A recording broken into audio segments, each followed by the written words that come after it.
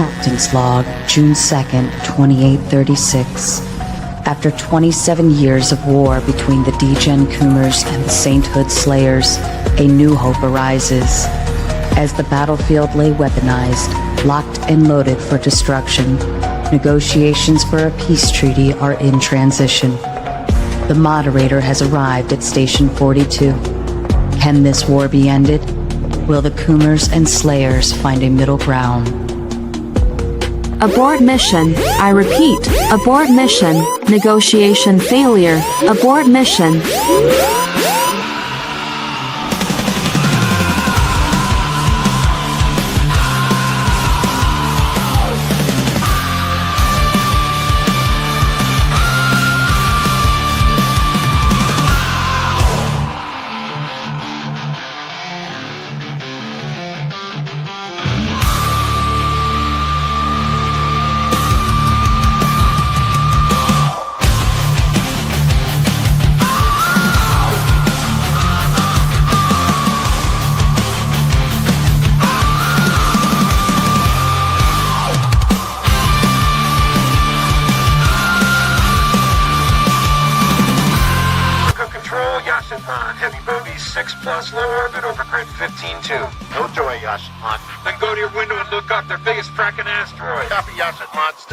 Got some kind of system-wide crash in the defense grid. They're on track or something right goddamn now, because we got Boku inbound, and they're not carrying flour. Wait one, the Ocean Mod. We don't have flour.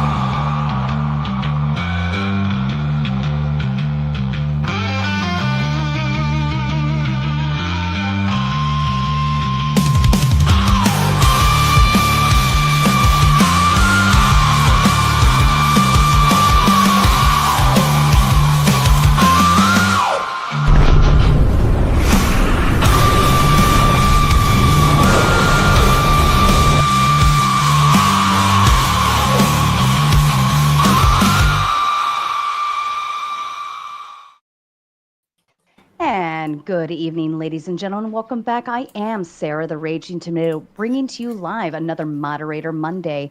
This evening, we question the topic of whether, is God required for knowledge? I'm joined by Alex from the Wi-Fi Gospel, Joel from the Think Institute, Craig McNeil from FTFE, and Flow State, also known as the Powdered Dusty. Gentlemen, if you would like to go ahead and kick off with you for opening statements, Alex. Yeah, thank you so much for being here, everybody. I appreciate you guys. You can find me on YouTube. I do a lot of debates, stuff like that. And let's get started. Proverbs 1:7 says that the fear of the Lord is the beginning of knowledge.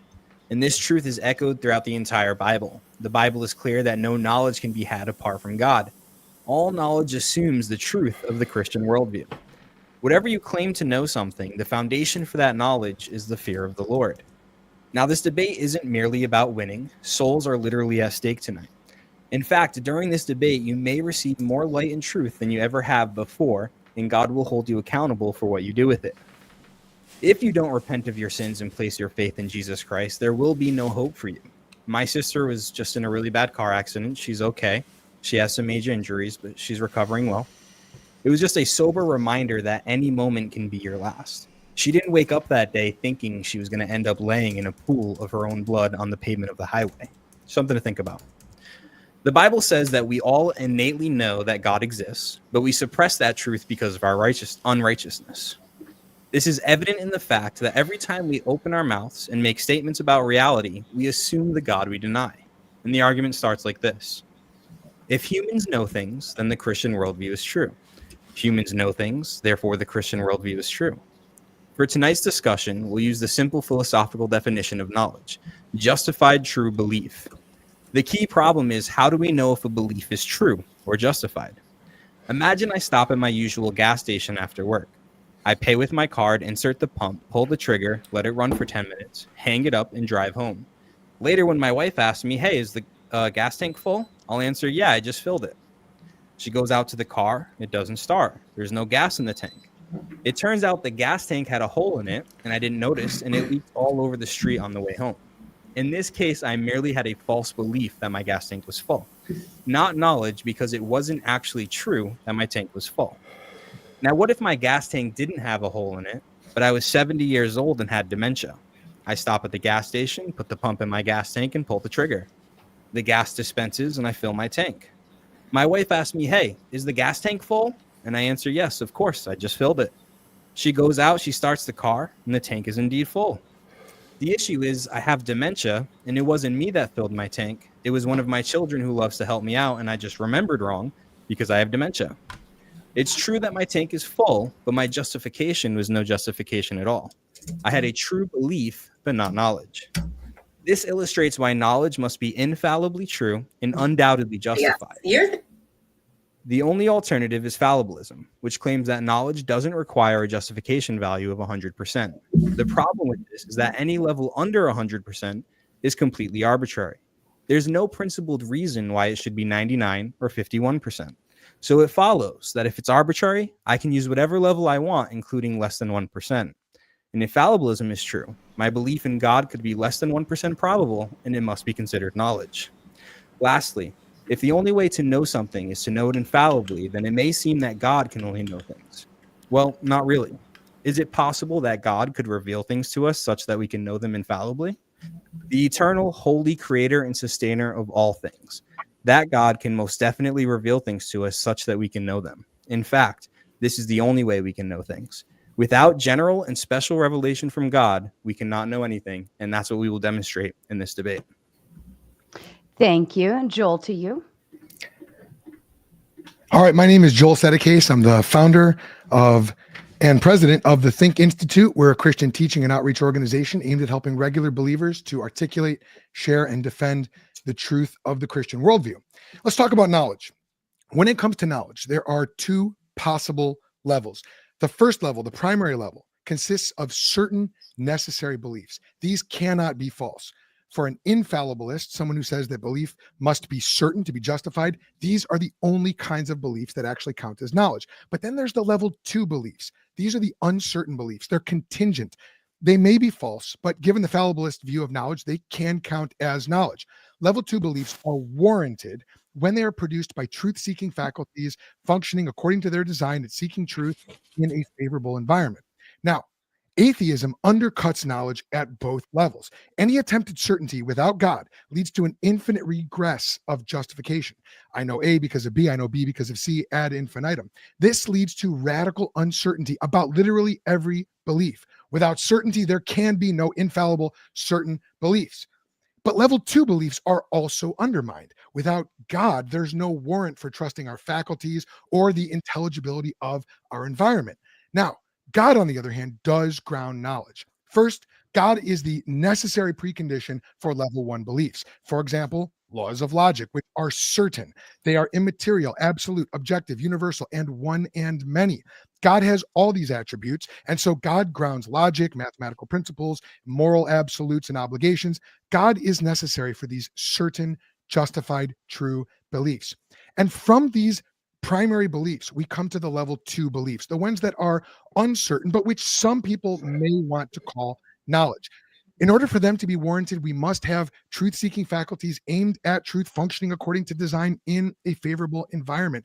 But if you take God out of the equation, there is no reason for thinking that any of those things obtain. With God, of course, they are all there. They're all justified. God is necessary for contingent, warranted beliefs. Now, here is our opponent's problem. They have to come here and seem as though they are certain that God is not necessary for knowledge. But they abandoned certainty when they abandoned God. Despite the implications of their position, which does lead to radical uncertainty, radical skepticism. You're not going to hear radical skepticism tonight. You're not going to hear radical uncertainty. They're going to act like they are certain. Why? Because they know what we know, what you know, that there is no escaping the truth. God is there, and God is necessary for knowledge. Thank you, Joel. Craig, to you. Okay, yeah. So another one of these debates where we take a perfectly reasonable question about knowledge and jam God into it like an unwanted pop-up ad. The question at hand is God required for knowledge? But before we even get to that, we need to address the sneaky little trick hidden in the question, because this is actually two debates in a trench coat. The first part asks about knowledge, but lurking right underneath is, does God even exist? Because if God doesn't exist, then asking if he's required for knowledge It's like asking if unicorn tears are required for hydration. The answer isn't just no, it's what the hell are you even talking about? Let's be clear, nobody has ever proven the existence of God, not once, ever. The best we've gotten are philosophical word games, ancient texts that contradict themselves, and the occasional just look at the trees argument. So if my opponents want to argue that God is necessary for knowledge, they first need to prove that God exists. And if they could do that, they wouldn't be debating me on the internet. They'd be out there claiming their Nobel Prize, shaking hands with world leaders, and probably launching some tax-exempt megachurch. But hey, let's humor the idea for a second and pretend that knowledge only exists because some cosmic overseer is handing out like party favors. That would be a bit weird though, wouldn't it? Because atheists, agnostics, and skeptics all still manage to know things. Scientists make discoveries, doctors save lives, engineers build bridges, all without requiring a single divine permission slip. Even dogs who, as far as I can tell, have never attended Sunday school still know when it's dinner time. And then there is, this is where the presuppositionists roll in with their favorite move. But how do you justify logic without God? As if logic is some magical artifact that God forged in the divine realm and bestowed upon humanity like an overly complicated IKEA instruction manual. The answer is simple. Logic works because reality is consistent. We use it because it gets results. We don't need a celestial babysitter to explain why fire burns hot, why objects fall, or why touching an electric fence with your tongue is a bad idea. So let's recap. In order to prove that God is required for knowledge, my opponents first have to prove that God exists. Then they have to prove that knowledge specifically comes from him and not from our own ability to observe, test, and reason. That is a big ask. And given that the thousands of years of religious philosophy still hasn't pulled it off, I'm not exactly holding my breath. But hey, maybe tonight's the night, or my opponent cracks the case. Maybe they've got the one argument that will change history forever, or maybe they just repeat some warmed over, already debunked nonsense and call it a day. Let's find out. Thank you so much, Craig. Flo, to you. So we can use the definition of knowledge that they provide, which is justified true belief, and I think that we could easily demonstrate that that's not the case with that definition. But I want to point out real quick that the reason that they didn't choose the Merriam-Webster definition, which is the fact or condition of knowing something with familiarity gained through experience or association. That would have been a lot harder slog uphill. The philosophical claim that, the claim that we need God to have knowledge that I heard from Joel a minute ago is basically the claim that without God, you have uncertainty. But that is what we have. We have uncertainty. We don't know. And the issue with claiming you know something when you don't actually know it is then you stop looking and learning. You consider yourself to have that filled. So the fact is that if we're being honest, which I think that God would want, if we're being honest, we don't know where anything came from. And if we had faith, we would be okay with that because that's how it's supposed to be. Thank you so much. And gentlemen, I appreciate all of your opening statements. And as a kind reminder to all the viewers out there, everybody up here is free streaming on their own end. Please feel free to like, subscribe, and share. There are over 400 of you watching right now. I expect to see a bunch of thumbs up all over the place. As another reminder, we will go into open panel dumpster fire at the end of this. We will run a 2-hour debate. We will do closing statements, read and respond to super chats, and then we will open the floor up for the public. Gentlemen, I leave the floor open to you.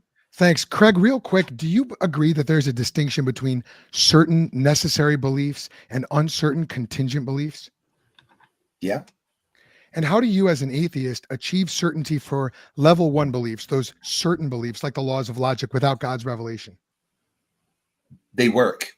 We have our own experiences and can test to see if they work, and to say that they're contingent on God is just a presupposition that God itself exists. Craig, you said that they work, but isn't that an assumption that you bring to any of your endeavors, whether it's your time in the military or your time talking about science? Don't you have to already presuppose that the laws of logic are going to obtain and are going to work before you test anything? Laws of logic have been tested countless times throughout history. They evolve as we evolve and new logical paradigms appear. Craig, did you say the laws of logic evolve?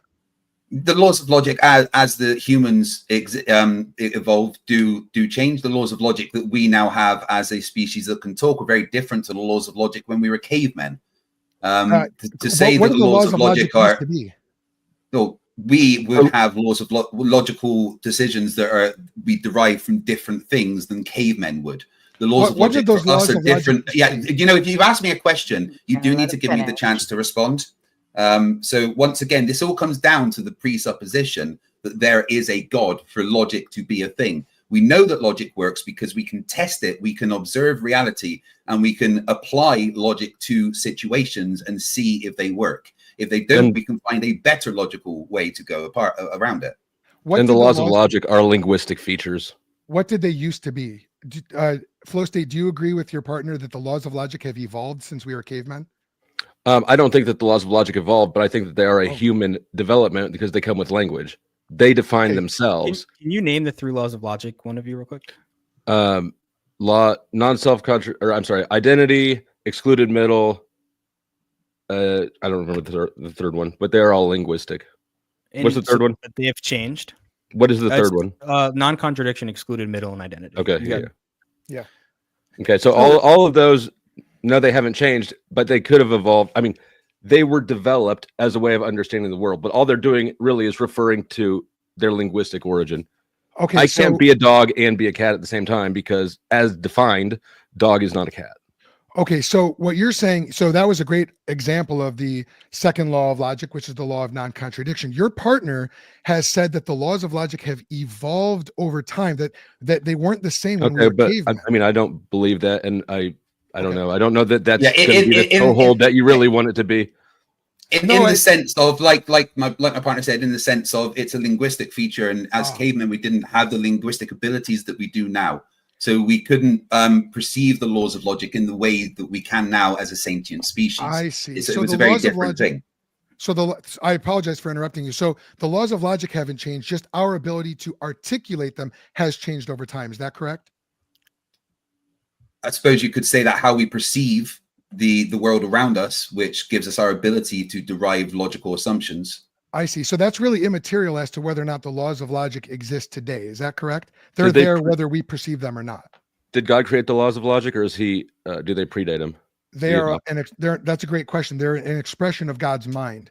Do you agree that the laws of logic? You just said something very specific there. Can you demonstrate how they're an expression of God's mind and lead us to the logical assumption that you've just come to? Yes, I did that in my opening statement, didn't I? I said that the laws of logic are immaterial, absolute, objective. They are omnipresent. They are absolute, and they also demonstrate unity and diversity. Except for the triune God of Scripture. One second. The triune God of Scripture has all of those attributes and sufficiently and necessarily grounds the law of logic. And if he is the necessary precondition for logic, then there can't be another one. What I heard in your opening statement, on the other hand, Craig, was that we don't need to ask why the fire burns. We don't need to ask why logic works. It just works. Well, if we're here to just talk about, this is just the way the world works, we don't need to really go any deeper. Then why are we even debating?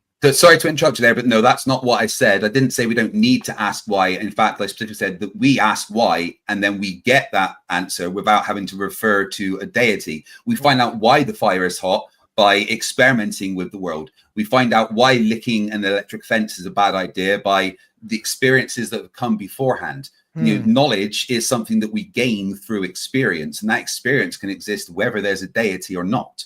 I see. And so the laws of logic are something that we gain through a posteriori experience. Is that correct? You don't believe that they're something that we know a priori? Not the laws of logic. Sorry, go ahead. Sorry, go on. No, you go ahead. Please, the laws of logic are not the things governing the universe. They govern our linguistic understanding of the universe that we interact in. So does the law of logic predate my understanding of what a father is?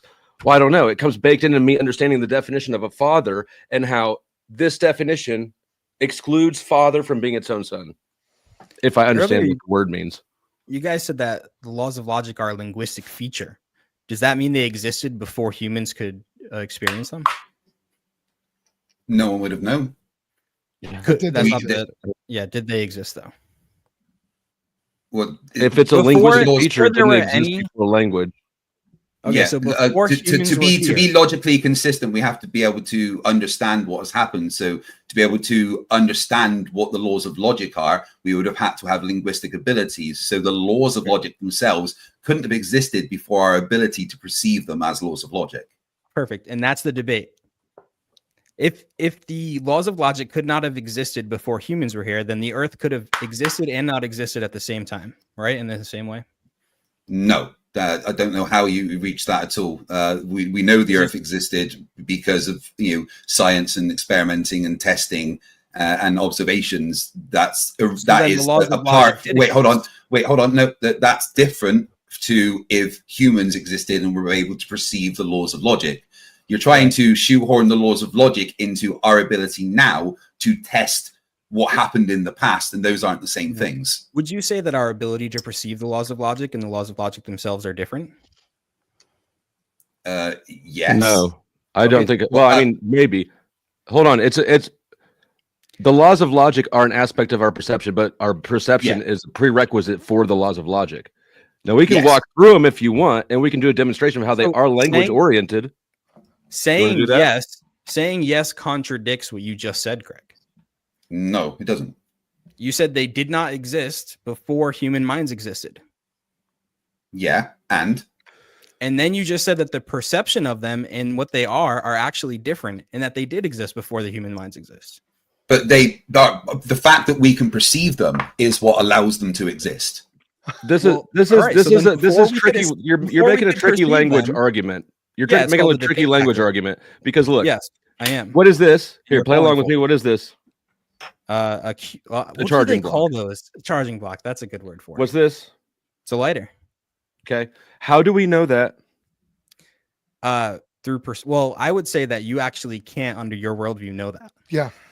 No, I can't under your worldview. Both of you made a point of saying that knowledge doesn't have to be guaranteed for it to be knowledge. No.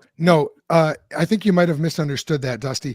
The point that I was making is that however you define knowledge, whether on an infallibilist view or a fallibilist view, both schemes of knowledge rely ultimately on God. See, the fallibilist view says you don't, I'm explaining. The fallibilist view says that you don't have to have absolute certainty in order to call a belief knowledge. The infallibilist view says you must have 100% certainty. My point was that whether or not you take a fallibilist view under which knowledge can be warranted true belief, or you take a infallibilist view which says you must have justified true belief, either way you don't have warrant or justification without the triune God of Scripture. Now, Craig, you accused us of trying to shoehorn God into the debate and talk about just look at the trees, which, by the way, trees are beautiful and I think an excellent evidence for God, but that's not our argument tonight. That's a presupposition again. That trees are beautiful. Yes, I presuppose that trees no, it's evidence of God. The point, one second, hold that for 1 second. The point is that you misread what you did was you came in thinking we were going to make a particular argument. Maybe you got thrown off by the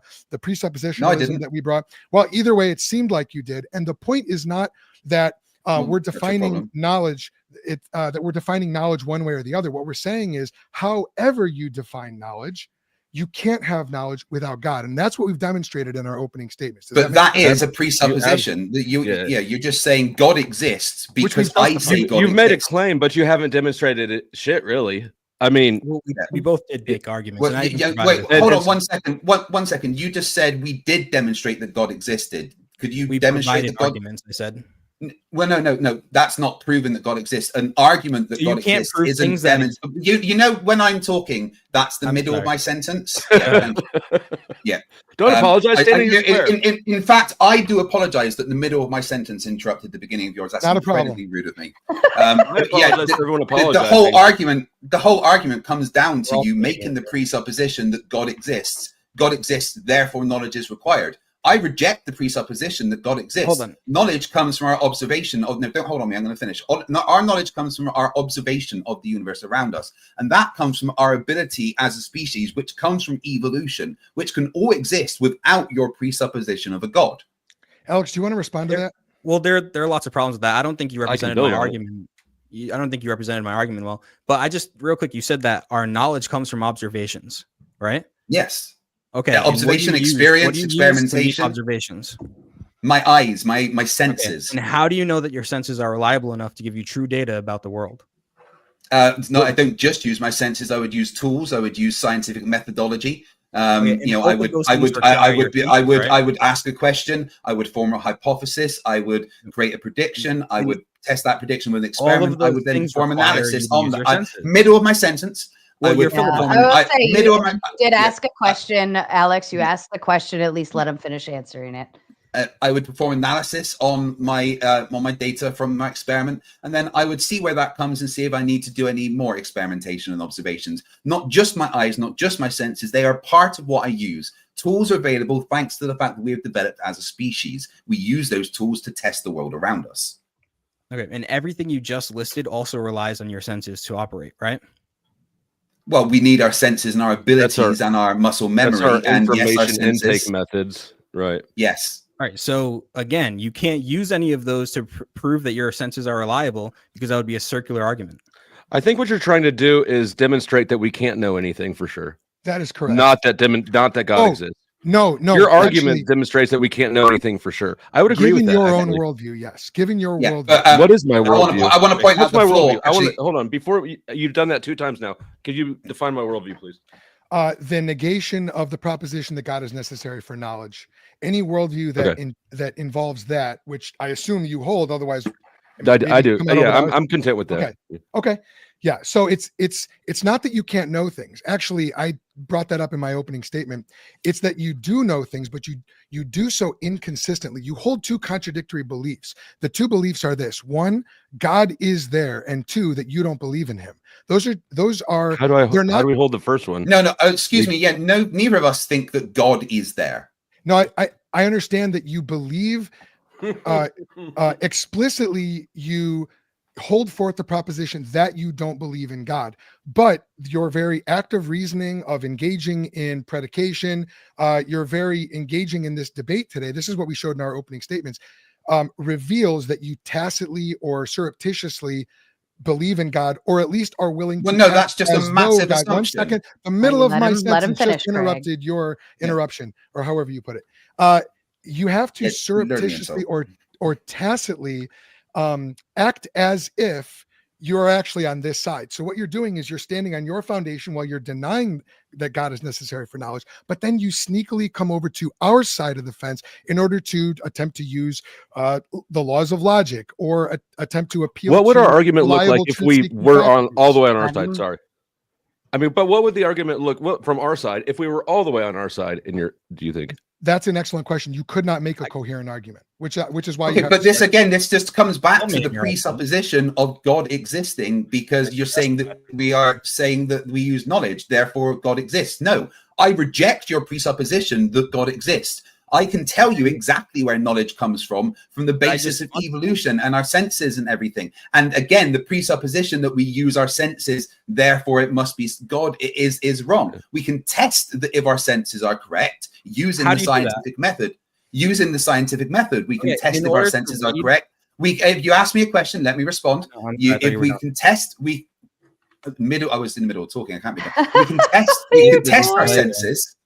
We can test our senses using the scientific method to see if our senses are correct. That's why I wear glasses, because these senses suck. So we use the scientific method to test my senses and correct them using tools. None of that required God.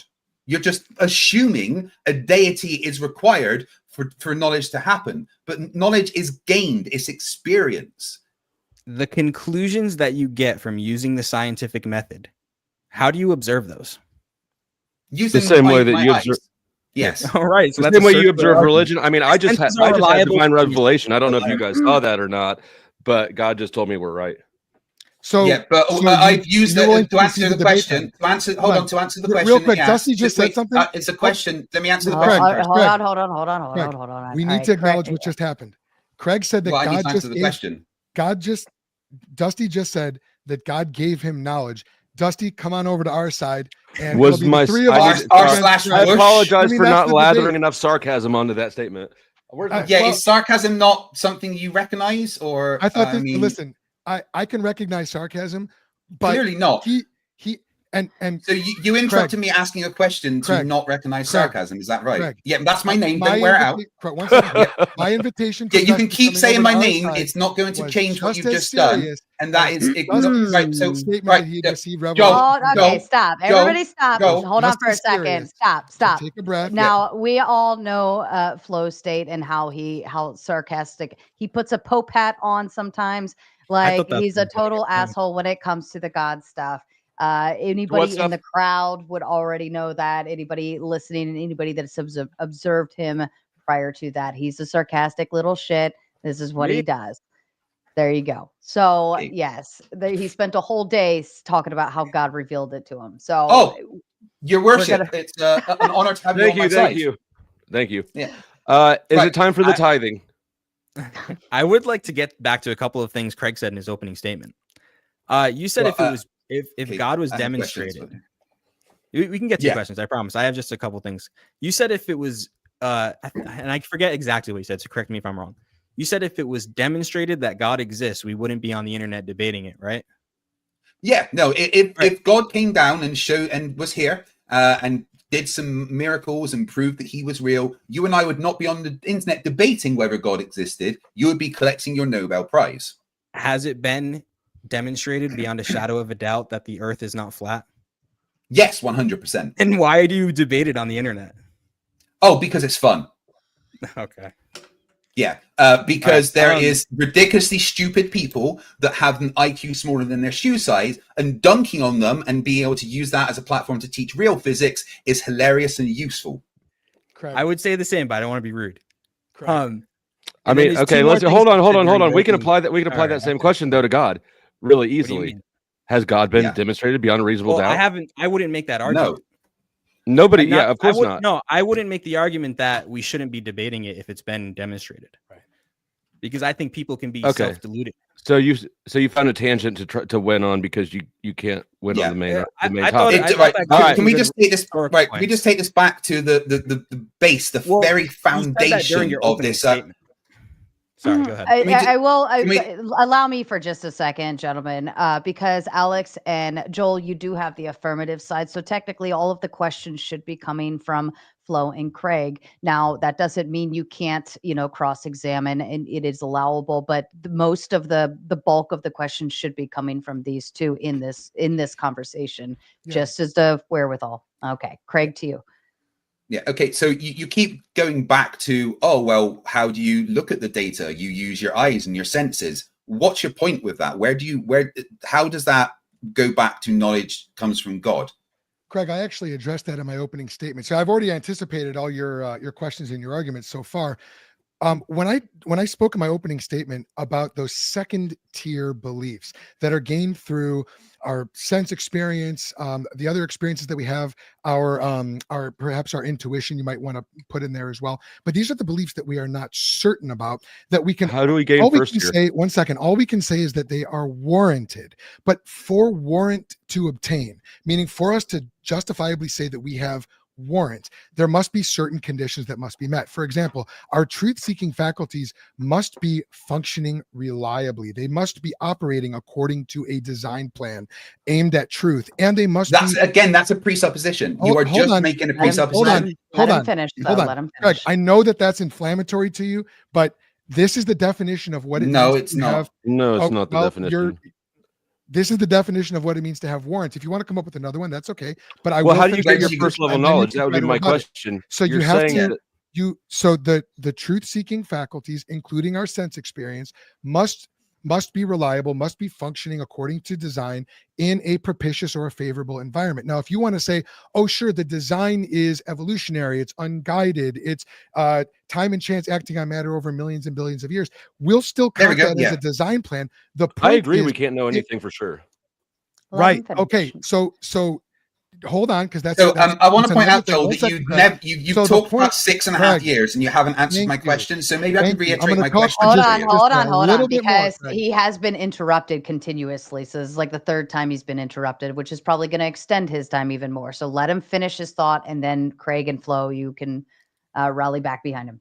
Okay, so Craig, Here's the main issue, the main problem of several that you are presenting tonight. You want to make knowledge solely about the deliverances of your sense data, but you have to presuppose the reliability of your sense data in order to test your sense data. That we call a vicious circle. Without God, that is what you are left with. And so, yes, to answer Dusty's question, and I'm glad that he agrees with me on this, you can't know anything for certain. Even that knowledge comes from your sense data.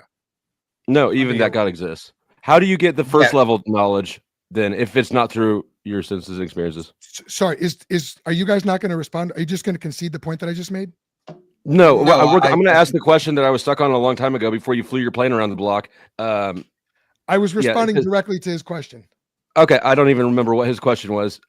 Can you answer? I do want to point out that you didn't answer my question. You just presupposed God is the reason that we have senses. That's what you that's literally all you've done. You've just gone, well, how do we know that our senses are right? Well, we have to have a base for that, therefore God. No, again, our senses come from the evolution and our ability to test. Or they come from God. Wherever they come from, it doesn't matter. But how do we get first level knowledge if it's not the way we get all other kinds of knowledge? Dusty, you keep conceding the debate. Do you know that you're doing that? You just said, or they come from. Can you answer the question instead of like do the theatrics? Like I'm not going to fall. Nobody's falling for it. This is a debate, Dusty. You're supposed to come. I understand that. And what I'm asking you is, how do you get the first level knowledge? Okay, I so want to talk about that, but that's it's a hard one to answer, isn't it? It's not a hard one. I literally demonstrated it in my opening statement. But we're talking about sense data, and it would be so. I mean, if you just want to concede that sense data devolves into absolute complete and total question begging circular reasoning without God, that's fine. We can move on to primary. No, it doesn't, because again, we can use the scientific method, which uses iterative testing to be able to narrow down what our experiences are. Yes, so again, let me finish. We never have exact knowledge 100% what's happening. Now, do I see blue the same as you see blue? No. Who knows if that's the case? Is it a particular wavelength of light? Yes. We can get this data and know these things without having to presuppose anything before. We can test it and we can go with what our closest answers are to what our senses get. And then we can compare that to reality. And once we compare it to reality, we can see if our senses are right or not. None of that requires a God or circular reasoning. Iterative testing is not circular reasoning. Did I not just demonstrate to you that was circular reasoning? Would you like me to do it again? No, I'll repeat it again. Like iterative testing. My question. Yeah. Definitely answer this question. What is the answer to my question? How do you get level 1 knowledge? I'm not conceding level 2 knowledge. I will say that what you're making a case for is that we can't know anything for sure, and that is correct. That is correct. Yeah. Now under everyone's worldview, you guys give into the impulse of humans to know things, to know the unknown. The fact of the matter is, there is unknown.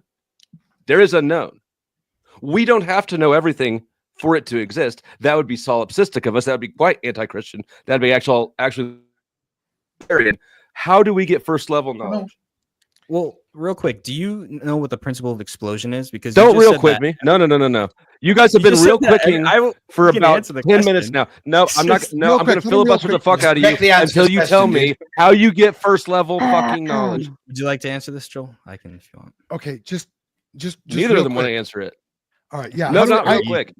Real quick. Dusty, I'm trolling you a little bit. I apologize. That's fine. You troll me, I troll. I'm not Catholic, so you can wear that hat. I actually think it's great. Okay, so first level knowledge, as I explained in my my opening, first level knowledge refers to those beliefs which are certain, which we absolutely do know for certain. And I just want to point out, so hear me on this, because I know you're going to want to cut in here, but just hear me. I am going to make a complete because point. You're not going to answer the question. I just called it. You're taking the long ass way around the block. I called it. Let him go. All right, fine. I'll let you fly your plane around the block, but if it doesn't land on you're not going to let me what I asked, you owe me $20. I'm in the pilot seat now. Listen, the first level knowledge these are the beliefs that we can can be and are certain about. And you just said a second ago, you said we don't know anything for certain. The fact of the matter is, which obviously that's contradictory. Like, we don't know anything for certain. And here's a fact. All right. Unless you look, if you're not going to know anything for certain, don't tell me what the facts are. But when we're talking about those beliefs that are certain, like the laws of logic, like moral absolutes, like the principles of mathematics, like our own existence, the reason why we can know these things for certain, and the reason why we do know these things for certain, is because, now hold on a second, because you're gonna want to interrupt again. I'm calling it. The reason why, that's fine. You're muted. Good. Smart. The reason why is because, this is an internal critique of Christianity now, is because God reveals those things to us such that we can be certain. And if you want to know how he does it in two ways: by his works and by his word. Look, Craig, we're not going to get anywhere if you keep doing that. And I'm surprised you haven't said Sky Daddy, by the way. Good on you for not saying Sky Daddy. You're a grown man. But look, I mean, it is ridiculous you believe in Sky Daddy. There it is. Hold on. Fell right into it, Craig. Let him get the whole thing out so that then he can stop. We're going to land the plane. Joel, I'm packing my parachute up. Land that plane quickly. Fine. Okay, I will do it. I'll say it very simply. God reveals these things to us such that we can be certain in two ways. One, by his works, which includes us, the internal testimony of our conscience and our reasoning, and by this book right here. This is called the Bible. In this Bible, God gives us a certain worldview, which includes a metaphysical and epistemological scheme with God at the foundation of it, by which we can and do know things for certain. You know things for certain. We know things for certain. We just acknowledge that God is necessary for that certain knowledge. No, you made the presupposition that God is necessary. Yes, that's exactly. The impossibility of the contrary, because as we can see, both of you just conceded the debate by saying we cannot know anything for certain. No, that's not a concession of the debate. Yes, that is how science works. Science, so if you can't know anything for certain, can you know that for certain? I was talking. Okay, I see.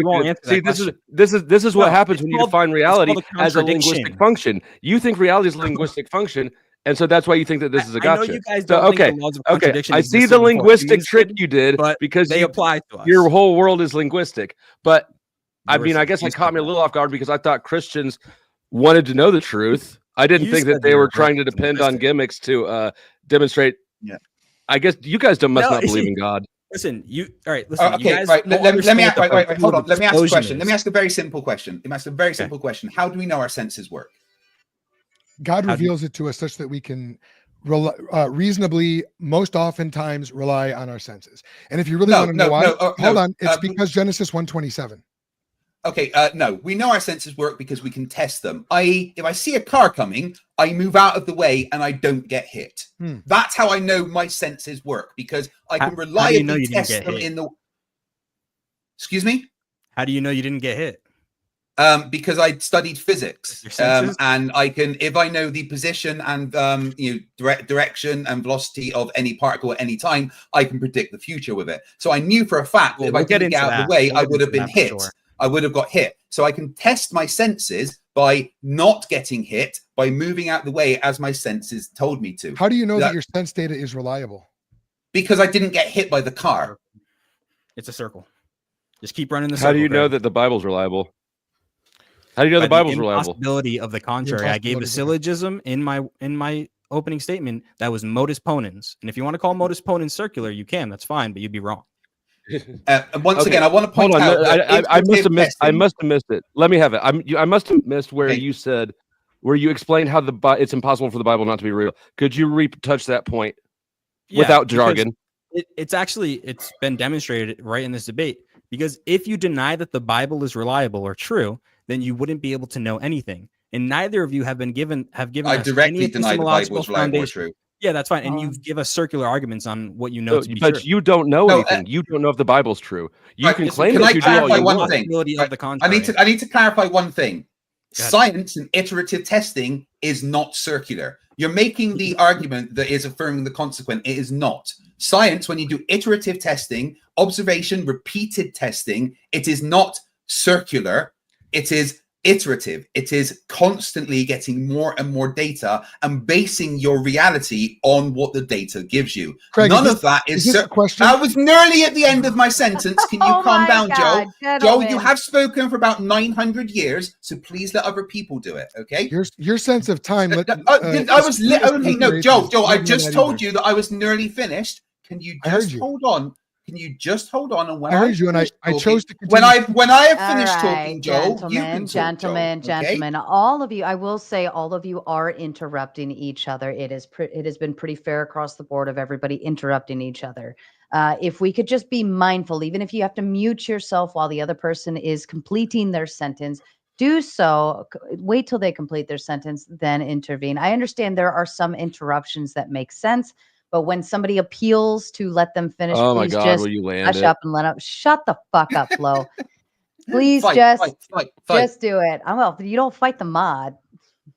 All right, back to you. Can I explain? Back to you, Craig. I think you or Craig and Joel. So I'm gonna lay it out how it is. Science is built on observation and repeated testing. If our senses were completely unreliable, we wouldn't be able to develop a consistent testable model of reality. But we do. We predict eclipses down to the second. We design technology that functions flawlessly across the globe, and we cure diseases based on observable biological processes. You're doing too much, though. We don't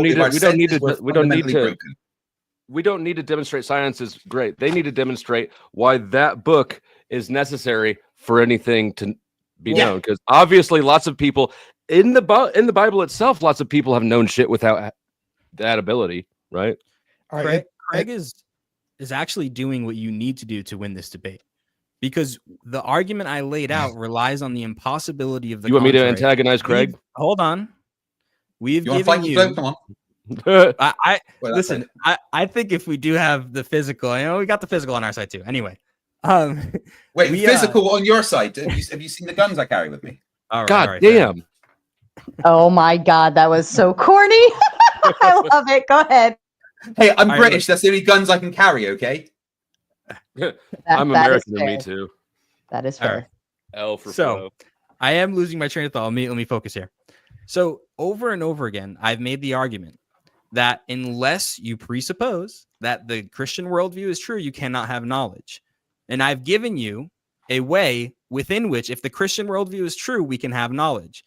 You have not given us a way under your worldview that you can have knowledge, and you keep saying science. I got you one. I got one for you. That's good, but I just want to make this last point. What I keep repeating is that when you say science can give you knowledge, you admitted that science relies on your senses. In your senses, you cannot give me a non-circular argument as to why your senses are reliable. That's the. I'm going to give you the same argument that you just gave me, except I'm going to swap out the Bible for this Limp Bizkit poster. This Limp Bizkit poster is the foundation of all knowledge, and without my Limp Bizkit poster, you don't know shit, because I designed the paradigm within which we're going to talk about it. So now, how is the Bible? How is your premise better than my Limp Bizkit poster? Praises be to Limp Bizkit for my, you just conceded the debate. I just switched Limp Bizkit for my gym playlist. Banging. Yeah. Your poster, you just made your poster God. So now God is also required for knowledge in your worldview. Well, no, poster isn't. You God. said the Christian God. All right. So then a poster can't give you knowledge. You said the Christian triune God.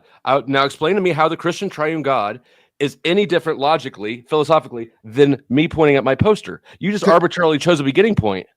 Defend the position that the Limp Bizkit poster grounds knowledge. I mean, that's the challenge I just gave you for the Bible. You have to defend it. We also defend it. That Limp Bizkit poster revealed the knowledge to me, and then that was the basis of my personal. Knowledge. Yeah. So it's based on an internal testimony. So God is required for knowledge that I got from Limp Bizkit. Right. Do you not see what we're doing here? We're pointing out how ridiculous your argument is. No. What you're doing? Hold on. One sec. You're not pointing out the ridiculousness. Let me have this 1 second, please. Hold on, gentlemen. Can I have 1 second? Can I please have 1 second? Right? Yes, you may. Right. What Flo's doing, and what you're falling straight into, is showing how ridiculous your argument is by saying, well, that poster could be the thing that gives us all the knowledge, just as easily as God could be the thing that gives us all the knowledge. There's no way to prove that poster or God is the thing that gives us the knowledge. You need to point out how God is the thing that gives us the knowledge, rather than just saying that God is the thing that gives us the knowledge. We can say just as easily that poster gave us revelations and revealed to us what our abilities and knowledge are, just as you say God did. And it's just as ridiculous. I know you have something to say, Joel. I'm sorry. Real quick. I love that.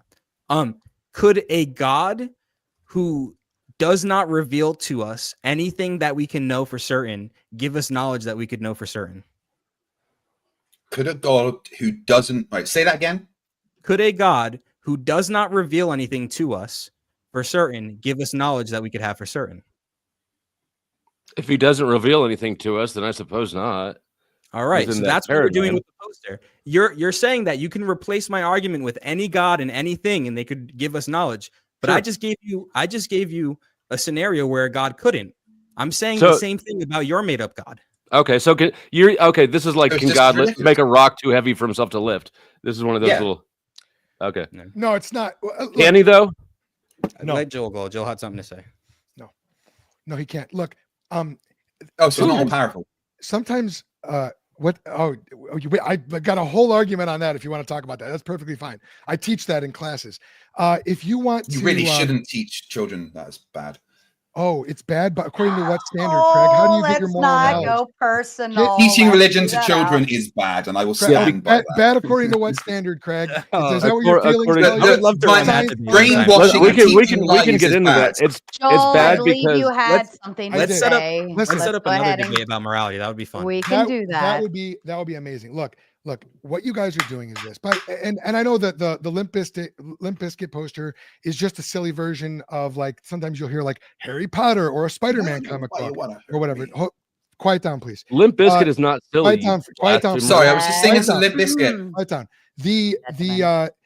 See, when you do that, it throws me off track. Now I got to take even longer to get the train back on the track. It's a fragile train. It's got to stay on the tracks. Look,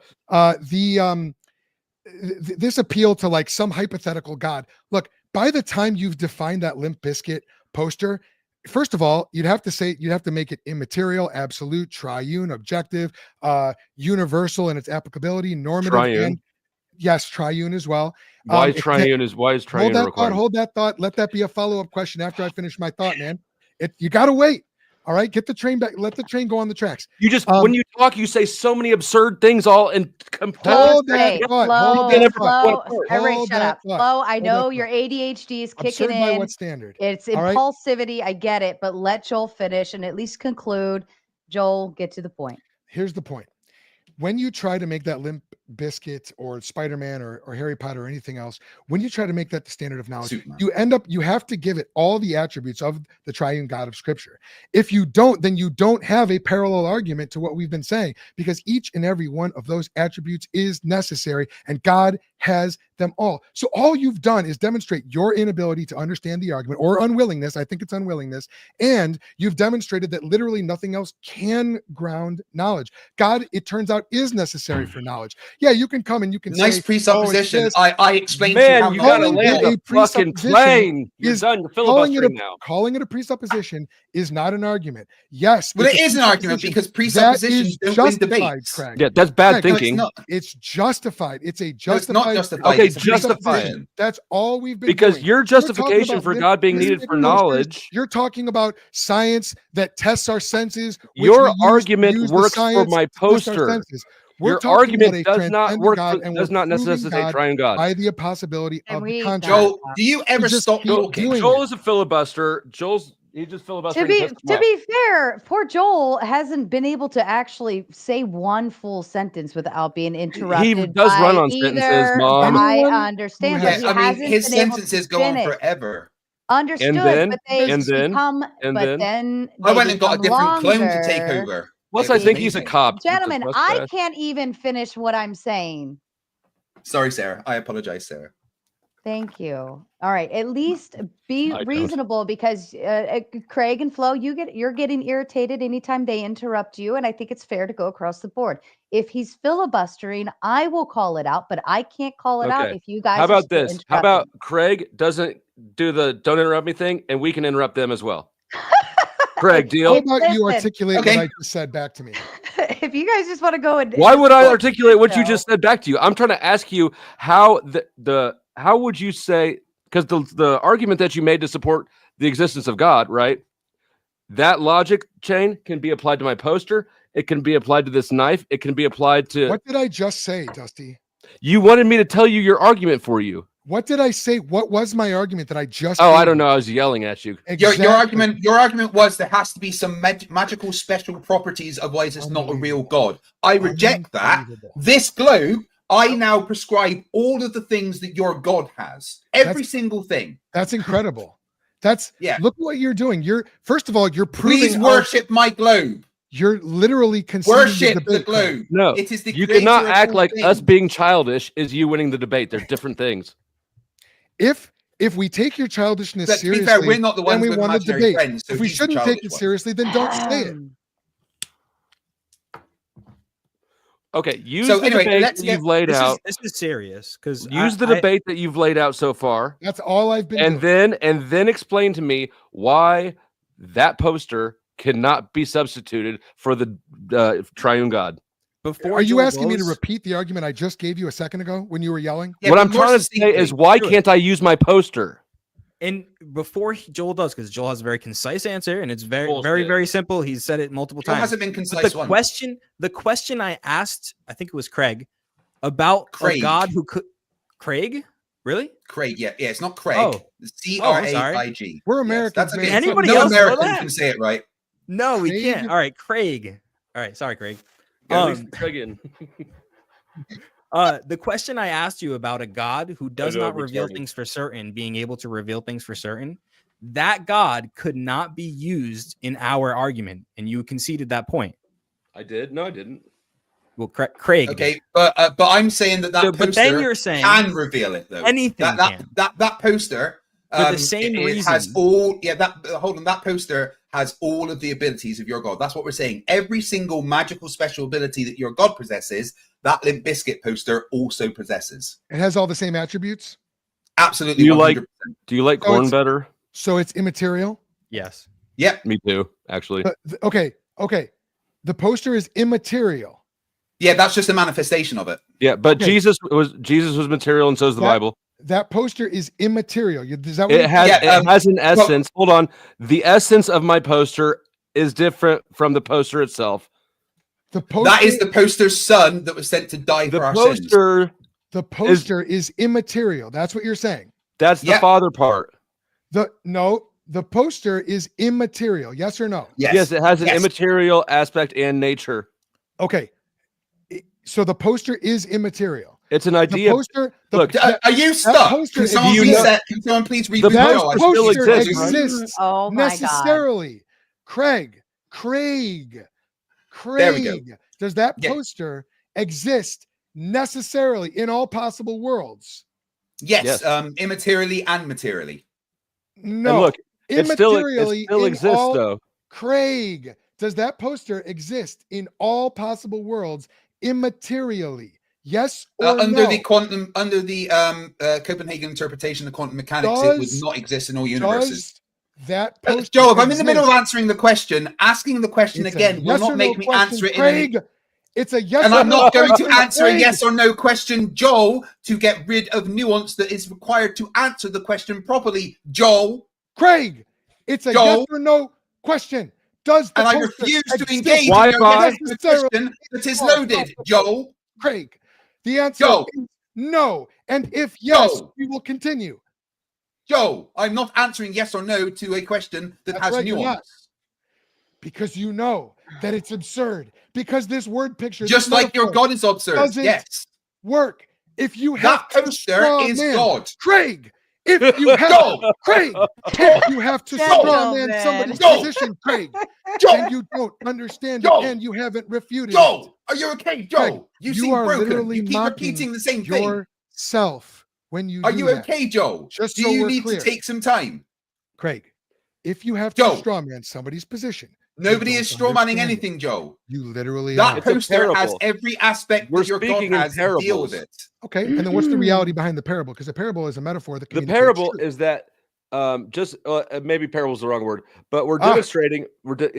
Parable's imperfect. Okay, you Yes. got me on that one. I concede the point. I shouldn't have called it a parable. That's But good. what I'm demonstrating is that just like God exists, when we're not there, the poster exists when you can't see it, right? So because it's a concept, it's an idea. The metaphysical body of the poster still exists. The whole metaphor depends on you being able to point.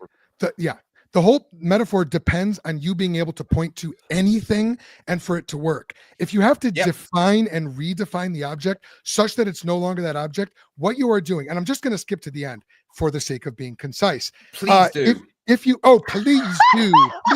Listen, Craig. He was just doing the thing and you had to antagonize him. You really had to do it. Craig, if you have to redefine the thing out of existence, you're no longer talking about that thing. And here's the spoiler alert. You're now actually talking about God, and you have conceded the debate. Actually, if you have to talking about the poster, you're talking about Limp Bizkit now. Yeah. Hail Fred Durst. Thank you for making the poster. I did it all for the nookie. You're making the poster have an absolute universal mind that has created everything. So 100%. God is still required for knowledge. Thank you for conceding the debate. And thank you for conceding that Limp Bizkit is God. Can you? Right. I want to ask you something. So, in about 100 years' time, I give myself a mortal life, and I invent a time machine. I go back to the beginning of time and create the universe. Can you disprove any of that? If you go, say it again. Say it again. In 100 years' time, I give myself a mortal life, and I invent a time machine, and I go back to the beginning of the universe and become the thing that creates the universe. Can you disprove any of that? Well, how would we disprove it? So you can't disprove it then? No. It was a question. How would we go about disproving it? What would we use? No, the question was, can you disprove it? Yes. Go on then. So I guess the answer is no. The answer is yes. I'm asking you a very simple question. How would we disprove it? What faculty? Yeah, you don't answer my question with a question. It would have to be eternal. Is it a yes or no? Can you disprove what I have just said? Yes. Go on then. Disprove it then. Because in order for you to make the time machine, you would have to rely on something called knowledge, which can only be had with God. Yeah, but I went back in time and created the universe, including all the knowledge in the universe. So you concede that you needed God for knowledge in order to create the time machine, and then you went back in time. Are you saying that I'm my God? But my God. Yes, we can see, but my God. We're only talking about my God. It has to be the Limp Bizkit poster. You have redefined that poster such that it is not that poster anymore. Think about this. And really just like the triune God redefines Father and Son entirely. If you have to redefine the poster, one of the attributes of God is that he is not that poster.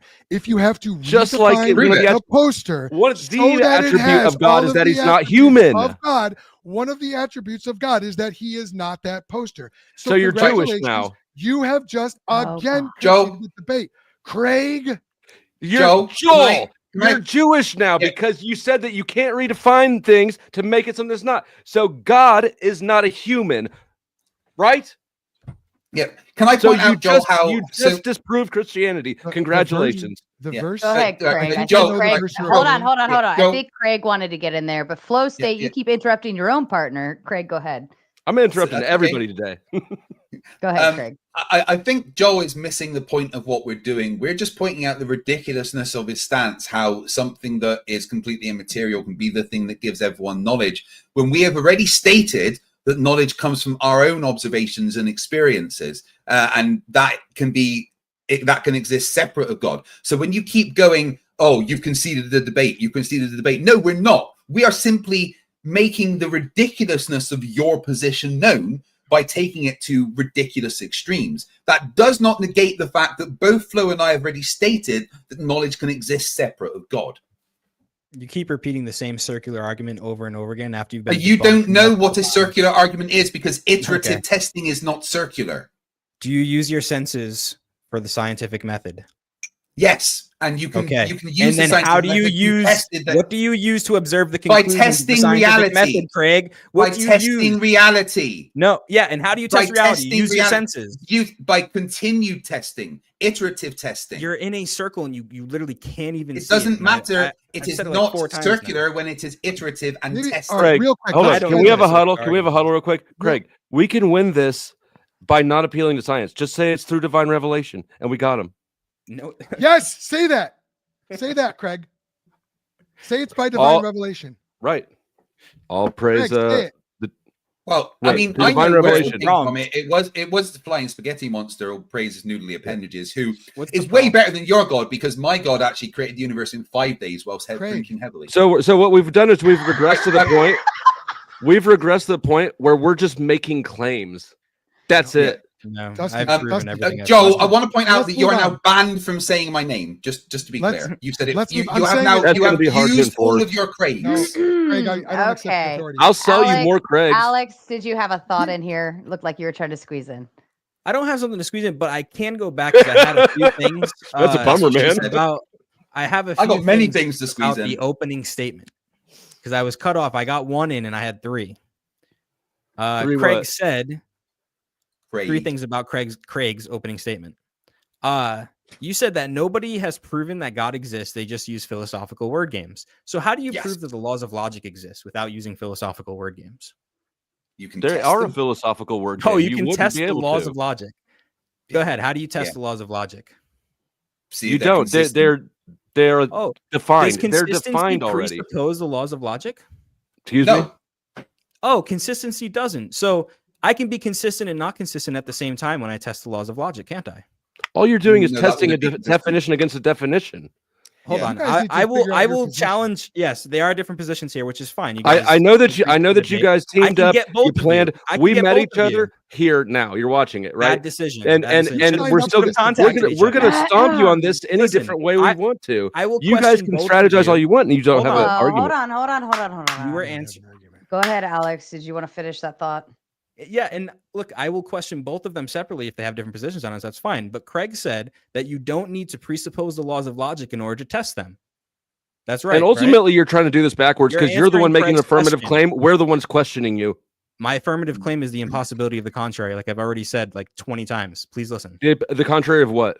Can Craig answer the question, please? And then I can get to the you. laws of logic are a human concept that we have come up with. Ah, there it is. Okay. So and the now, lo- are concepts mind dependent, Craig? Yeah, and our mind And is something before that human, evolved about. before human I was mind asked, existed, answering your you said- question. yeah, and Do you not said yes. talk. You I am in the Calm middle of down, answering your Craig. question. My God, Allow me all to four finish of what I Calm am saying. down, Craig. Go ahead, Joe, Craig. you're banned from saying my name. No, Craig. Guys, when Look, you I've got ask a I've question, got Craig's for sale. Extra Craig's. when you ask I'll a take question, some of those extra Craigs. I need them. no, Joe, you're send me banned. $10 from and I got you. saying I got No, you 20 of Boy, them. I bought Craig enough. indulgences from the. Enough. He did. He bought Enough. 20 of them. Enough. Thank you. I don't care about what he bought. Craig, please finish your statement. I forget now what it was. I mean, Again. this all comes down to just presupposing that God exists, and we cannot get past that point unless you can show us that God exists and is something that is able to prescribe logic and laws and knowledge. Then you don't have an argument. Show me God or shut up. Here you go. That's not God. That is a This book. is a book that God has given us, and the worldview that is Prove it. presented. No, by this book- there's a nice presupposition that God gave you that Pause for a book. minute. That Pause for a book minute, came from a Craig. print. You no, need to no, calm that book down, came from Craig. a, that You book need came to from a listen. printing press. Craig, Joe, that you are book a came from a grown printing man. press. That book was Don't Gentlemen, spend all those Craigs in one gentlemen. place. The Bible. I Joe, bought that book my did not come ability from to God. say That book Craig was is written by sheep herders. Craig, what is your deal Joe. with sheep herders, Craig? There is nothing wrong. Many All I had to do to have you was sign up for tier 2 of your Patreon. 'Cause you're my Patreon girl, and your love for me depends on how much money that I pledge to you monthly. Okay. What just happened? I doggy prawn bombed you. Now listen, gentlemen, you've been going all night back and forth, interrupt. I'm okay with playing I like that going all game. night. It can be entertaining, but at the same time, the viewers can't hear any of what you're Fuck the saying. viewers. There's like Well- 700 of them out there, probably more at this point, but I'm pretty sure they actually want to hear the arguments, or even they want to hear the insults you're making, but they can't hear shit because you're going over each other. So let's at least try to give each other a little bit of vocal space here, be mindful, and play properly. Alex, did you finish your thought there, or did you want to dive in a little further? Because you've been a little quiet. I asked Craig if and the reason I can't say is because I'm in East Coast. We speak fast, so Craig takes me a second to say. Sorry. A lot of syllables there. He was he was saying that the laws of logic are mind-dependent concepts. I got that right, Craig? Correct. They exist because humans made them up. Okay. So did they exist before human minds existed? No. Okay. So how do you have a universal We are concept? the laws of logic. Are the laws of logic universal? Aliens might find laws of logic different. As we have defined them when we created them, sure. So yes, so universal mind. No, that wasn't a universal yes. That was a qualified yes. Yeah. Nuance is lost on you, isn't it? It has to be. It's not.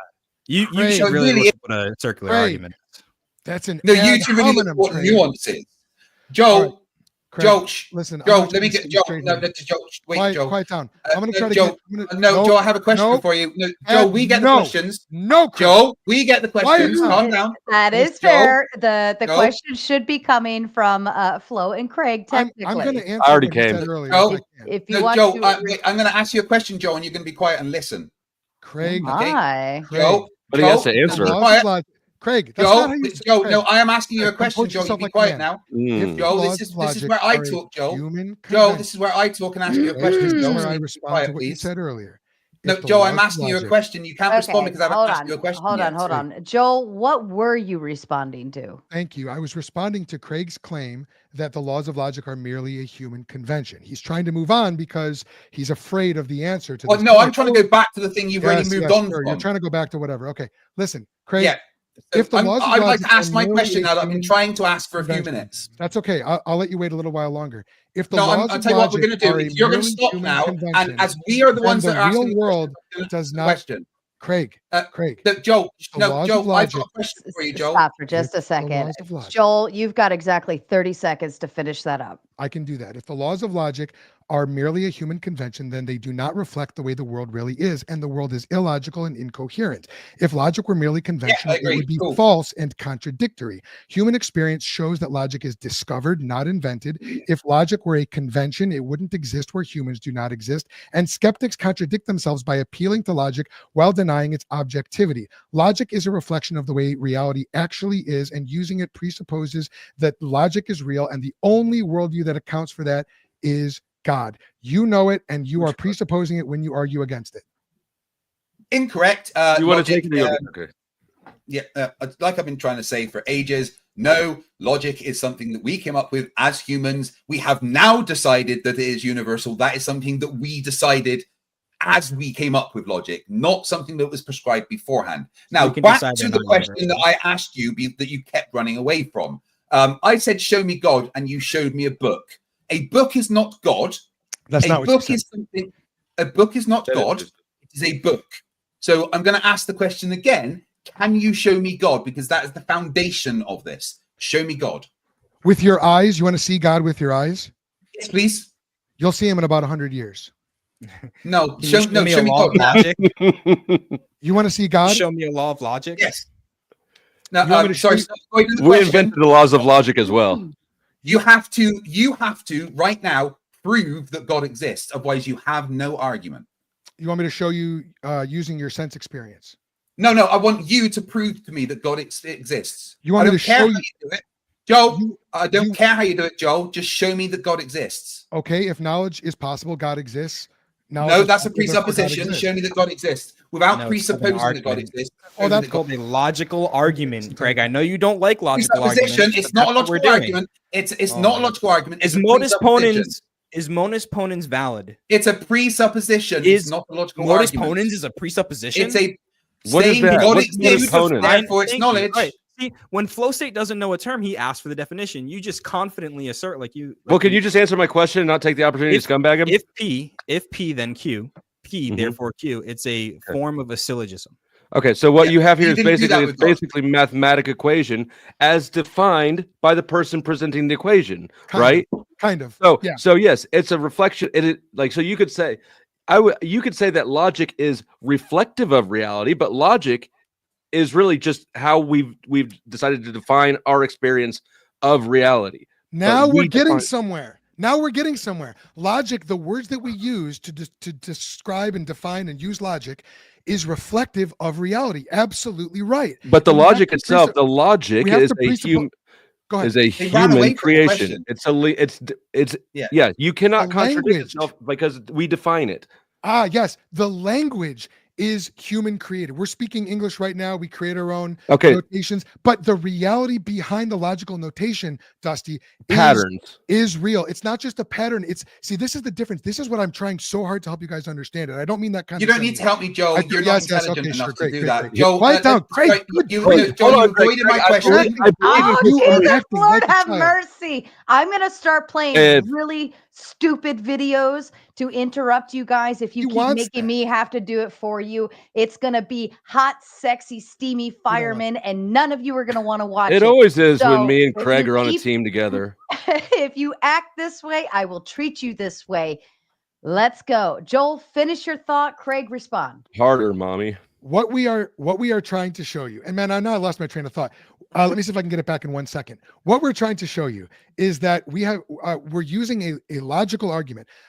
Modus ponens, there we go. Modus ponens, the ability to use modus ponens is, or any valid argument, is an entailment of the laws of logic. And the laws of logic, much like the preconditions of science, which Craig loves so well, are assumptions that you bring to this kind of engagement. They are not a posteriori determined through experimentation. They are a priori or a priori assumptions or presuppositions that we bring. So as much as Craig hates presuppositions, he's been making them all night, and that is what we're trying to show. I haven't made a single presupposition. I've not made one. But they're not. But they're not presuppositions. They're not just God-given knowledge. They're defined, right? The reason it's a function of language itself. When you tell me about your charging block, I know that it can't be this knife because I know what a charging block is as we've defined it. So we all have to learn language.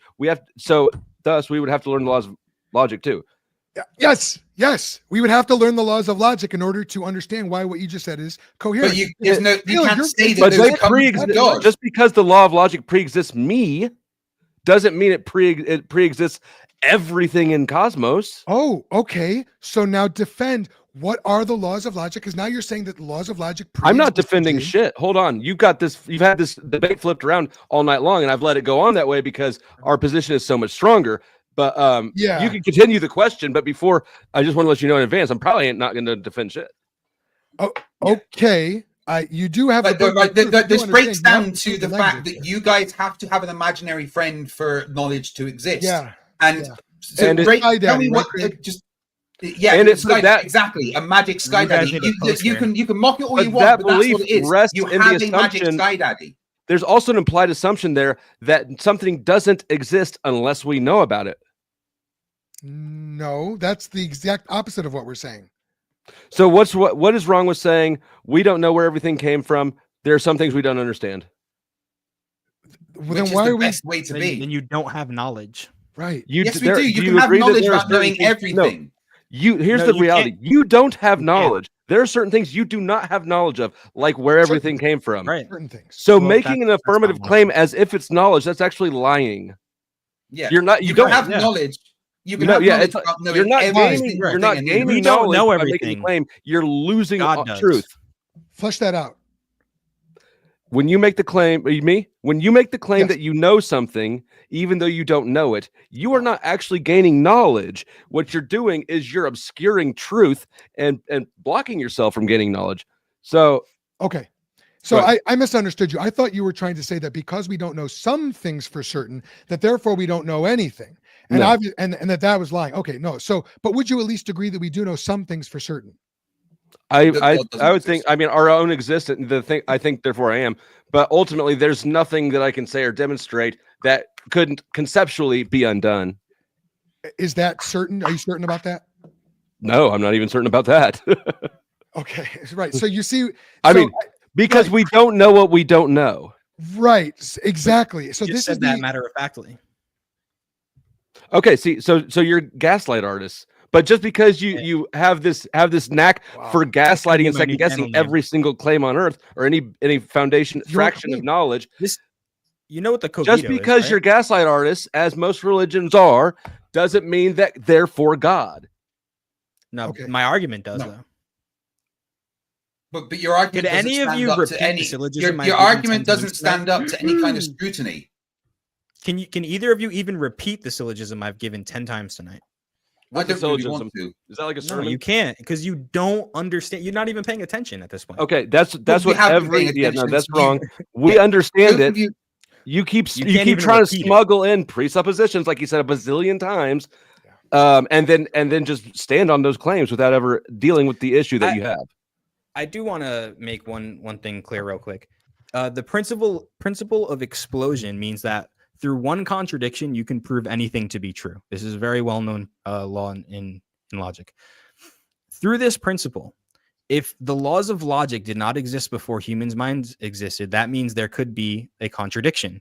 If that's true, then the world That's before assumption. human minds existed literally could not even make sense. Love the That's- assumptions there. And That was a whole bunch of assumptions. I filled with gave you your assumptions. position right back and let to me you. point No, out. you Let me didn't. point You out. just made assumptions. Let me point out. The something existing does not depend on us understanding it. That's correct. Yeah. Yes. Correct. Unless it's the laws of logic, then you must know about it for it to exist. Well, we according have to your it's worldview. the rules of the game, right? We have defined these things. So if I Then lay can out the we rules of define them Monopoly, differently? if we're all Could we have playing defined them Monopoly, and I say this is differently? how you play Monopoly, and you're like, no, Uno. Well, okay. Right. That Oh, doesn't so ha- I can that doesn't define the mean law of that- logic however I want to.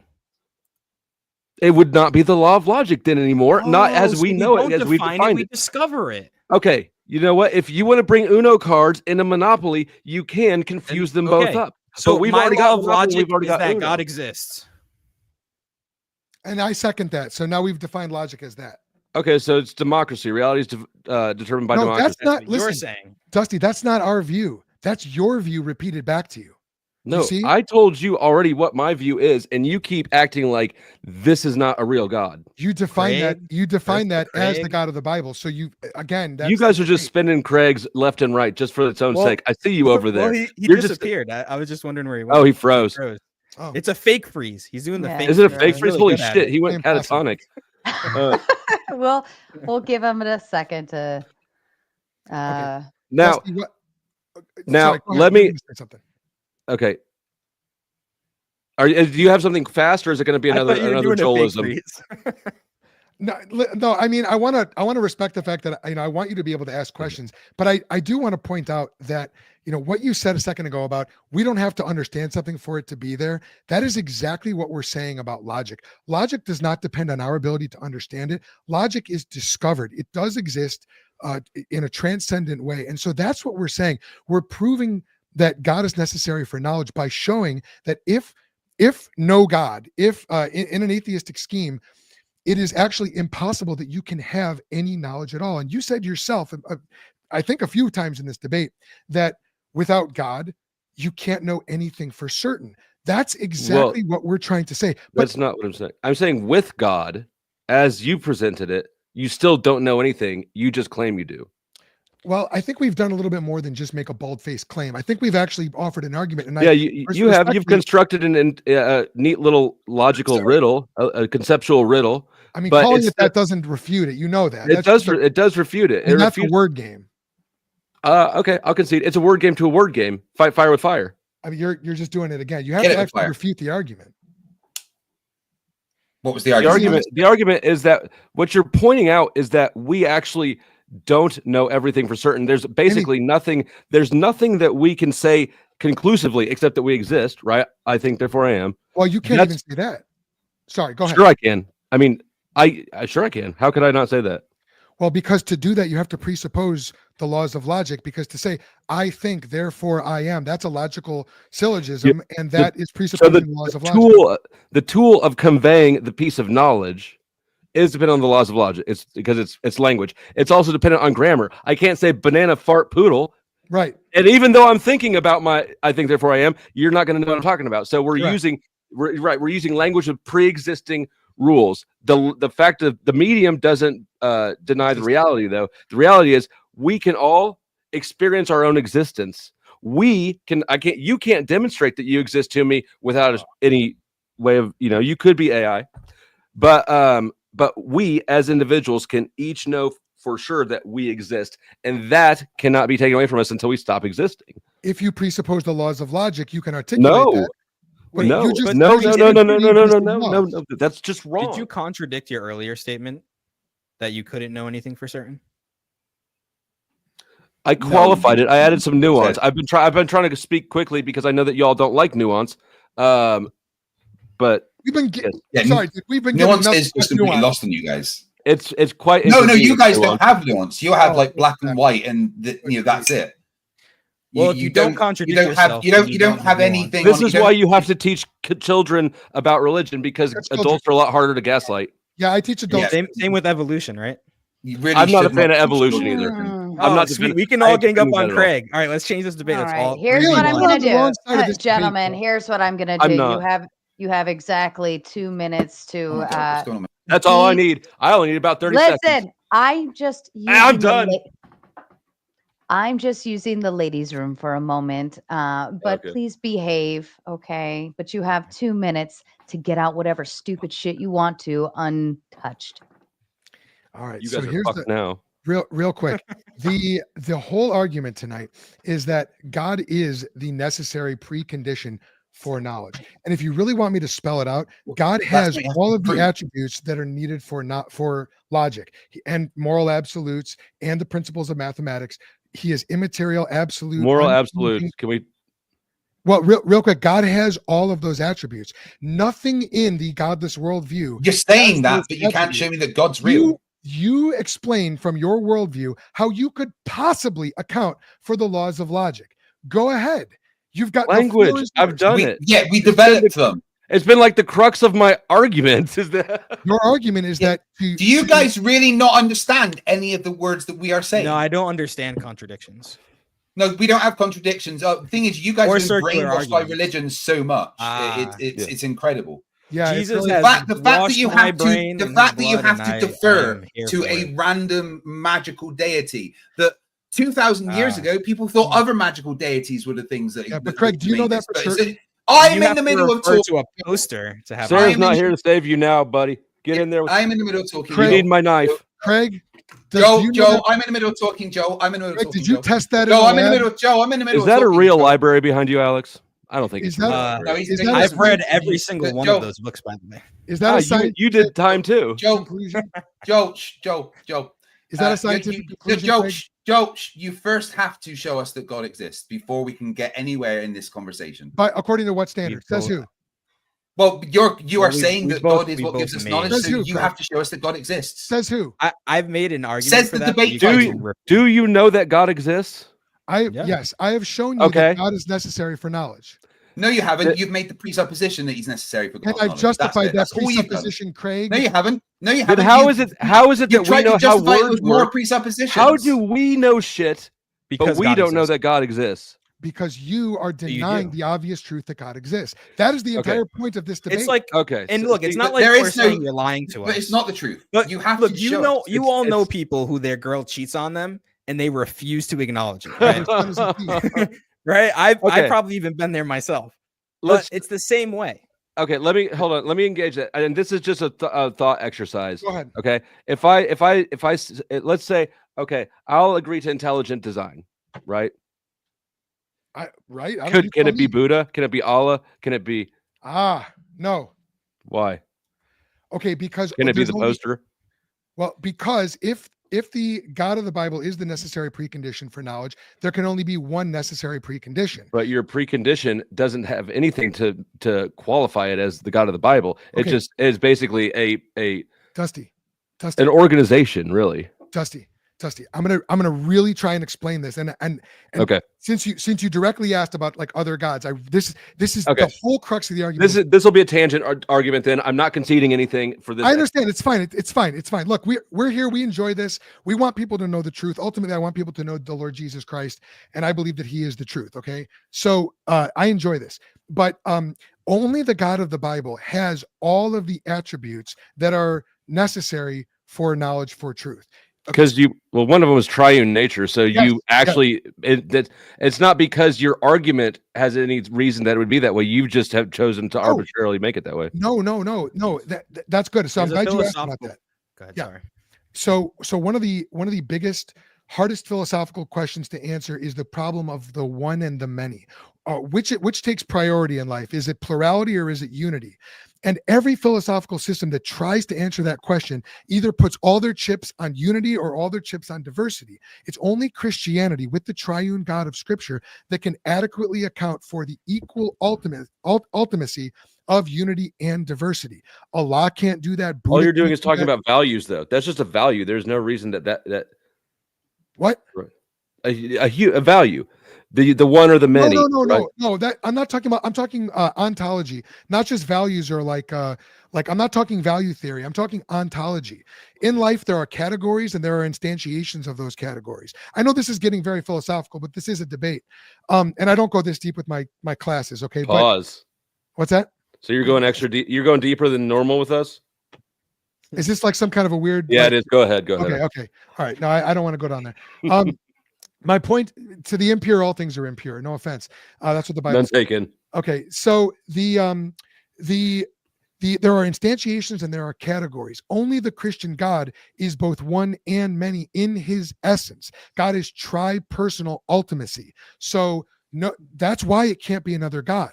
There is no other God. That's why it can't be a poster, because the poster is not the ultimate tri-personality. So in order to demonstrate that you were just leaning really hard on the laws of logic to then reference back to a God that breaks the first law of logic.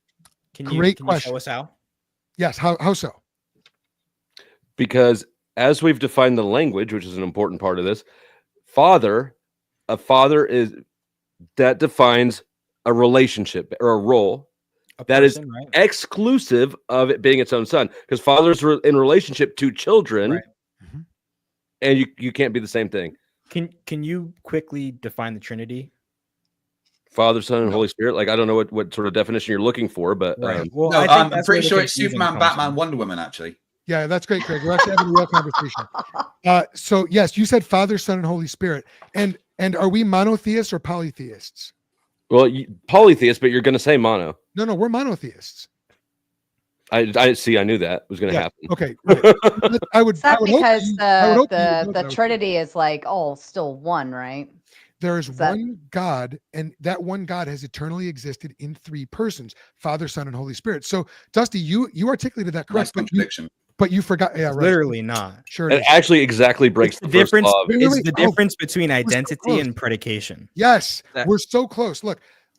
The Father is not the Son. The Son. Wait. Craig, we're trying to have a real conversation. The Father is not the Son. The Son is not the Father. The Father is not the Spirit. God is three in person, one in essence. You have to. We really don't need a religion lesson. We need to know. The car is red. The house is red. The apple is red. Is that a contradiction? Okay, so what is God then? What does it mean to be God? Because if God is just a characteristic that three different entities have, first of all, that's polytheism. But what does it mean to be a God? Because Jesus clearly didn't fit the bill. It's one entity, three persons. What does it mean to be God? Well, you mean just in general, or the no? In your belief, because I assume that the definition of God, as far as I'm concerned, is immortal. Jesus wasn't. How was Jesus not immortal? Did he die? He died. With respect, was he fully man and fully God? Yes. Are those two definitions exclusive of the other? Yes. Yes. So what's the problem? First law of identity has now been broken by the Trinity. No. God is not man. Jesus is not man and God in the same sense at the same time. Jesus is not mortal and immortal in the same sense and at the same time. But also, you guys are okay with contradictions. Magic, right? Yeah, I don't mind contradictions. They're cool. That's fine. Right. That's fine. I can see you trying to deflect. They released a good album in 2006. So there's one God. I just want to. All right. I mean, and he became fully human, which means he could die. The Son of God. What is death? So that's a different. So we got a creation of it. See, this is polytheism. No, it's not. These are very, very low tier arguments against Christianity. I don't give a fuck. Well, what tier no, they are. This is low tier logic. This is you say they're low tier, but Hey, Christianity I can define logic however I want to. I can All right, define well, logic however I want to. That I guess that's true, but then we're not communicating with the same medium anymore. So now what you're saying is gobbledygook. We understand what logic is. We understand what monotheism is. We understand what one is and what We understand three is. So yes, you can say that 3 no longer means 3. But that's not what we're saying. We're the ones who aren't saying that. What you're saying is that 1 doesn't really mean 1. That's literally the exact opposite of what we're saying. Who's gaslighting who, man? Respectfully, in all seriousness, you're talking about word games and gaslighting. You either truly have not understood a single word we're saying, or you are intentionally strawmanning us. And either way, it's not good. It's neither of those things. Okay, You then are maybe it's just gaslighting My us shirt because really that bad? you're coming at us with an argument that does not make sense logically, linguistically. The way that we understand these things, our means of communication does not allow for a triune God. Okay. Let's just, for the sake of argument, let's step into the Christian worldview for just a second, and let's see if it makes sense. We're going to run an internal critique on the Christian worldview. In the Christian worldview, there is one God who has eternally existed in 3 persons, Father, Son, and Holy Spirit. The Father is not the Son is not the Spirit is not the Father. There is no internal contradiction in the divine nature. And so that one God sufficiently and necessarily grounds the 3 laws of logic, which, by the way, are equally ultimate to one another. There are 3 laws of logic, and they all exist necessarily. The only God who can ground that is the God of the Bible. What's that? Question about the Christian worldview. What is the Christian definition of 1 and 3? 1 means there is not more or less than a single one of these things. Okay. And 3 would be there's not more or less than 3. So if there's one thing, it can only, right? So if Jesus is here dying on the cross, which I don't know how God can die, but if Jesus is dying on the cross, God is also over here charging my phone. How many things do we have? Is personhood attached to being? The question was nonsensical. No. Like refine it. Is a dog a being? Sure, a dog can be a being. Does a dog have personhood? Depends on how you define personhood. It's got consciousness. Exactly. It's not a human. It's not a person. Exactly. It's not a person. It's not a human. Is that what you mean? Well, it's not a person. What's a person? Because what's a person? A corporation. It's not a corporation. It's not a human.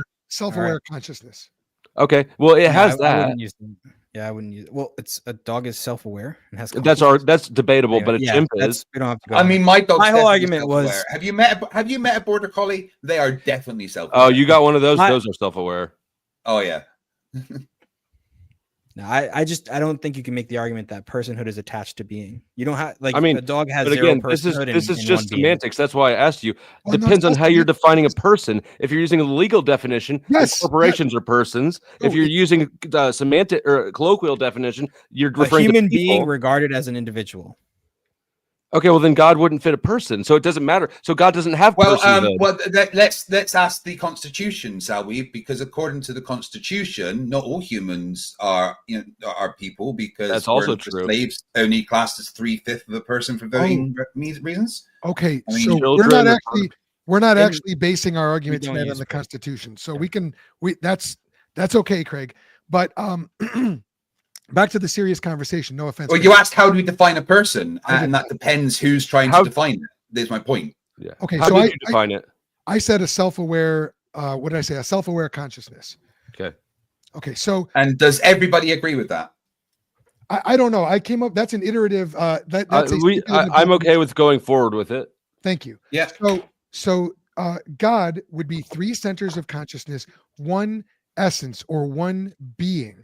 And there's no contradiction. What is a being then? A being is an entity. God does. There is no. So God's more than one entity. Hold on. There is no. What? Okay.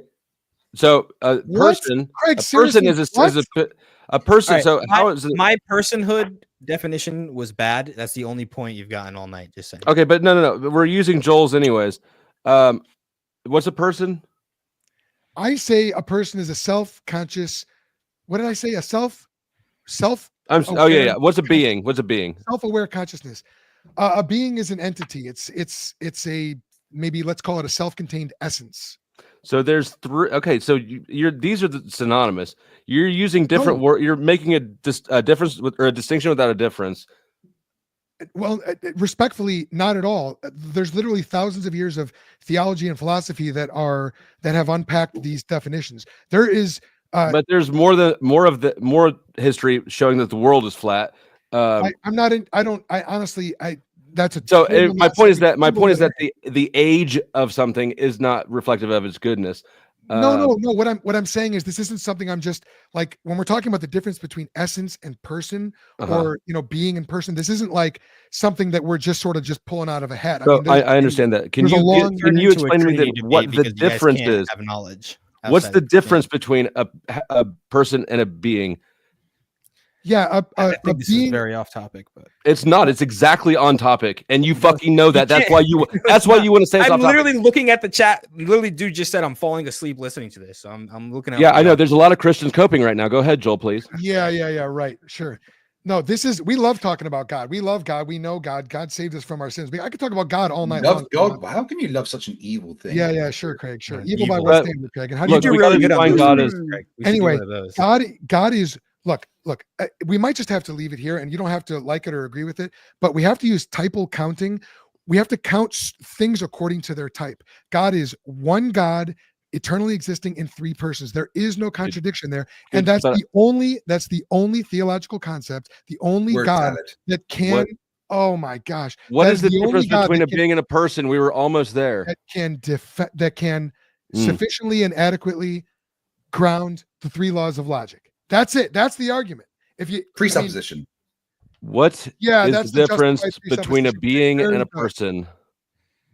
I've literally just given you that. A being is a self-contained entity. A person is a self-aware consciousness. So but those are, you basically said the same thing twice. No, I didn't. How do I know if I'm looking at a being or a person? Well, how would you know? Ask it a question.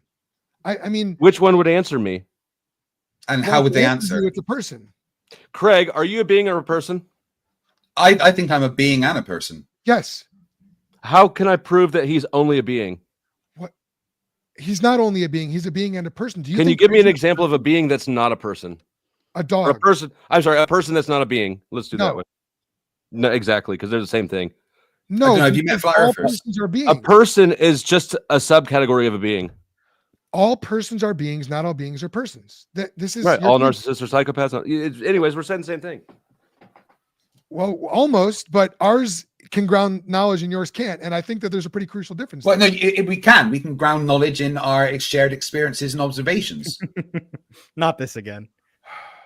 Yes, this again. I'm sorry, but you can't get around that. It like that's just a presupposition. No, Craig. just saying you've debunked it hasn't debunked it. That's just a presupposition, Craig. Our circular arguments. No, it's not a presupposition. Is it okay to use circular arguments? It's not a circular argument. You can say circular argument, but that's just what. How do you know your? Yeah, I've already done all that. Yeah. Yes, because we can test them. So, if we're appealing, let me get it back on track a little bit. Let me get it back on track a little bit. You guys, as you just demonstrated, the Christian God does not abide by the first law of logic. So you're at a crossroad now. What is the higher authority, the laws of logic or God? Because you can go with faith or you can go with reason to support the claim that you don't actually have knowledge of. That's a form of the Euthyphro dilemma.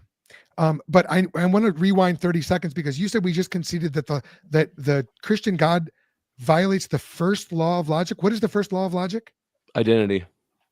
So we're saying that God is not God. Well, the exercise we just went through was me asking you basically to explain the difference between the being and a person, and that's exactly where you fell apart, and we went back. So I'm taking that as a concession, even though I know you're going to say it's not, but you're also not going to explain it more. Well, I respectfully, I think I've explained it pretty thoroughly. I think everyone watching has seen me explain it, and I gave two different definitions. They weren't identical. I mean, you said a lot of things. They weren't mutually exclusive. Okay, then one more time. Can you give me an example of a person that's not a being? Hear me on this. If in I 10 words or less. if I say no, that proves my point, not yours, because all persons are beings, but not all beings are persons. Those aren't identical concepts. So there's like, How do you that's not very understand important. that defeats your Because argument? it's the same thing. It's the same thing. Just one's a little bit more refined. If Your God is failure- completely unique, should I be able to give? It's you like saying a car and an automobile, right? Not all cars are automobiles. Okay. But if we're all sitting in the same thing, moving down the road, we're all in one car. That is a monocarist view, right? I love that. So we you have can't say that there's Ride sharing is actually monocarist. we're not actually driving in 3 vehicles just because you happen to own a vehicle and I happen to own a vehicle and they're in the garage at home. It's a terrible analogy. I agree. It was fan-fucking-tastic. Praise Limp Bizkit. I mean, you know, it's a terrible analogy. I mean, you Okay, it was a really bad analogy. Thank you. Yes, I'll concede that point. Okay. So we count things according to type. We count persons according to person. We count deities according to deity. There's one deity, 3 persons. That's not a contradiction, and it's the only grounding for the. How many gods are there in the Greek? Pantheon. Zeus. All that shit. Yeah, How many? A lot. I don't think there's an ultimate creator god in the pantheon, but Because in the pantheon, thousands. you have a lot of gods, which is what you're referring to, right? The difference between Zeus and Poseidon, they're both gods, but they're 2 different gods. Correct. Jesus and God are both gods. They're 2 different gods. Nope, incorrect. That's a categorical error. Do you know why? Mm-mm. Okay, would you like me to explain why, or would you like I to just? sure would. Okay, when we're talking about the Greek gods, we're talking about non-ultimate beings. Remember, I said that God is ultimate tri-personality. The Greek gods, the Norse gods, the Roman gods. What's that Hindu mean? gods. What's that? It means he's got a split personality. I mean, because you keep bringing in jargon into I'm the sorry. conversation, and I got to stop you because I don't know what an ultimate personality is. Understood. I understand. That's helpful for you to say that, because then I can try to translate what I'm saying into language we can all understand. Okay, the God of the Bible exists. Let's say this: He exists necessarily. He is higher than all. We literally call him God Most High. We sing songs about God Most High. One thing that songs about Nookie. great. One thing that stay focused, man. One of the things that the Greek gods were not is none of them was existed necessarily. Okay, you can read about the birth of Zeus, the birth of Athena. You can talk about, there's the birth of Jesus. Yeah, with respect to his human nature, yes, but that's categorically different than Zeus. Zeus was not an incarnate ultimate God who became man. Zeus had an origin. Do you see? So Jesus then would not be God it's the same way you just excluded the Greek gods. I can exclude Jesus. Why? Because he isn't necessary. He was born. There's a birth story. There's an origin story.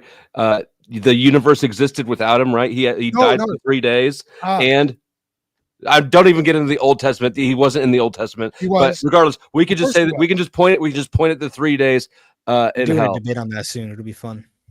Yeah. And say that the 3 days that Jesus before Jesus rose is enough to show that he didn't, right? Well, no. First of all, when Jesus died, he did not cease to exist. That's very important. The Bible is unbelievably clear about that. And 2, prior to Jesus' incarnation, do you think that we believe that Jesus didn't exist prior to the incarnation? No, I know that you try to insist he did, but there's nothing really there's nothing in the Old Testament that says that. And isn't that nothing like Genesis 18? I don't know which one that is, but like I've heard the Christians go through and say, look, it talks about the Lamb of God. Jesus was a lamb, right? Like this is the sort word of God. It talks about the angel of the Lord. But Jesus, but regardless, we are Christians. If you're going to do an internal critique of the Christian worldview, you have to actually attack what we actually believe to show that there's a contradiction. Well, I don't know which variation you've got in your own head. Well, I'll tell you which one. Let's open up to John chapter 1, verse 1. It's right there. First verse of John. This is a trap to Bible study. Yeah, which just to be clear, which version of Christianity are you, Joel? I'm one that believes the Bible. Yeah. Which one though? He's a Protestant. He's a Protestant. I'm the one that believes that John 1:1 says that in the beginning was the Word, and that's referring to Jesus. Yeah. So give me a name. He's a Presbyterian or a Methodist. Which particular sect of Christianity are you? Can you please tell me? Real quick, Craig, you're trying to divert the conversation. I'm not ashamed of what kind of Christian I am. No, I'm not. I'm genuinely asking so I know what your argument is. I understand that. I'm talking about the Bible. You're trying to sidetrack, and you gotta. No, I'm not. I'm asking what is the name of your sect of Christianity? Why don't you pause for a minute and let's see if the answer that I just gave was understood by the person who asked it. Your partner, who you're supposed to be helping. He is helping me. Can you just answer the question? What is the name of your sect of Christianity? So are we going to say asked and answered on that question then? Do you concede? You understand that Christians believe that Jesus pre-existed the creation? I'm just going to ask it again. What is the name of your sect of Christianity? I mean, I don't know why I have to answer this question for you guys. He's an Orthodox. He's not. Are you an Orthodox? Are you? I thought he said he was Catholic earlier, but I thought I could be wrong. No. I'm if you want to go down the look, I'm just before I answer it, since it's so important to you, I want to just say we are now moving on to a new question. I did correct the false understanding that Dusty made, where he was trying to say that we believe that Jesus did not pre-exist the incarnation, and that Jesus ceased to exist. That would be your false understanding that you corrected it, but we can move past it. We took Joel's plane and flew it way past the debate prompt a while ago. That's okay. We're gonna conclude here in about a minute, and then we'll roll into closing statements. So if you had a final thought to that, I would say go ahead and finish it up. Closing statements or final thought? Or just the final thought to what Joel and Craig were going at, if you wanted to conclude that notion of it. I mean, I was asking a genuine question and no one was answering me. Well, it's because you have a British accent and they sound sarcastic even when they're not. No, it's because I was answering. I mean, it kind of... So Joe, genuinely, what is the name of your sect of Christianity? Well, I don't belong to a particular sect. My church is a non-denominational church, but I am a, Protestant, Baptist, Calvinist, New Covenant theologian, loose amillennialist. All of them. You're an omelet. You like collecting all the Pokemons then? Okay. Have you considered Limp Bizkit? Yes, we just did, and I showed you why you had to read you know what? You can integrate Limp Bizkit into your Sunday services, I bet. There might be copyright issues, but how do you know that? I was just assuming. I don't know. I haven't looked at the copyright issues. No, that's right. Because you don't know anything, Dusty. But see, you don't either. You just deny that you don't. Okay. Should we go into our closing statements? I'm going to go ahead and call it. So what we'll do, gentlemen, we'll go into our closing statements. We'll read some super chats, and then I'll go into open panel, and then we can get some more questions up here and maybe prompt some further thought. I think it'll be great. If you are a member of the Raging Tomato, I'm going to go ahead and post the link now in a community post. You will have it in advance. You feel free to start piling up backstage.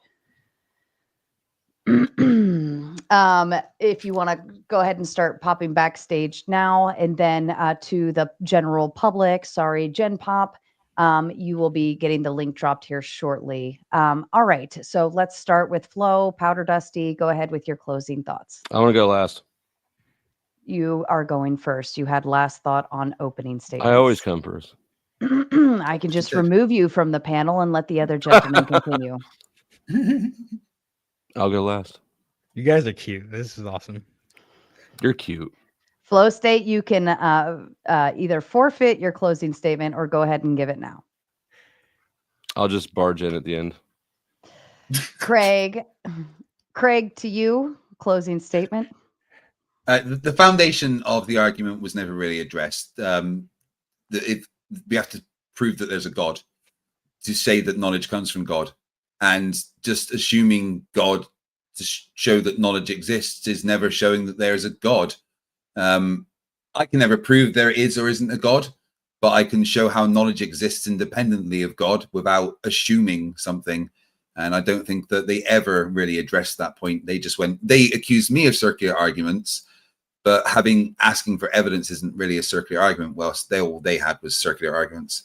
So thanks for that. It was fun, Sarah. Mm-hmm. Absolutely. Joel, to you. Okay, is God necessary for knowledge? You'd never know it, but that was the topic of tonight's debate. But tonight you've seen how the atheism of our opponents, or the exclusion of God of our opponents, utterly fails to account for even the most obvious of transcendental certain truths like logic, the preconditions of science, the reliability of cognitive faculties, et cetera, et cetera. Now, by their actions, our opponents show that they really do believe that they can know certain things for certain. However, their position does not affirm that. It doesn't ground that. And that's because they've ruled out God from the beginning.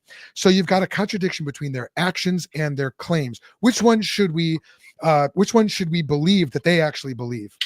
Well, as we say, actions speak louder than words. The godless worldview cannot account for anything called knowledge, not certain necessary beliefs, not uncertain contingent beliefs. Atheism undercuts knowledge on every level. God, on the other hand, is the necessary precondition for knowledge. We showed that. We proved that transcendentally.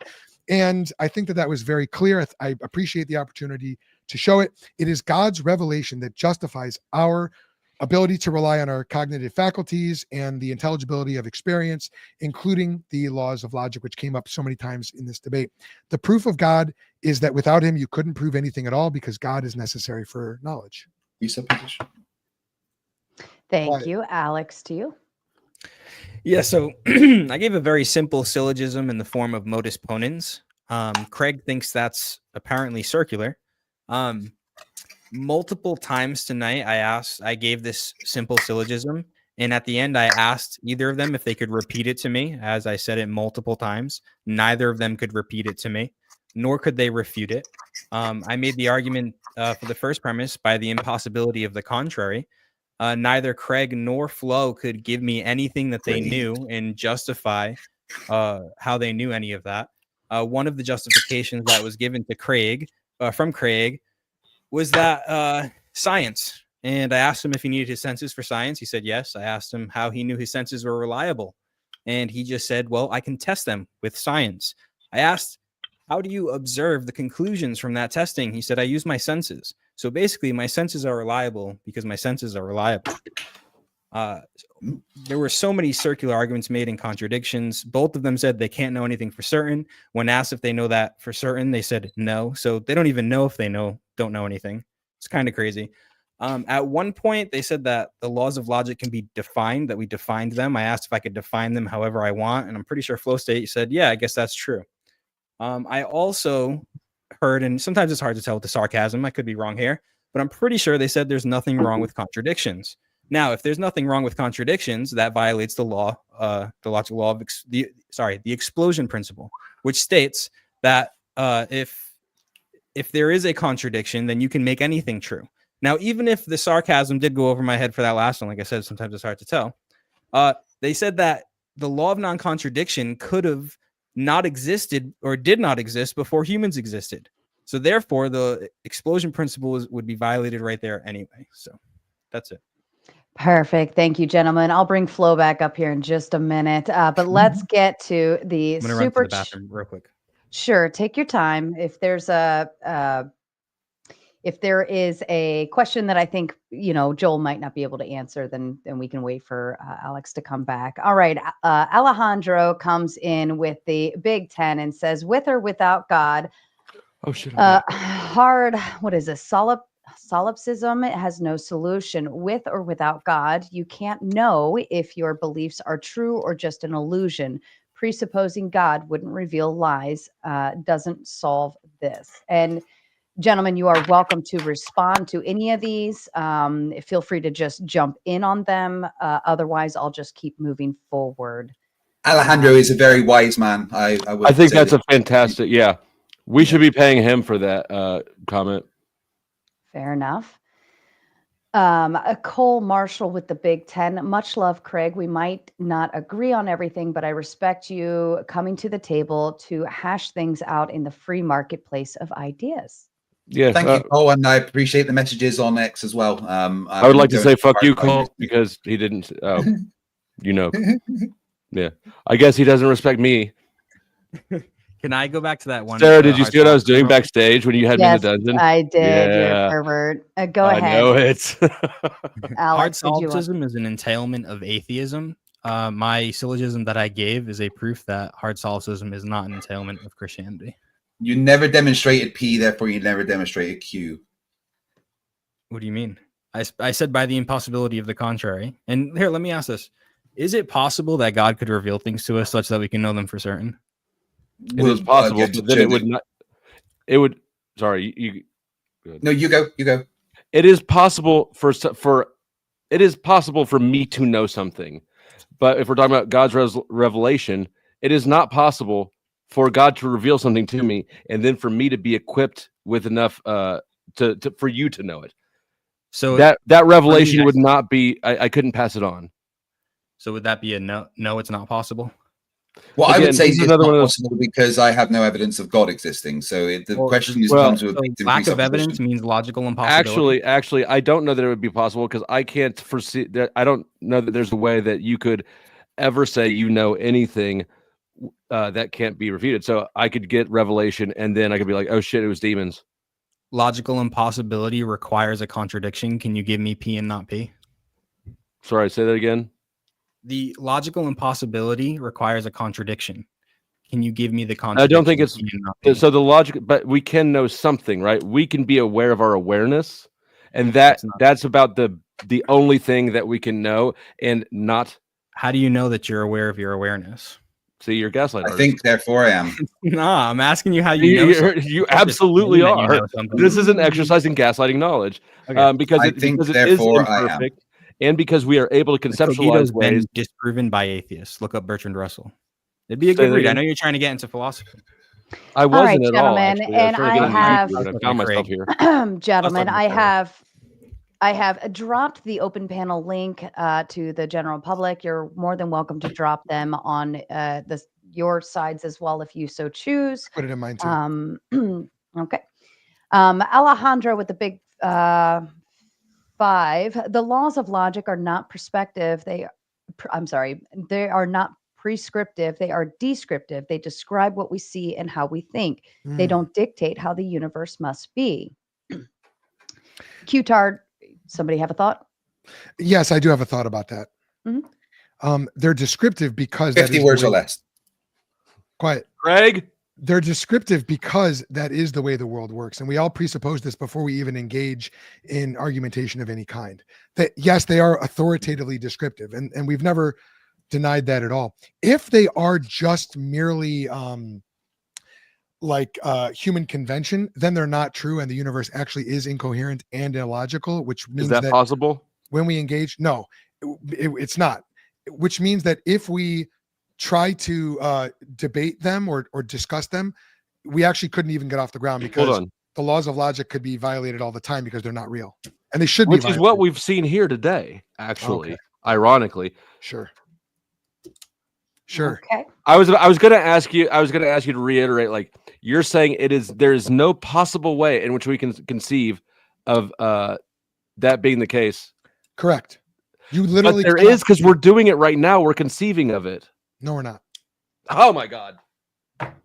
Are you conceiving of a universe in which the law of non-contradiction is not real? Yes. Describe that world. Sure. The absolute it's universe. It's just like this one, but we don't have language. So we do have language. All right. Q-Tar coming with the big 5 says, oh, nice. The Pee Wee Herman defense. Anson Knowles with the big 5 says, God is required for knowledge only if you deify the actual universe. The God of the Bible is a myth that required knowledge of words to construct. Anson coming back again with the big 5. You win this argument by getting the theists to demonstrate how their God isn't a myth. They think all the other gods are a myth, so they are close. Yeah, I'm frankly these guys here are almost as atheist as me. Because the only difference is they're believe more than me. Well, I believe that there's not 3,000 gods. They believe there's not 2,999 gods. So they're basically as atheist as I am. You know that there's some debate. Are you a pantheist, Flo? There's some what? Sorry, two of you you spoke at the same time. Am I what? You said, well, no. Flo said that we're more atheists than him. I don't know if that was just a. No, I'm an agnostic. Oh, okay. Okay, so there's a lot of debate on whether or not William Shakespeare actually wrote all those plays. Some people disbelieve in 3,000 different authors. I go one further. I say nobody wrote all those plays. So, those people are Shakespeare, people who believe in Shakespeare are almost as Shakespearean as me. I just go one further. Nobody wrote that. Was a dumb. I mean, you do realize you just said that on the internet where people saw it, right? Oh, did I, Craig? Yeah. Thank you, Craig. It's going to be there forever, and that was a really dumb thing that you just said. Craig using the word atheist wrong. Hey, Craig. So Craig, let's that's a bad analogy. Go ahead. It's a bad analogy because we have lots of examples of plays, and always they've been written by a human. We don't have any other examples of universes or cosmoses or the world, right? Creation. We don't have another comp where we can say, well, we know that in other cases, Marty created life over there. There is no comparable. Okay. All of my chat agrees that was a really dumb thing you said, Joel. Why, Craig? I mean, obviously, because if I have to explain it to you, that's kind of a you problem. Yeah. Okay. It's a me problem. Fix the problem. Go ahead. You're not fixable, Joe. I'm sorry. Come on, Craig. Fix it, Craig. I'm going to be the problem. The sarcastic saying with the big 5 says Craig is the biggest fanboy of the Scottish rock duo, the Proclaimers. Craig sing I'm going to be 500 miles, but I would walk 500 miles. Come on, Craig. I'll sing it with you. No, that's I'm sorry, but a $5 super chat to Sarah, that's going to be at least a $50 super chat if you want me to sing. And if you want to duet, then I'll have to get some cheese too. Yeah, that's good. I like it. Smoking Auditor with the big 5 says knowledge comes from Satan since he convinced Eve to eat the fruit of knowledge. God forbid us to have because he did not want us to have knowledge. Yeah, God's an asshole if he's real. Quiet down, Craig. What's wrong with being an asshole, Craig? Quite a lot. Yeah, don't be an asshole. By what standard? Mine. Oh, are you God? Yes. Okay. Obviously, Limp Bizkit is that. Stop it, Craig. Shut up. I'm sorry. You're right. So far, we've got Craig being God and Limp Bizkit being God. It sounds like there's going to be a battle of the gods over here. No. Hold on. The entity is God. You should go. We're just different. No, hold on. Let's work this one through. Okay, I agree. Craig is not God. You don't agree with Craig. Craig's your partner. He says he's God. No, I'm agreeing with you right now. Craig is not God. I reject that. I did that based off my own preferences. How did you decide what you believe? My parents taught me when I was very young. So you didn't even use your own preferences. Are you asking why I know Christianity is true or how I came to believe it? Bad parents. How you came to believe it? My parents evangelized me when I was very young. Okay. So you were brainwashed and I used my own preferences. But even if you weren't brainwashed, let's say you became a Christian as an adult, it still comes back to I preferred that one. You are the decider here. How is my parents evangelizing me with the truth? How is that relevant to whether or not Christianity is true? Not the truth. Though. It's not, and that's not what I said. That's a tangent. Truth is probably another one of those concepts that we define, though, right? No, your parents brainwashed you because they taught you your belief system before you were old enough to have rational, critical thinking. Parents teaching children things is not the definition of brainwashing. When kids are under 5 years old, kids teaching them religion is brainwashing. Kids under 5 years old, I can't remember if it's theta. They're in one of the brainwave states. They're basically hypnotized for the first 5 years of their life, and they just absorb things without being critical about them. That's why it's important to teach kids religion young, because an adult is going to have a hard time with the Trinity. Is brainwashing wrong? Yeah. Yes. Is it morally wrong? Why? Who told you that? I'll answer this, but you got to let me get all the way through. It's wrong because it violates the free will of another person. Oh, free will. I don't think your partner agrees with that one either. I've been violated. CMDR not yet, with a big 5 says if a schizophrenic man who doesn't know it kills someone, believing him to be a monster, should he be held responsible? He was following all of his senses. God told him, so of course he should not be held responsible because obviously God told him. See, Rude Mud Crab with the big 5. God being required for knowledge without knowledge of existence of God is some circular mental gymnastics that only a believer could rationalize. Yeah, that's my entire point. How they cannot see that they have this circular argument is it's almost like talking to a flat earther. You're an epistemological flat earther, Craig. You don't even know what a circular argument is. Anson Knowles with the big When 10. you were the one with the circular argument, that's incredible. You can say that. That's just your presupposition, Craig.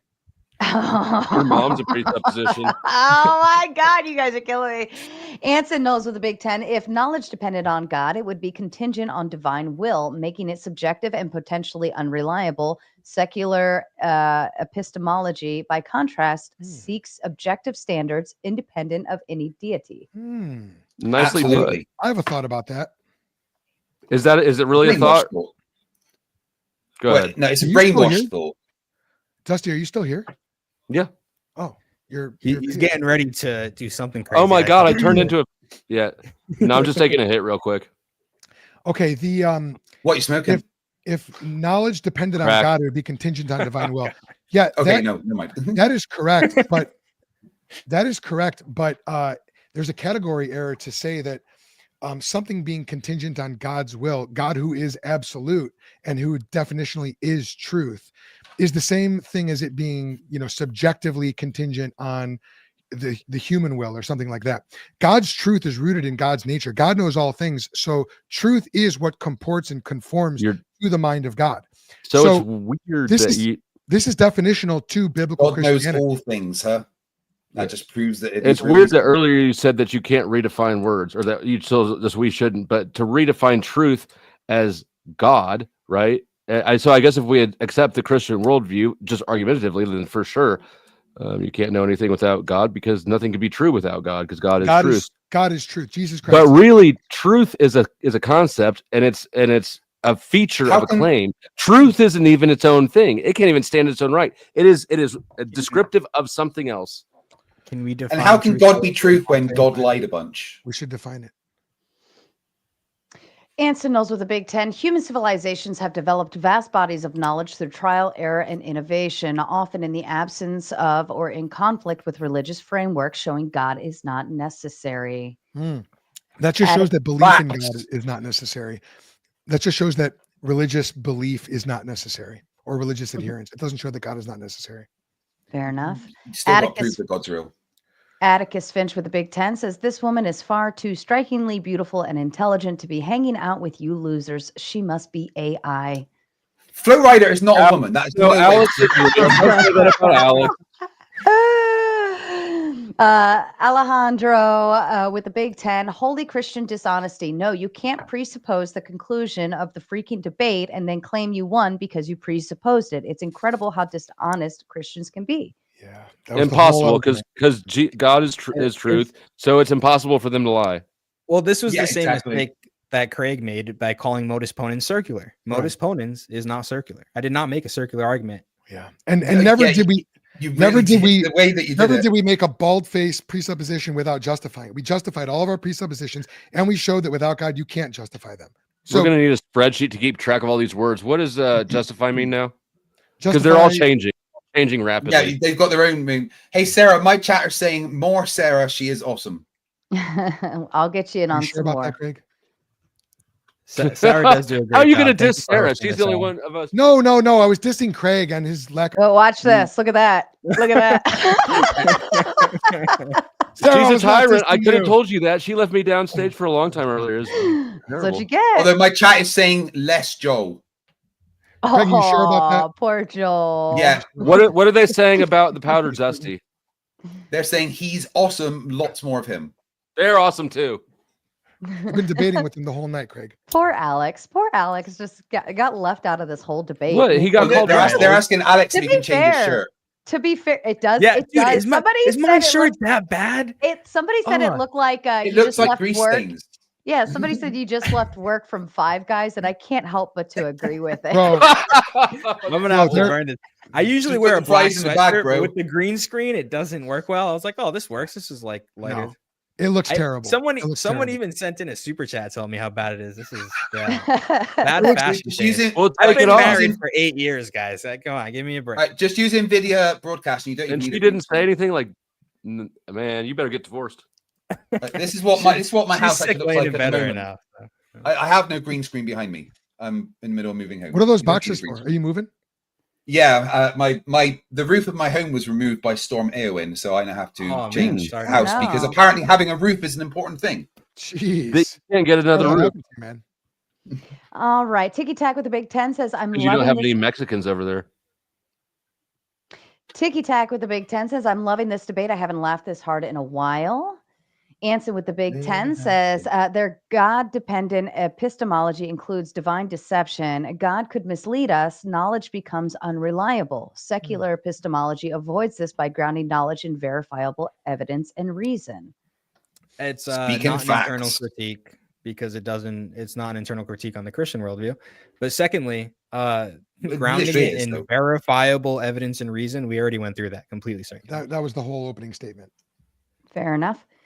Alejandro with a Big 10 says, since these Christians like presuppositions so much, I can have knowledge without God because I presuppose I can have knowledge without God. There, I won the debate according to the Christians. That's incredible. That's great. Good job. Well done, Alejandro.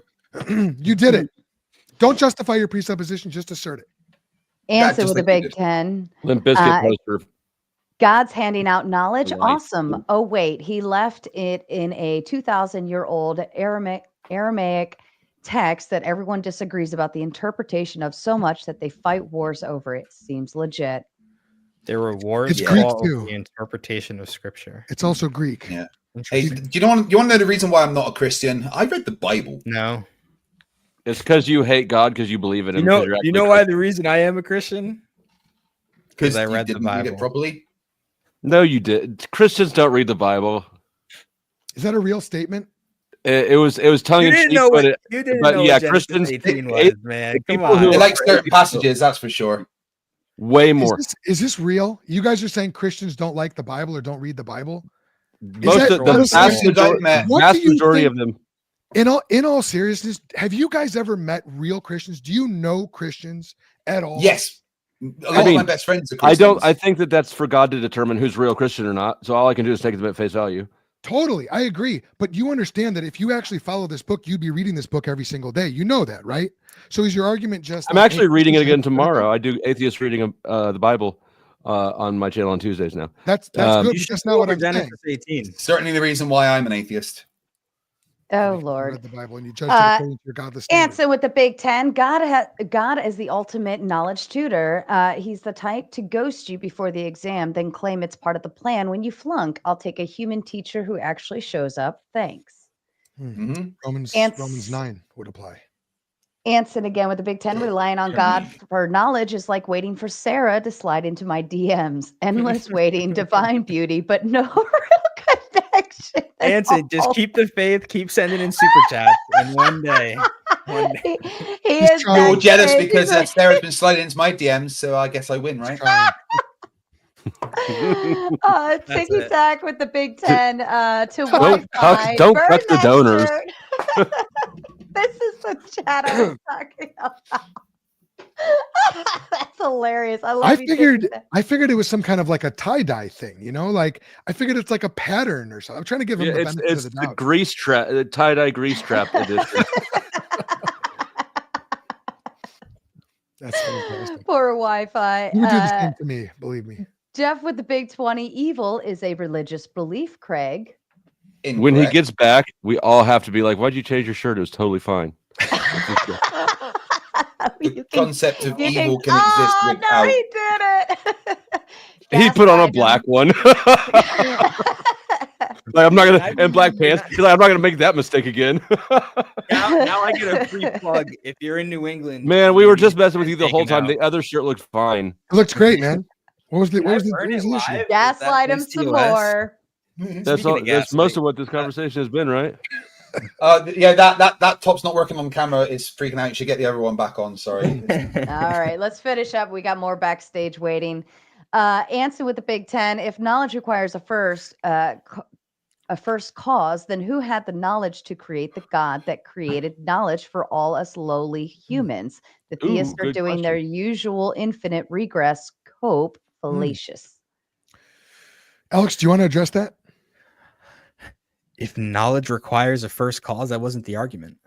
Right. Yeah. Let me explain. Anson, God doesn't have to abide by any laws at all because God pre-existed them. So we can say literally fucking anything about argument. God, and it's true because God.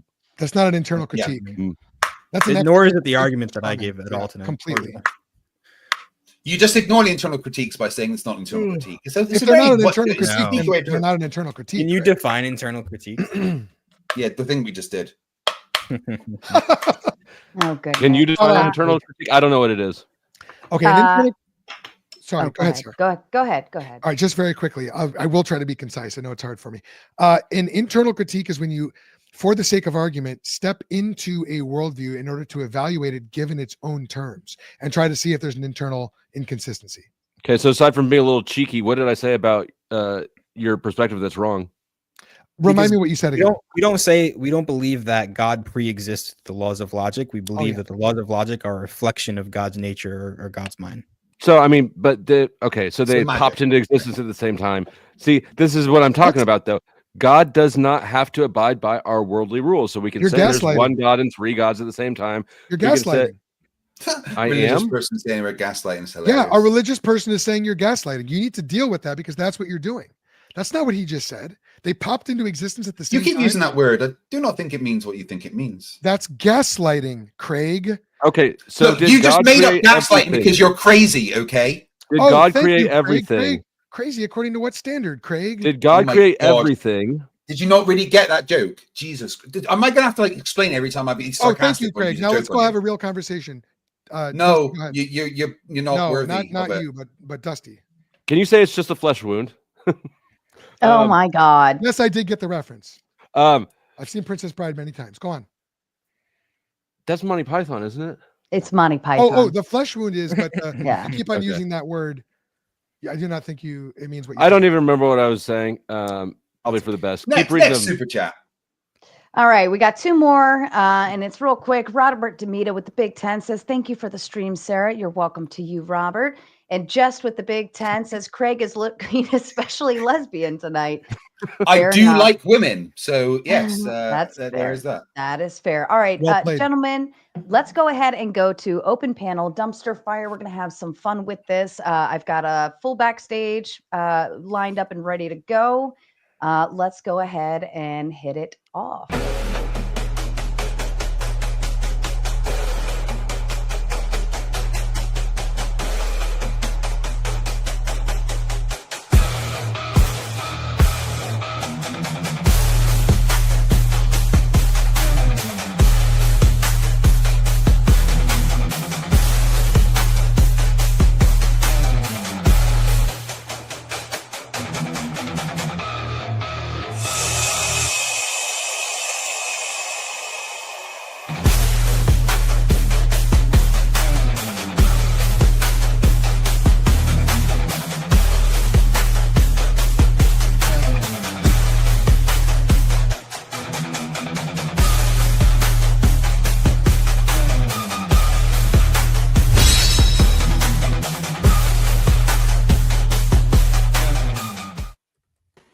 All right. Rules of open panel. You shut the fuck up whenever I start talking. Outside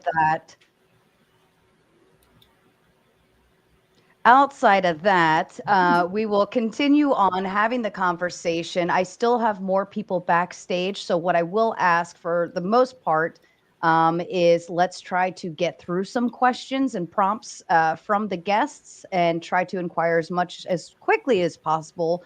You can always still hang backstage and let somebody else come on. And then we will, try to rotate people in and out so that we can get to the questions that everybody has. If you're an asshole and you interrupt me like so, I just hit this little button and you guys disappear. It's beautiful. Can you do that to Furby? Only people pay. So anyways, I have a question. I'm going to build a bridge, and it obviously requires knowledge to build a bridge, right?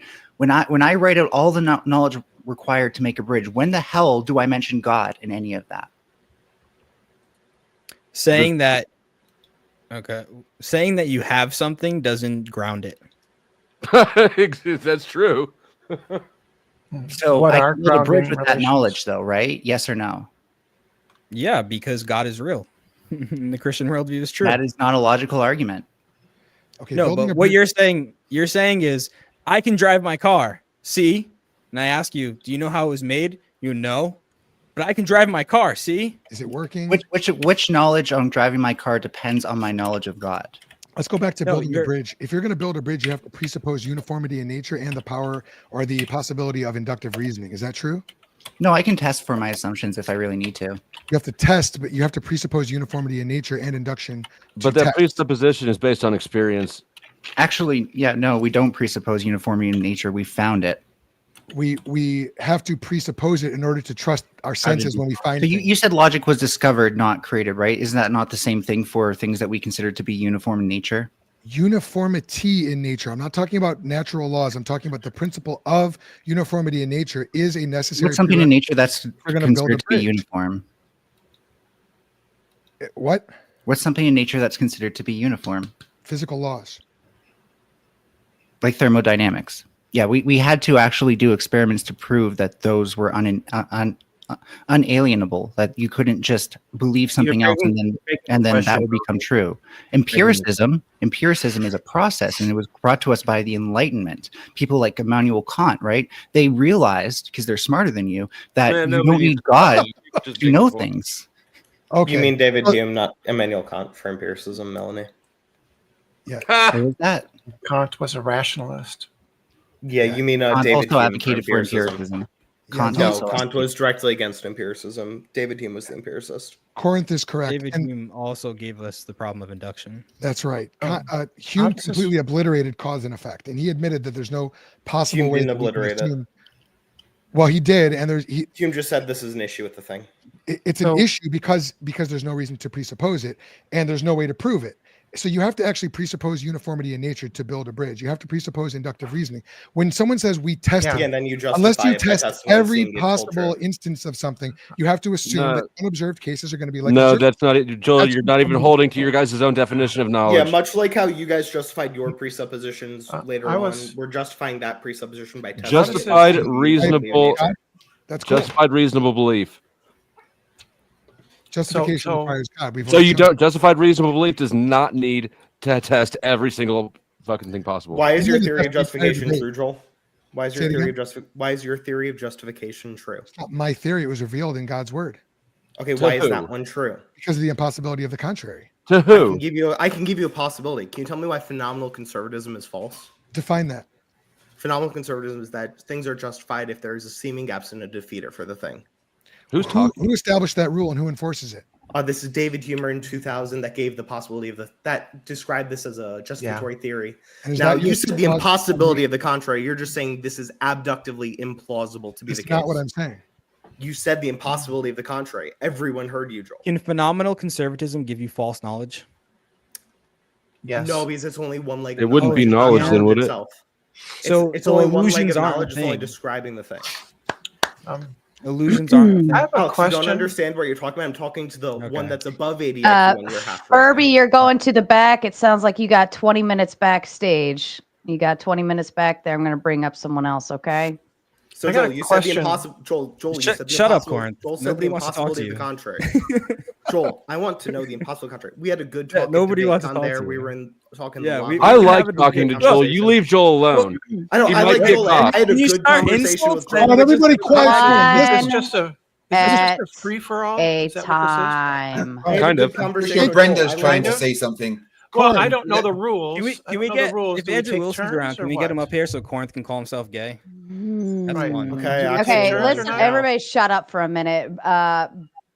Brenda, Yes? so our open panel runs as so. We're going to obviously Furby had a question and it prompted a further discussion. Then it ends up in kind of a free for all. This is what we call open Okay. panel dumpster fire. Typically, people are going to be stupid and interrupt. But what I want to try to get to is get everybody to kind of pose a question and have a thought, and then I'm going to rotate everybody in and out. I'd Okay. like to pose a question to the theist. I'd like the answer to my question, rather than having Let Brendan him go interrupt. first then. If he Joel, Yeah, so that's can you tell fine. me The impossibility of the impossibility of contrary is what I. conservatism? Go ahead, Joel. Okay.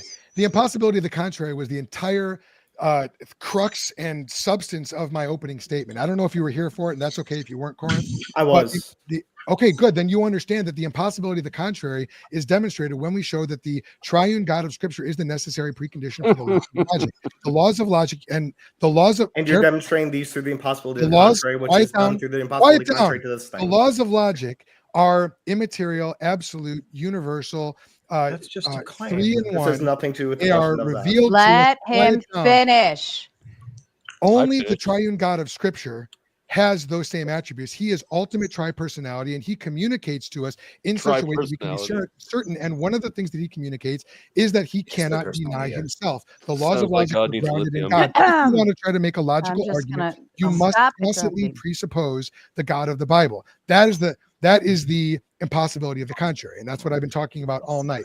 Okay, so Joel, your lovely mentally disabled partner over here said contradictions. Can you put on heels next time you want to the stomp on only me? thing that showed impossibilities in logic. Can you show me the impossibility, aka the contradiction, according to your team's standard for phenomenal conservatism? This is called an internal critique because I'm using your standard against you. I'm not an internal conservatist. I don't even know what that is. I'm a phenomenal conservatist. I'm using your standard against you. That's the internal critique. A phenomenal conservatist. Didn't Shorty say phenomenal conservatism can yield uncertain It's a theory belief? of justification. Yes, it doesn't require certainty. It's an epistemology. That's not my view. I'm just talking really fast, like you're on Adderall. That's to make your point stronger. I'm using your standard. I'm not using your standard on your view. I'm using your standard on another view. Corinth, my epistemological standard is the God of the Bible. I'm not asking about your epistemological standard. I'm using the standard for falsity, the standard for contradictions your team put forward, Joel. Internal critiques don't need to accept as truth the premise. It just needs to work with it logically. For the sake of argument, they need to step into. I'm not seeing where this is an answer. I don't have to be a Christian to do a Christian internal critique. And Corinth, you have to assume the Christian Corinth, you're being sent to the back for 10 minutes. Enjoy. So I've got a question. I've got a question for the theist. Hold on one second. Hold on one second. I'd like to ask the theist a question. Hold on, Brenda. Go ahead, Anson. Yeah. So I've posted a lot of super chats in here, and y'all coped your way through them a little bit. And I wanted to kind of touch on the infinite regress problem that I brought up, and the fact that you required a special pleading to remove the universality of the nature of knowledge and logic, to not apply it to God, because that's your code. Your entire worldview doesn't work if all of the constraints of the entire universe that apply to everything else don't apply to your God. So address your special pleading. It's not a special pleading. That's a category error. Yeah, you're calling the special pleading something else to avoid discussing. Why don't you just discuss the special pleading that you made? Is that the kind of special pleading it is? Category error? It's not special pleading. It's a category error. Yeah, God can't special plead because God is God, right? So this is what we run into. Yeah. Okay, so it's cope. It's not cope. It sure sounds like cope to me. It's absolutely coping. It's absolutely coping. If God doesn't have to comply or conform to any of the anything logical, reasonable, or rational at all, then why are we describing him in language? What worldview are you addressing? Taylor? Yeah. Taylor, I just heard 4 people, but nothing. Can God assert a contradiction? No. Is God the author of confusion? No. Are you sure? Yes. No, that's the devil. So he doesn't send deceiving spirits to people. When he does, he reveals that he's doing so that we know what's going on, and there is no. Well, then they wouldn't be very deceiving, would they? It actually worked very well. God is an incredibly good planner. It seems like if I tell you I'm lying, that doesn't really excuse my lying. That's exactly what happened. God did not lie. God sent a spirit. Well, give me the chapter and verse for what you're talking about. Well, I mean, but the spirits are doing God's will. That's right. They are doing God's will, and exactly God wants them to lie. Exactly what God wanted to happen had happened. If King Ahab had listened to the true prophet who had demonstrated himself to be a true prophet, instead of choosing lies, instead of choosing the obviously false worldview, he would have lived. So that's a great argument for listening to God's word as opposed to false prophets. I still have a question for the theists in here about your first premise. What is the justification for your first premise? What's the possibility of the contrary? You don't know what the first premise of your argument is? I didn't say that. I didn't make the argument. Why don't you just add? I don't know what it is. So you could. The contrary. Yeah. That's a cheap gotcha. What is the justification? I really want to know what the first. What is the justification for the first premise of your argument? What is the first premise? You weren't the one of the theists that was in the debate. It was sure, I'm a theist, but okay. Can you explain what the fucking first premise was? No, we don't know. It was that God is the we know is you the don't know, Phil. You're necessary. paying attention. It's the premise. We is don't. that I don't God know is what the this person is necessary thinking of when they're precondition. like, you know. Could you like pipe down maybe a little bit? Let other. Well, people talk, I don't know why. What Sorry, your words I aren't took a valuable. shot You're and just you you're just talking to me. soapboxing with cheap gotchas. Hold on, Christians. Let me Not a get this. cheap gotcha. It's very simple. God is the necessary precondition to knowledge, right? That's the whole prompt. That's not the first premise. That's a premise. That's a premise. That's a first premise. Syllogisms have premise. Ask your question. Conclusion. I do want to apologize. Asking you, you're not a theist. So the question is, what is the justification for your first premise? That's not our premise. Did you just ask them to do the whole debate over again? No, I want them to give me the justification for their first. You're premise, actually fucking retarded. Yeah. Yeah, that's not a reply. It is. It's a perfect No, it's not. reply. Yeah, and What it's is the coming from someone that justification? disagrees with us. How do you justify your claim that God is a necessary precondition for knowledge? I think that we can all agree that God has revealed to all of us, even the atheists here today, that you are retarded. Next question. Yeah. Insults and abuse are not a reply. I haven't begun to start abusing you yet. I don't care. So the point is, what is your justification? Well, what did we say in the debate? Otherwise, your argument fails. Oh, thank you. That's why we had a debate. Yeah. What is your justification for premise one? What did we say in the debate? It's not our premise one. I don't recall. Maybe you could fill me in. That's a great song. Shout out Lil Woody. I don't recall. Yeah, we're not going to relitigate the entire Yeah, debate. What is your premise? What is You're the either justification? you're It either seems like here a or you fair- aren't. Well, See, we're not praise gonna- God. Seems Shut like up a for a second. fair- We're not gonna keep like rehashing what they've already stated. The point is to watch the whole debate, Okay. hear what they say, and then come up and Okay. actually challenge the Okay, prompt. Craig- And hold on a second, please. Jeremiah with the Big 10 says these are the two lowest IQ atheists Joel and Alex have ever debated. He's I've seen seething. randos. I've seen randos on TikTok give them tougher competition, though the debate did get better when Craig stopped talking. That's not Well, very come up nice. here, Jeremiah, and come taste this atheist dick.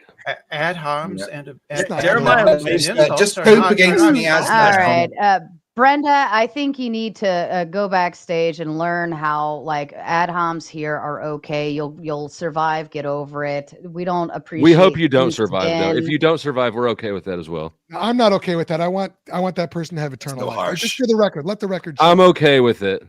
He's Jeff okay. I'm not. Horn's Trusting account. Jesus. Can I donate $10 to drop him again? Yeah, Running. absolutely. It's running. You got to send it in just like the rest of us. Send Yeah, it in. but day Make, schedule, make nobody's It's running. okay, Sarah though. more She's going to money split it with us right 4 now. ways afterwards. Make Sarah more money right now. Do it, Alex. Make grifting great again. Grifting is great. By the way, thank you to the Nintendo on my side, Plumpy, Looking Auditor, Ticky Tack, Imba. Your All team right. affirmed logical impossibilities are what it's counting as showing that. Isn't that requires a contradiction? What? What's the contradiction on phenomenal conservatism as a justificatory theory? Say it again. Your team affirmed that impossibilities are giving a contradiction. I've not seen the contradiction on phenomenal conservatism yet. Can you show me that so you can give the impossibility to the contrary to justify your argument? I'm not very familiar with phenomenal conservatism. You're going to have to talk about one of the premises for it or one of the Sure, I can, tenets of give it, you, and we'll I can try to. describe it to you really quickly. Phenomenal conservatism gives you Phenomenal knowledge. conservatism. Phenomenal Phenomenal conservatism is a justificatory theory. It doesn't give you knowledge, Alex. Again, I'm talking to the smarter then half here. Grid 1, send me $100 and I'll get her to do it. Again. I would have a conversation with you, but you're just an idiot. I don't want to have a conversation with you on this because it's a little bit too above what you can handle. Oh, That's why I'm Corey, talking to come the on, smart man. one. Look. But you want to debate me. So why do you So want to if debate I'm talking retards? to you about a Is it a portion of fetish of yours something. to beat up on retards? Yes, Corey, it is. I love oh. beating up on retards. This is widely you're known running by now, me. right? If your You can ask world, anyone in It is these fun. spaces. It's a if lot your of fun. world, Craig, you know nothing about that. Get serious. Corinth, if Beat up on your- retards, so I know a lot about that. Don't worry. Oh, very good, Craig. Very good. Been doing it retards this I whole went- I went- debate. All right, Corinth, I like you it. got 10 more minutes backstage, and I'm going to go ahead and wait. Grid 1 wants Boy, to they pop really off don't ball. want to hear Corinth. They don't want to hear Corinth. I have a possible debate upcoming with Corinth. That'll be fun. I'll- He's really annoying. I'll respond to that. Look, if Corinth wants to come in here and talk about an epistemological theory or justificatory theory that doesn't lead to knowledge, that has nothing to do with this debate. The purpose of this debate is to talk about, is God necessary for knowledge? That's what we've been talking about. And so if he wants to come up and talk about a theory of justification that doesn't actually justify That doesn't give knowledge. beliefs, that doesn't actually lead to knowledge, that's completely immaterial and it's totally irrelevant. That's why I was trying to figure out what the heck he's talking about, but it sounds like he's trying to do what I call philosophy shaming, which is when you throw out a theory with a lot of syllables and you try to say, if you don't know what this is, you're an idiot. Now, he did try to unpack it a little bit for us, but when he unpacked it, he revealed that it had nothing to do with our debate anyway. So, Corinth, maybe come up with something. Yeah, I can explain to you how it's relevant to the debate. Now, your team proposed JTB as the knowledge theory. This is a justificatory theory, as in it's explaining the justification part of JTB. It doesn't itself lead you to knowledge, but it's a part of knowledge. Do you know what necessary versus sufficient conditions are, Joel? I think so. Yeah. Why don't you explain? This is a necessary condition. Okay. You need to have justification. Now, that's not in and of itself sufficient. Yes, you having okay. justification for a belief doesn't mean it's knowledge. Great. So when your stupid teammate over here is saying, well, does this Shut itself up. give you knowledge? That's Don't why you I'm say that about calling him Alex. stupid. Can He we doesn't turn this debate understand the into a difference boxing between it, match? Joel. You and Alex, I keep the understand the brakes off difference. tomorrow. That'll be He fine. We can do better than that. Yes. All right, Corinth, what's your question, man? What's the impossibility? And your team affirmed that impossibilities are contradictions on phenomenal conservatism as a part of JTB. Which is what you're saying where needs to did be you get that falsified hat for the, from? for the certainty theory to Got it from Walmart, bro. Does your That's justificatory theory ground Do you want the one? laws of logic? Do you have another one? But justificatory Probably. theories aren't I would required pick to ground one. the law of logic. Certainty doesn't ground the laws of logic. This We is could a wear sunglasses non-sequitur. and our matching gay I don't pride say hats. certainty grounds is the laws of not- logic. The laws of logic are presupposed. Yeah, that's why saying do these justificatory theories ground the laws of logic is a non sequitur. I don't understand why you're asking, does this do this thing? Well, because logic is necessary for truth, which is necessary for justified true belief. It is, but that doesn't mean any given part of knowledge has to be able to justify those laws of logic. So your question is there another way to justify a belief other than what we presented? I'm giving you a way to justify it. I'm giving you the leading theory right now in most Hey, epistemology. your by the way, camera's going to be as on when we phenomenal debate, right? Allow Yes, me it is. to, ladies and gentlemen, wanna see you Craig spit is, all over the place as you talk. who the fuck? I have one rule. Thank you. Craig is going to What make is his it? eggs. Craig is going to make his exit. If we could kindly give him the floor for his final thoughts. Craig, Well, buddy. thank you very much. It's 4 o'clock in the morning for me, and I'm going to the gym in about 4 hours and then moving home. So I do need to go to bed because apparently sleep's important. So thank you very much, Sarah, for having me on. It's been an absolute pleasure. And thank you, Flo, for being my partner. That was fun. And thank you, atheists, for having an imaginary friend that I can argue with. That's always not atheist. I'm tired. Theists. Thank you, theists, for having an imaginary friend. Yeah, Craig, No it worries. was good It was a to lot of see fun. you again. I haven't, I enjoyed talking to you at DebateCon. Yeah, man. I was going to say, I'm pretty sure I recognize you from DebateCon. It's a different hat. Hang on, I got it Yeah. here. Wait, hang on. Hey, good talk. Had a good time. Yeah, Yeah, Craig. Different hat. for coming out. That was a lot of Thank you very fun, much, guys. And then hopefully I'll be around a lot more. So yeah, thank you very much, and Yeah. I'll speak to you soon. Thanks, Thanks, Craig. Craig. We appreciate Craig. having you on, Craig. No worries. Catch you later. Bye bye. Pip, pip, cheerio. Pip, pip, cheerio. He's used to arguing with the flat earthers. Nothing phases him. So I've got a question for the theists, if you have the time. It's somewhat related to the knowledge information so far, but it's more related to how your book was constructed and the specifically the Christian part of it, not the part of it that's Judaism that y'all still have, not the Old Testament but the New Testament. The Greek virtue ethics are almost identical in terms of the concept of sin in the New Testament.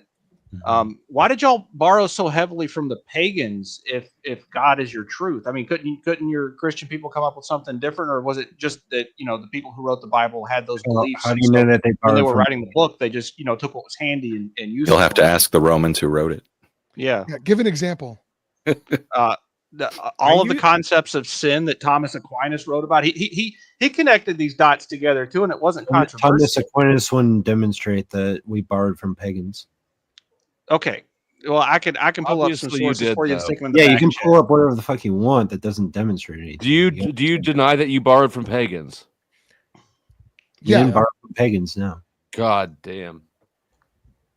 Well, I hope God doesn't damn you. I hope he But saves me. Effigy, did you make a Jeff for Truth argument? Do you believe the Romans created Christianity?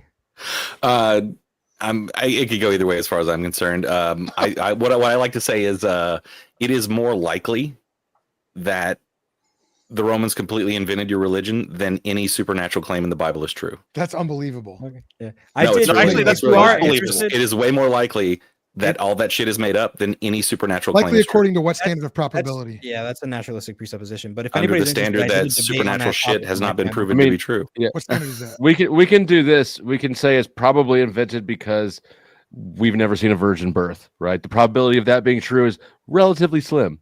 Is that an internal critique of Christianity? It incorporates reality into it. So I don't know if you consider it an internal or not. Probably not, Well, because by reality would have to be external, right? Right. So if by an internal critique of Christianity you mean that I have to believe with the impossible shit you believe in For the sake of argument, yes. If you want to internally critique and show a logical so see, contradiction, of course. then you're not doing an internal critique either. You're saying I have to accept your belief For the sake of argument. Grant the paradigm in order to critique This it. is Yes. this is a That's justification. What is knowledge? Alex, what is knowledge? Belief. Justify. I'm addressing the justification of believing in Christianity versus the justification of believing that it was probably just invented. Go And ahead. we can reference particular tenets within Christianity, like virgin births, and say this is probably a good reason to believe that this is make-believe. You think that the virgin birth is a logical contradiction in Christianity, in which God rules over all and can do all that he pleases? You think that's a logical No, it's not an contradiction within internal logical Christianity? contradiction. It Correct. is a contradiction with reality, our shared That's an experience. external critique. You're assuming things about reality. Okay, that's that we fine. do It's an not believe. external critique. It still We don't- supports the point he It's made. not internal, so who the fuck cares? Well, Joel, you could So make the you're same argument solipsistic then, supporting is all what the you're saying. Why pantheon of shit Greek would gods. anyone who doesn't believe in it give a shit about an internal critique? Because of the impossibility of the contrary. Because if you don't believe it, you Demonstrate can't the do anything at all. impossibility of it. That's what you've been That's asking. Oh, what you we've guys been are doing. solipsistic. Demonstrate the fucking That's possibility of solipsism. it. That's That's what we've been solipsism doing right this there. entire debate. This is perfect Can you solipsism. tell me what you did against phenomenal conservatism then? Corinth, Fifth time I'm hello. asking. Fifth Corinth, time I'm I'll give asking you the for the PNL. impossibility of it in this given debate. Phenomenal conservatism gives you justification. Phenomenal Phenomenal conservatism doesn't conservatism give is you a justification. justificatory theory. You gonna listen or no? Does it give Yeah, you I'm listening. justification for I'm listening knowledge? right Yes or now. no? The P and not P is phenomenal conservatism gives you justification. Phenomenal conservatism doesn't give you justification. P and not P. Okay, so God exists and not God exists. Focus Therefore, on that's a the- Well, no, contradiction that's on what God you exists, believe about retard. phenomenal conservatism. No, it's not, you stupid retard. So this is why I can said you're phenomenal the 80 IQ one. conservatism- Shut up. Stupid Asking and Joel. retard. Shut up. Jesus. I'm asking Joel because he's Something a you're back. retard, Alex.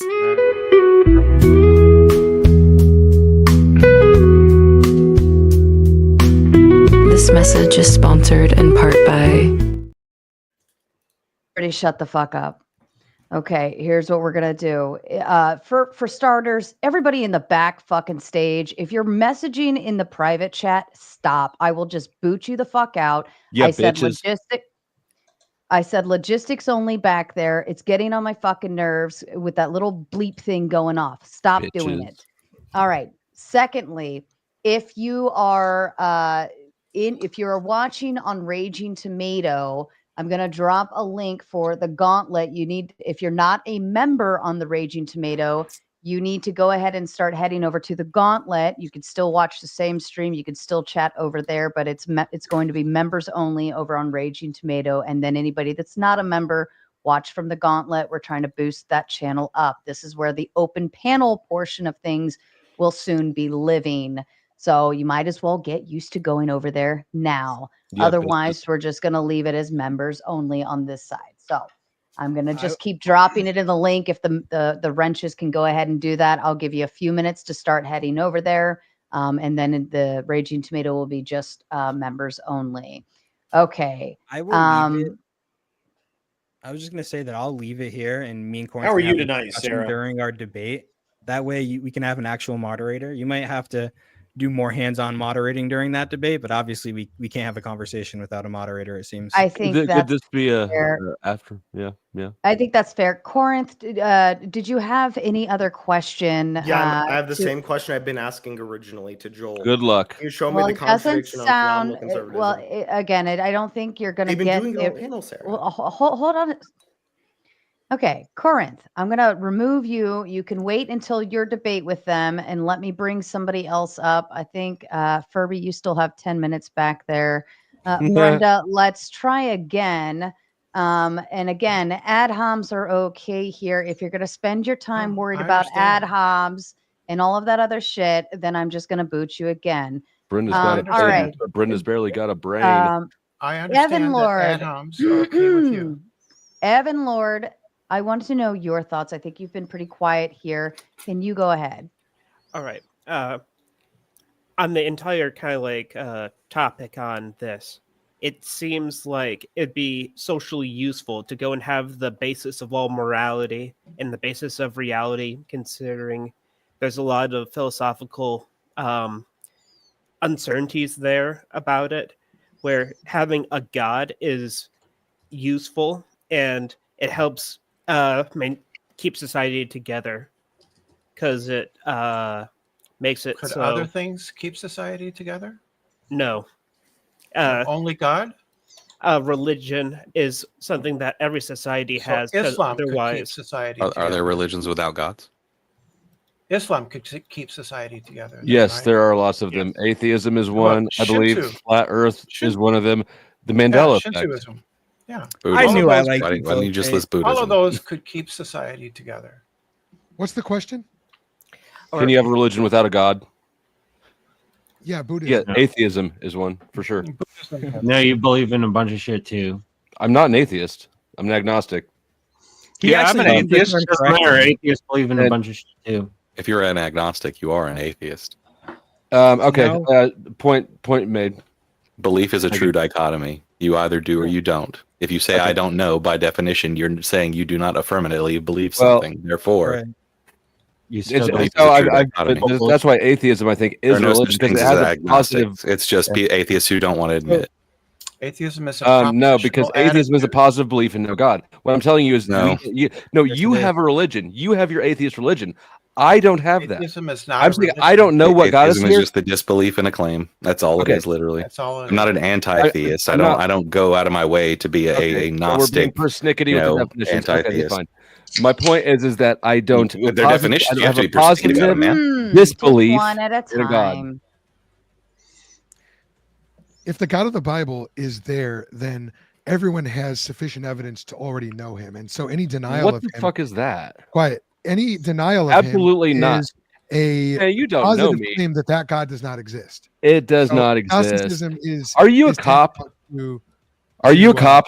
anti-theism. Hold on, Flo. Quiet. Let him finish. He told me to be quiet. Is he a cop? I want to know if he's a cop with that mustache. I just made a That's really good porn argument. stash. That's a porn made a really stash, good- not a cop stash. No, you made a really circular argument. Are you a porn star? No, that wasn't a circular argument, I don't think. But even if it was, what's wrong with circular arguments in your worldview? In your worldview, like anybody likes circular arguments. What's wrong with circular arguments on Wait, your hold on. worldview? Does God dislike circular arguments? God dislikes fallacious arguments.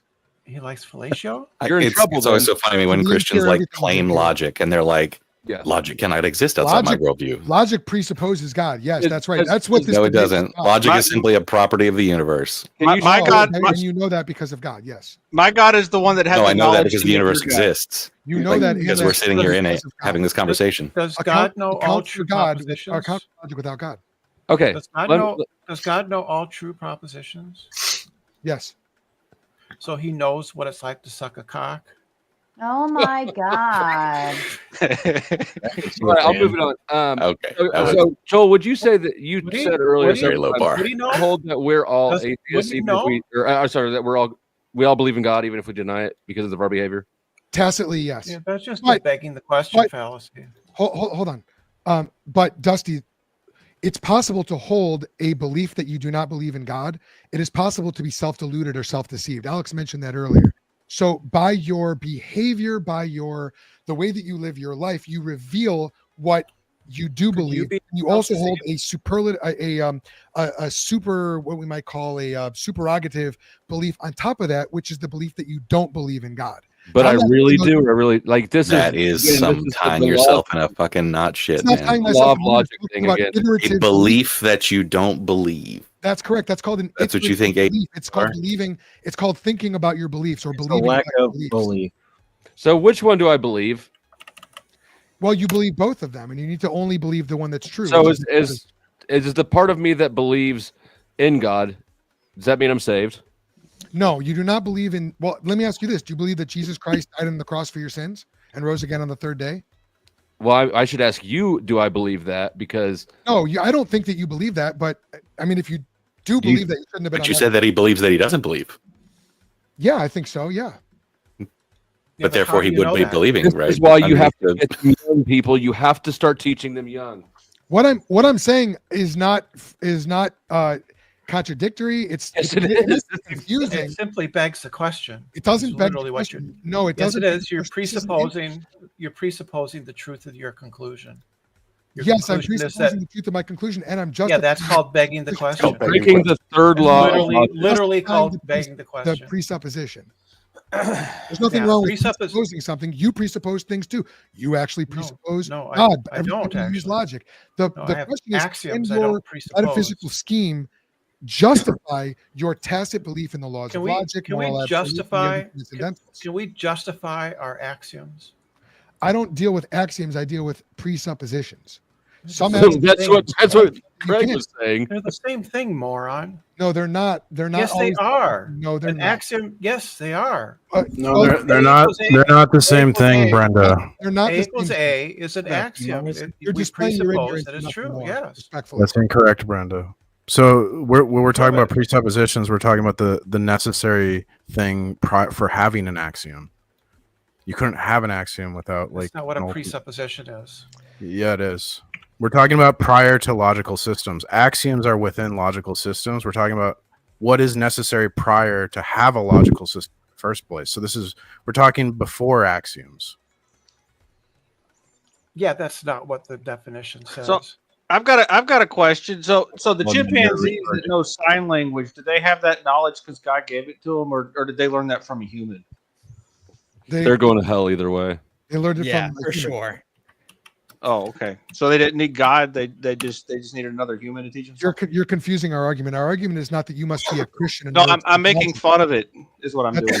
You're doing so in a confusing way that reveals your ignorance. So no. I'm being ridiculous because your argument's saying that you can learn language.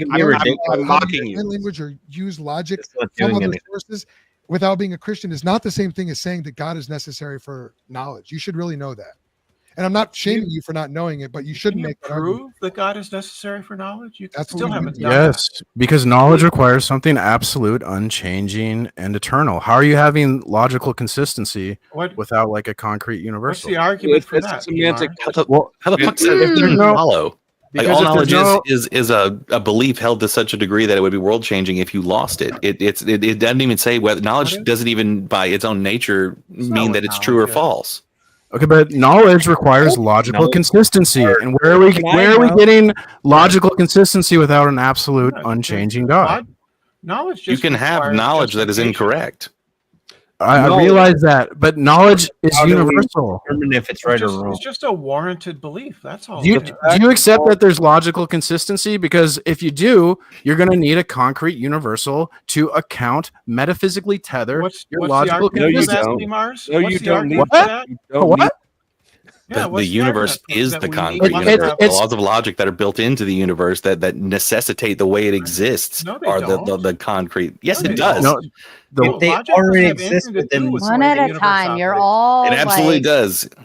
Well, I was told this is a dumpster fire, so yeah, but nobody can like hear a anything of what anybody is saying if you keep like talking over each other. Mulder. So just be reasonable. Not to mention, Brenda, when you ask for an argument for P1, that's a loaded question because you're assuming arguments are possible without reference to God. We're saying that God is necessary for arguments. So when you ask for an argument for that, you're assuming that arguments are possible without reference to God, which is what's in question.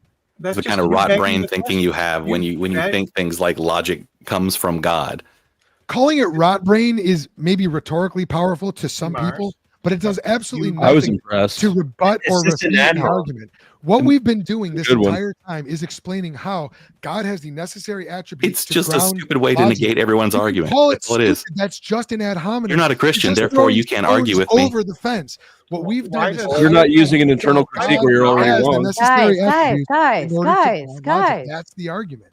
You can't You just guys- say it's stupid. You have to provide an argument, a justification for You your haven't given an presupposition that argument logic yet. is possible. This You is have to this. give an You're not understanding. We all bring metaphysical baggage to the debate. Everyone does. Now the question we're asking is, whose metaphysical baggage can make debate like possible? Do debates make sense according to your own metaphysics? And we can demonstrate that only on the Christian metaphysics could we actually debate, and it's like makes sense. It's Okay. totally inconsistent All right, and, Mars. and Okay. contradiction Okay. to debate I on any hear you. non-Christian metaphysic. I hear you. Go ahead and make that case. Right, because arguments Go require ahead and something make it. absolute. We That's need you're something. just restating the claim. Make your case for the claim. Yes, debates require You're just objective. restating the claim. No, I'm not. I'm talking about the Oh, argument okay. has to do with the presuppositions to make a debate. So to make a Yeah, debate, so we're going to make need. the Hold on. argument. Is Oh my it possible for us to have a debate or to have an argument about which Pokemon would win? No, we need objective truth to have in a debate. If there's no I hear you objective stating truth that. that we share, there's no point. If we're all in our own little truth Can bubble, I ask you a right, question? all right. Why are you yelling? Yeah. 'Cause he's We angry. can literally Um, all hear everything of what you're saying, but because you're I'm just yelling, too it close to comes the out mic, my even bad. worse. Well, maybe you should chill the fuck out. Because he's too pissed close off to because the he's All right. crying little bitch. Sarah, Mhm. Sarah, I'm actually gonna call it a night. This is entertaining, but it's not that entertaining. I'm informative. sorry. I would All love right, to well, I talk guess I better go to bed Looks too. like a cool guy. No, Stay di- long. Now you stay and argue with your little friends. Okay, you don't want you. So you don't want me to come to bed now? Oh my god. this is what a proposition You know, is in atheism. Flow Wash State it. has this Oh, weird Get obsession. your jammies and your toothbrush and toddle along. Who said that? What? I don't know. What's your name? Grid See One. little bubbles Motorsports? light up. So the avatar. Yes, I am Grid One. I would love to talk to you sometime. You look like a cool guy. Well, thank you. I appreciate that. Normally, I would. It would be great if we could actually talk, but you guys are just yelling at each other, and you're saying the same things over and over and over again, and that's not. It's a Look, I defense support your tactic. right to do so. I think you guys are having. I think you're all great. Who do you think won? It's really interesting. It's really interesting to me that we have so many atheists up here at one time. That's really impressive. Who do you think won though? Before you go, None I'm of sorry? you won. Yeah, You're all white belts. Can You're you all just white belts? listen? Shut up, Grid. Who do you think won? Who do I think won? The guy who's cool.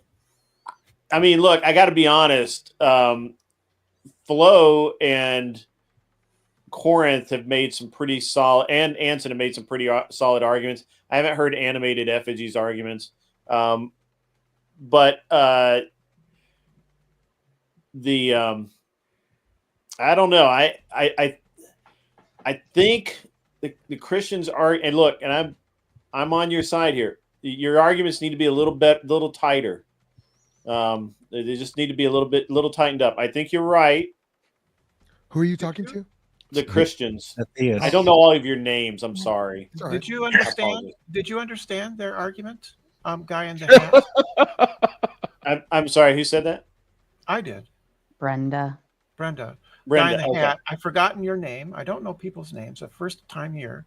yeah, Did you Sarah leaves the understand- comments all the time. Did you understand the theist side of the argument? I understood both sides of the arguments. I've heard these exact same arguments over and over for the past 2 years. What so was I'm what really was familiar. their justification for their first? It's the same as it always is. Which is what? That if you without a eternal existing reference, God, you can't even have a discussion because you need that reference. You need that. But Otherwise, that's the it's just claim. your opinion. It's That's just the you know claim. your preferences. And I'm condensing this a lot. On the agnostic or man, it's late. Right. So they atheist didn't. side. Thank you, Yeah. atheist. On the atheist side, you make the same arguments to logic, and the interesting thing is it's really ineffective to talk about paganism and all of that. Although I liked Anson bringing that in, that was great.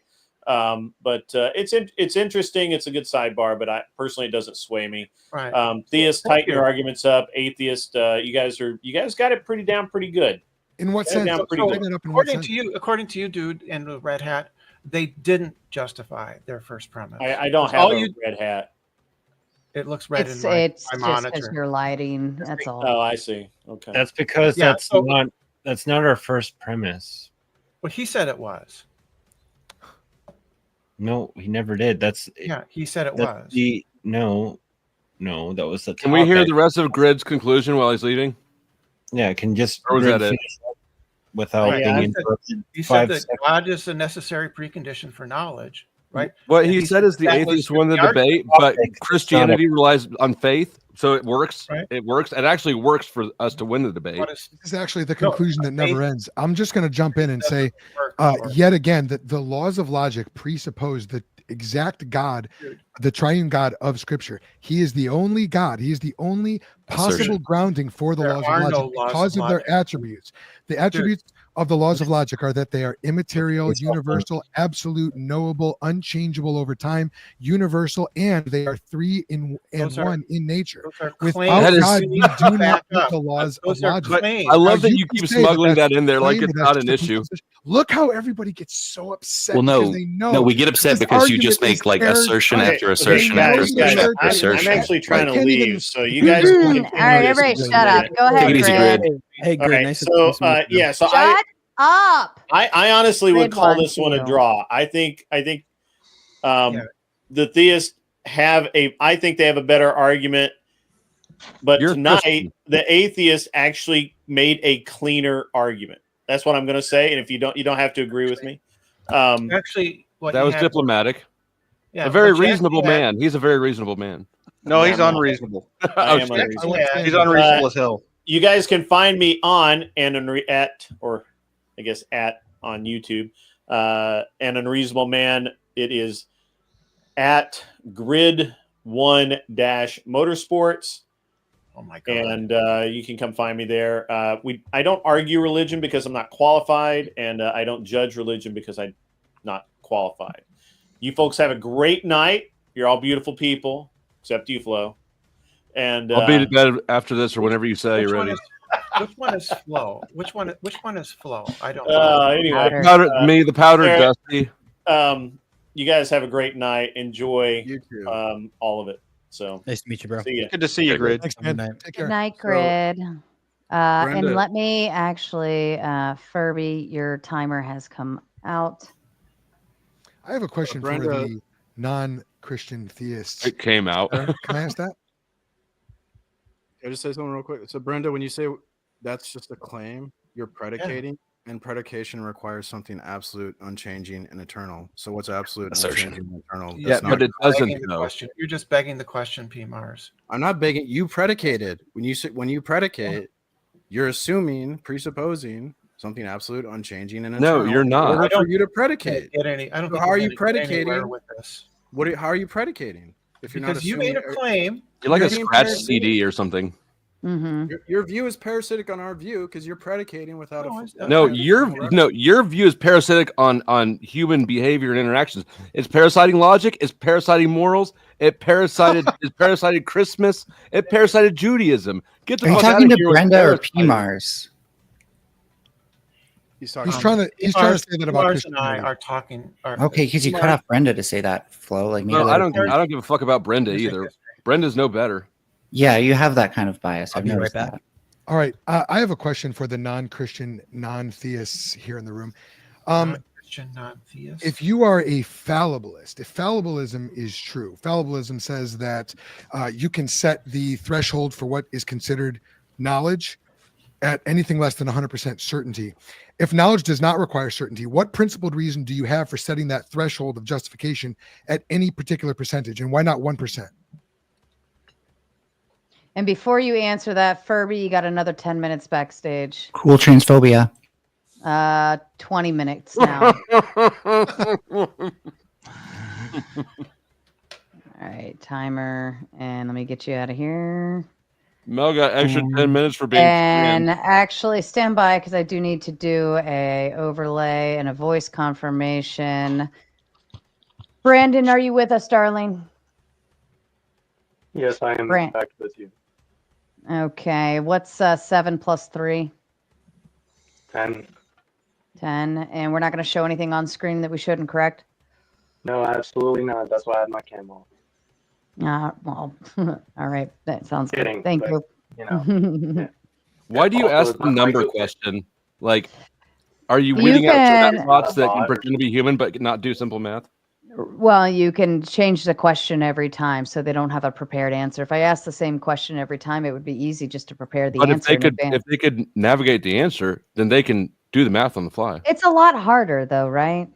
I don't know. Well, Sarah, I've been on your panel before. I just thought wanted to- you have. I thought the name on there looked familiar, but I never know. Yeah. That's okay. Is my mic okay though? I know sometimes like it. You crackles and are pops. kind of glitchy, actually. Gotcha. not I'll go on mute until I'm able to hop in. Okay. All right. So I just Jeff. asked, sorry, Oh, go ahead. yeah, go ahead. So Go ahead. are we free to go now? What is it? What is? How can you possibly say that logic is like this transcendent, immaterial thing? Wait, how does this respond to my question I just asked? You didn't ask a question. Sarah was talking. Did you not hear my question about fallibilism? Oh, that was. Could you say it again? Before she started talking. Yes. I'm it was- not a fallibilist, so you're talking to somebody Well, then else. if the shoe doesn't fit, don't wear it. I specifically was talking to fallibilists. All right, I'll ask it again. If fallibilism is true and knowledge does not require certainty, what principled reason do you have for setting the threshold of justification at any particular percentage, and why not 1%? And Well, Alex, what is- this might have been a question that you came up with, or at least it was based on something that you said. What is the threshold? 100%. Yeah. It wasn't that in the beginning, both of your opening statements, it doesn't have to be 100% to be knowledge. If you listen For after carefully, the debate. Reasonably, or was it justified? So there's first order knowledge and second order knowledge, which Joel got into in his opening. And What first was order your knowledge. definition? Well, the definition Justified of knowledge- reasonable belief. no, Well, no, no, justified justified true belief. Justified But true then- belief. Go ahead, guys. Alex. Okay, so just really quick, just to clarify, in my opening statement, what I did was I defined knowledge. I agreed with my partner's definition of knowledge as justified true belief, and then I offered an option for a second tier level of knowledge, which is warranted true belief, which a fallibilist could assent to, but only with certain caveats. So my question is, for the fallibilist, and I wasn't saying that I agree with fallibilism, but I was saying that I think it can be reasonable in some cases to say I have knowledge based on the deliverances of my truth-seeking faculties, only because of my prior belief that I have reliable truth-seeking faculties that are operating in a propitious environment according to a design plan. So that's more of a colloquial definition of knowledge. But what I'm asking is, for a fallibilist, why would we say that something is considered to be knowledge that is less than 100%? And why couldn't something that is only 1% certain be considered knowledge? And if it can be or can't be, isn't that just an arbitrary limit? So now that you're done spurging, let me just Come on, correct man, you. that was a very reasonable Let me question. just correct you, because you just done a big word salad and you buried It wasn't the a lead. word salad. Those were Right? crispy. Yeah. That was a word buffet. That was a word gourmet. Stop. That was All a right. word buffet. Having a justified true belief is not 100% certainty, man. It's just having sufficient evidence or reason to believe whatever your proposition is. You're confusing 100% certainty with a justified true belief. Oh, really? You were seeing fallibilism with that. Because the level of justification is where infallibilism distinction comes in. Look, if you just have good evidence and reason to believe a proposition is true because you've gone through the process of studying it and you have a brain, right? And you do all of the what was it, syllogisms or whatever it is you philosophy fucks like to do, right? Then you've got to justify true belief, right? But it's not certain, right? People are wrong. So people are wrong. People make mistakes. You're people. And even your belief in God is fallible, right? So answer my question. But Anson, I can answer it. As long as you have good evidence, how do you qualify good evidence? Oh, okay. I'll give you 82%. There. Are you happy? It doesn't matter what number I use. It's irrelevant. Right, so it's arbitrary. That's what Joel's point was. It's fucking arbitrary. Yes, but having a justified true belief is not 100% certainty. And it's also not arbitrary, and you can have justified true beliefs and not be 100% certain, and that's okay. I'm sorry, you literally just said I'll give you 82% as a number. I was messing with you because hold on. Brandon, your mic is popping. I'm gonna give you like 2 more minutes to finish, and that pussy ain't. No, you're good. I'm gonna try and fix it. On the StreamYard, for some reason, my mic is always popping. Mics dries women right up. Let's maybe try turning off echo cancellation and reducing the mic background. Or sometimes just that works. solve your audio issues somewhere else. All right. If you're using something other than Chrome, Firefox sucks on. Okay, why don't we all just tech support him right here? Let's go. We did that. Have you tried turning off your computer and turning it back on? Try blowing in the cassette. Oh my God. Yeah. Oh yeah. Oh, you're showing your age there. I am. They quit blowing in them by like Nintendo 64. That shit was done. Yeah, and it never even worked, really. Yes, it did. Okay, but would you ever do the tap on your head thing too? You blow in the slot and then you tap it on your head twice? No, I didn't The know real that. trick when it can't load. Tech supporting me. Can you tell me whether or not my mic is? Hold on. So don't do anything. Don't do anything. All right, now try talking. Oh yeah, I was saying, Dusty, since you're tech supporting me, can you show me whether or not it's better, or tell me whether or not it's still bad? It's still bad, homie. Well, maybe I'll just have to turn my earbuds off and then come in my. It sounds better now. It sounds better. It's a little bit better. It's 10. Actually, it's tolerable now. Let's just roll with now. 82% better. Yeah, I'm 82. I'm afraid that if you 82% better. Yeah, but knowledge. I mean, knowing something, right? When somebody says they're knowing something, that's really just an emphasis. Because ultimately, if we're being real, none of us can know in that sort of a pure philosophical sense anything except for basically our existence. Hold on. Yes, even with a Christian worldview, you could be wrong about your religion. So this is what I've realized that Christian debaters do. They gaslight the fuck out of you, and then they supplement after they've gaslit you. They bring in a paradigm that is internally consistent, but has no attachment to reality.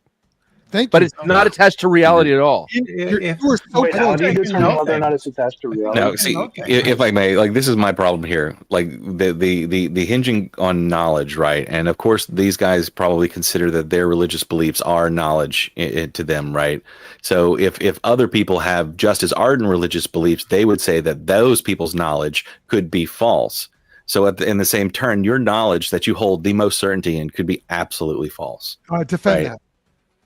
Because certainty is not knowledge. That's real quick. That's an assertion. You have to defend that assertion. No, well, I don't see. That's the thing. You guys keep. This is why you have to keep adding on the qualifier of true knowledge, because knowledge is just a belief that has some certainty in it. So you keep adding true, and I think it's disingenuous for Christians to add in truth, because in my in my worldview, true is that which comports with reality, and I know you guys believe that truth is that which is. See, comes from God. Effigy, what they're doing is a word concept fallacy. What they mean is dogma instead of truth. They have dogma. Study epistemology. Make a claim and then not defend it when someone says defend that claim. If you make an assertion, you have to defend it. You said that functionally all religious claims are epistemologically equivalent. You have to defend that claim. And if you want me to put that in a way that's not quote unquote word salad, which is actually a word steak because it's so nutritious and good for you, amazing. You get a W for that one because that was funny. Thank you. What I'm going to say is this: back it up. You made a claim. Back it up. Back that ass up. I'm still eating that steak. That shit was good. Well, no, my example is simply that people who have religious views consider it knowledge. And then from your own worldview, you would consider everyone else's knowledge to be not true, even though they hide it to just his degree. That's because they confuse certainty with knowledge. No. When you say certainty, we're Well, not. this is kind of FPG's whole. This is kind of FPG's whole mo. He'll assert a bunch of things, won't actually back them up. And here I feel that's exactly what just happened. Then back up your claim. You asserted something and then you didn't back it up. Exactly. All right. And let me read a few more super chats from earlier that I didn't get to. I had to actually kind of skip through some of the $5 or less, only because if not, we would just be sitting there reading super chats. I'm taking up. Personally feel like came in with the $5, said Joel feeling like a freight train, first one to complain, leaves with bloodstain.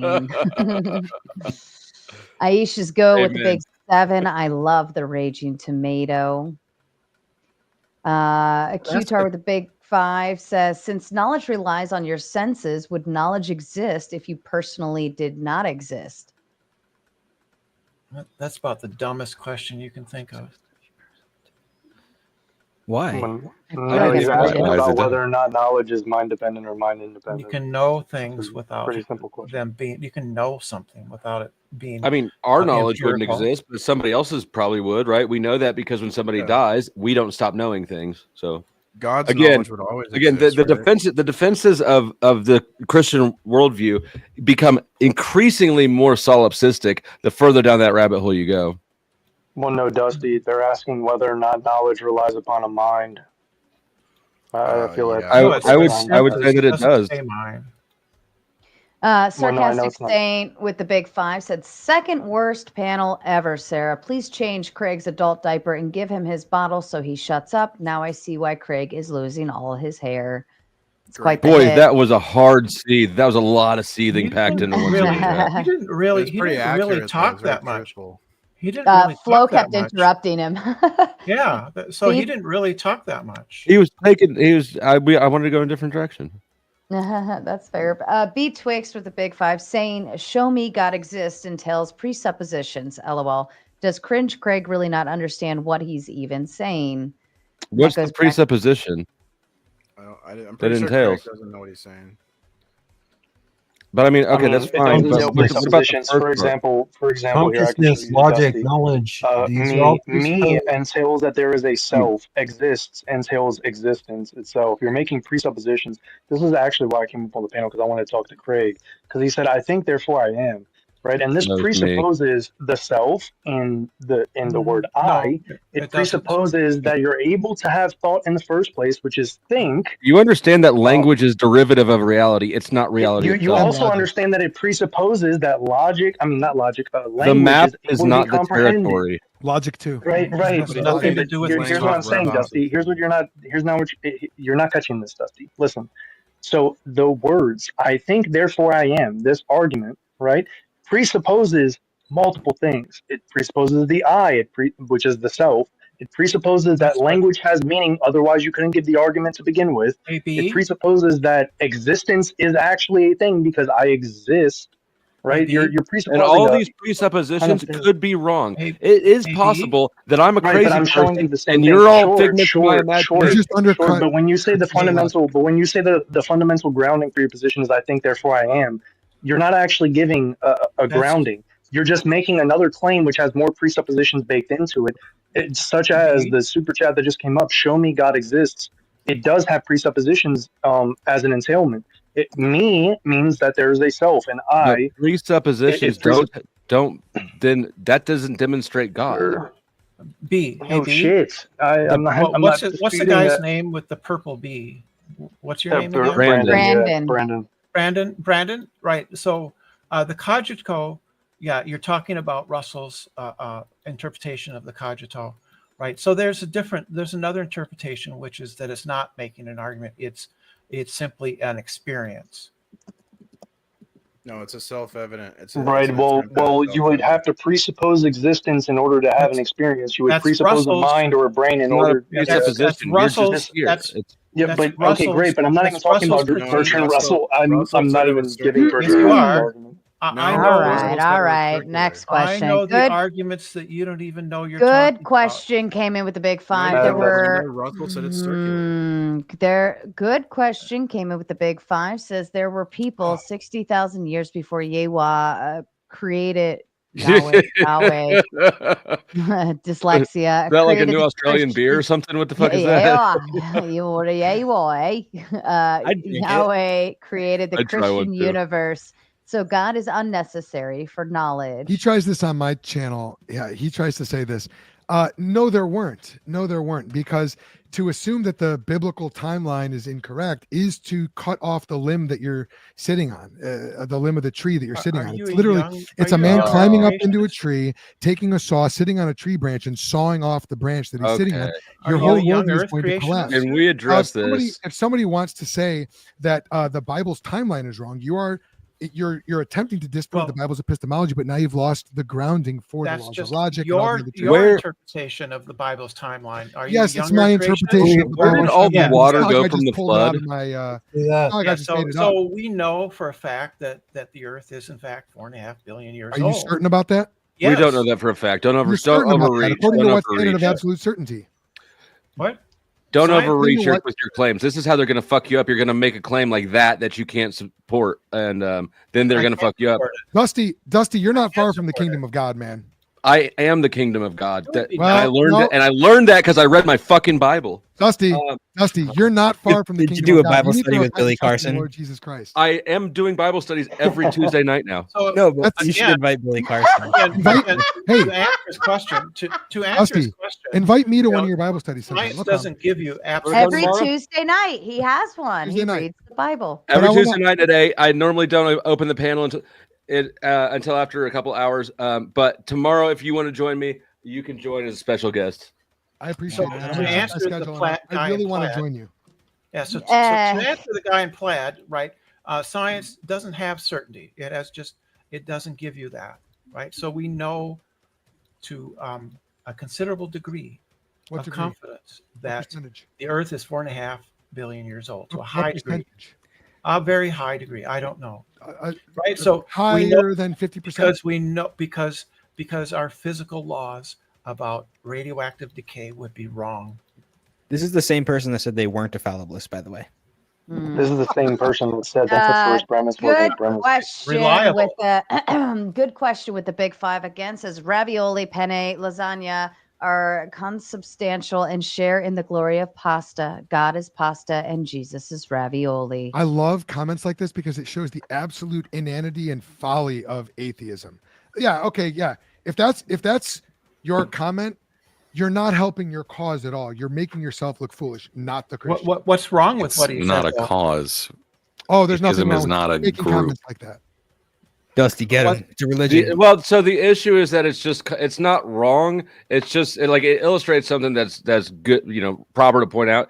It just does it in sort of a tacky way. Like, at least be creative with the insults. The spaghetti monster's played out. No, so what he's I saying, goodness, agreed. what he's Yeah. saying is that if God's nature, right, is part of the Trinity, then all of the parts of the Trinity share the same essence, which means There aren't they parts of the into Trinity. one. There aren't parts of the Trinity. That's his That would be criticism. partialism. How did partialism. Brenda? How did you determine the margin of error? I want to hear this argument. Yeah, How there did you aren't determine- parts of the Trinity. Oh, my No, bad. they're not parts, they're persons, but okay, we corrected No, not that. part. No, Go ahead. yeah, parts is partialism. Andy Not to be with the confused with big beings. Andy with the big five says death is the separation of the soul from the body. It is not the cessation of existence. Therefore, God can die when he takes on human nature, soul, and body. Correct. Q-Tard with the big five. Hey, Britbong, don't bring up the 3-5 clause when you have absolutely no understanding as to why it was implemented that way. Aisha's go with the big 7. Craig is a presupposition to assume something is evil.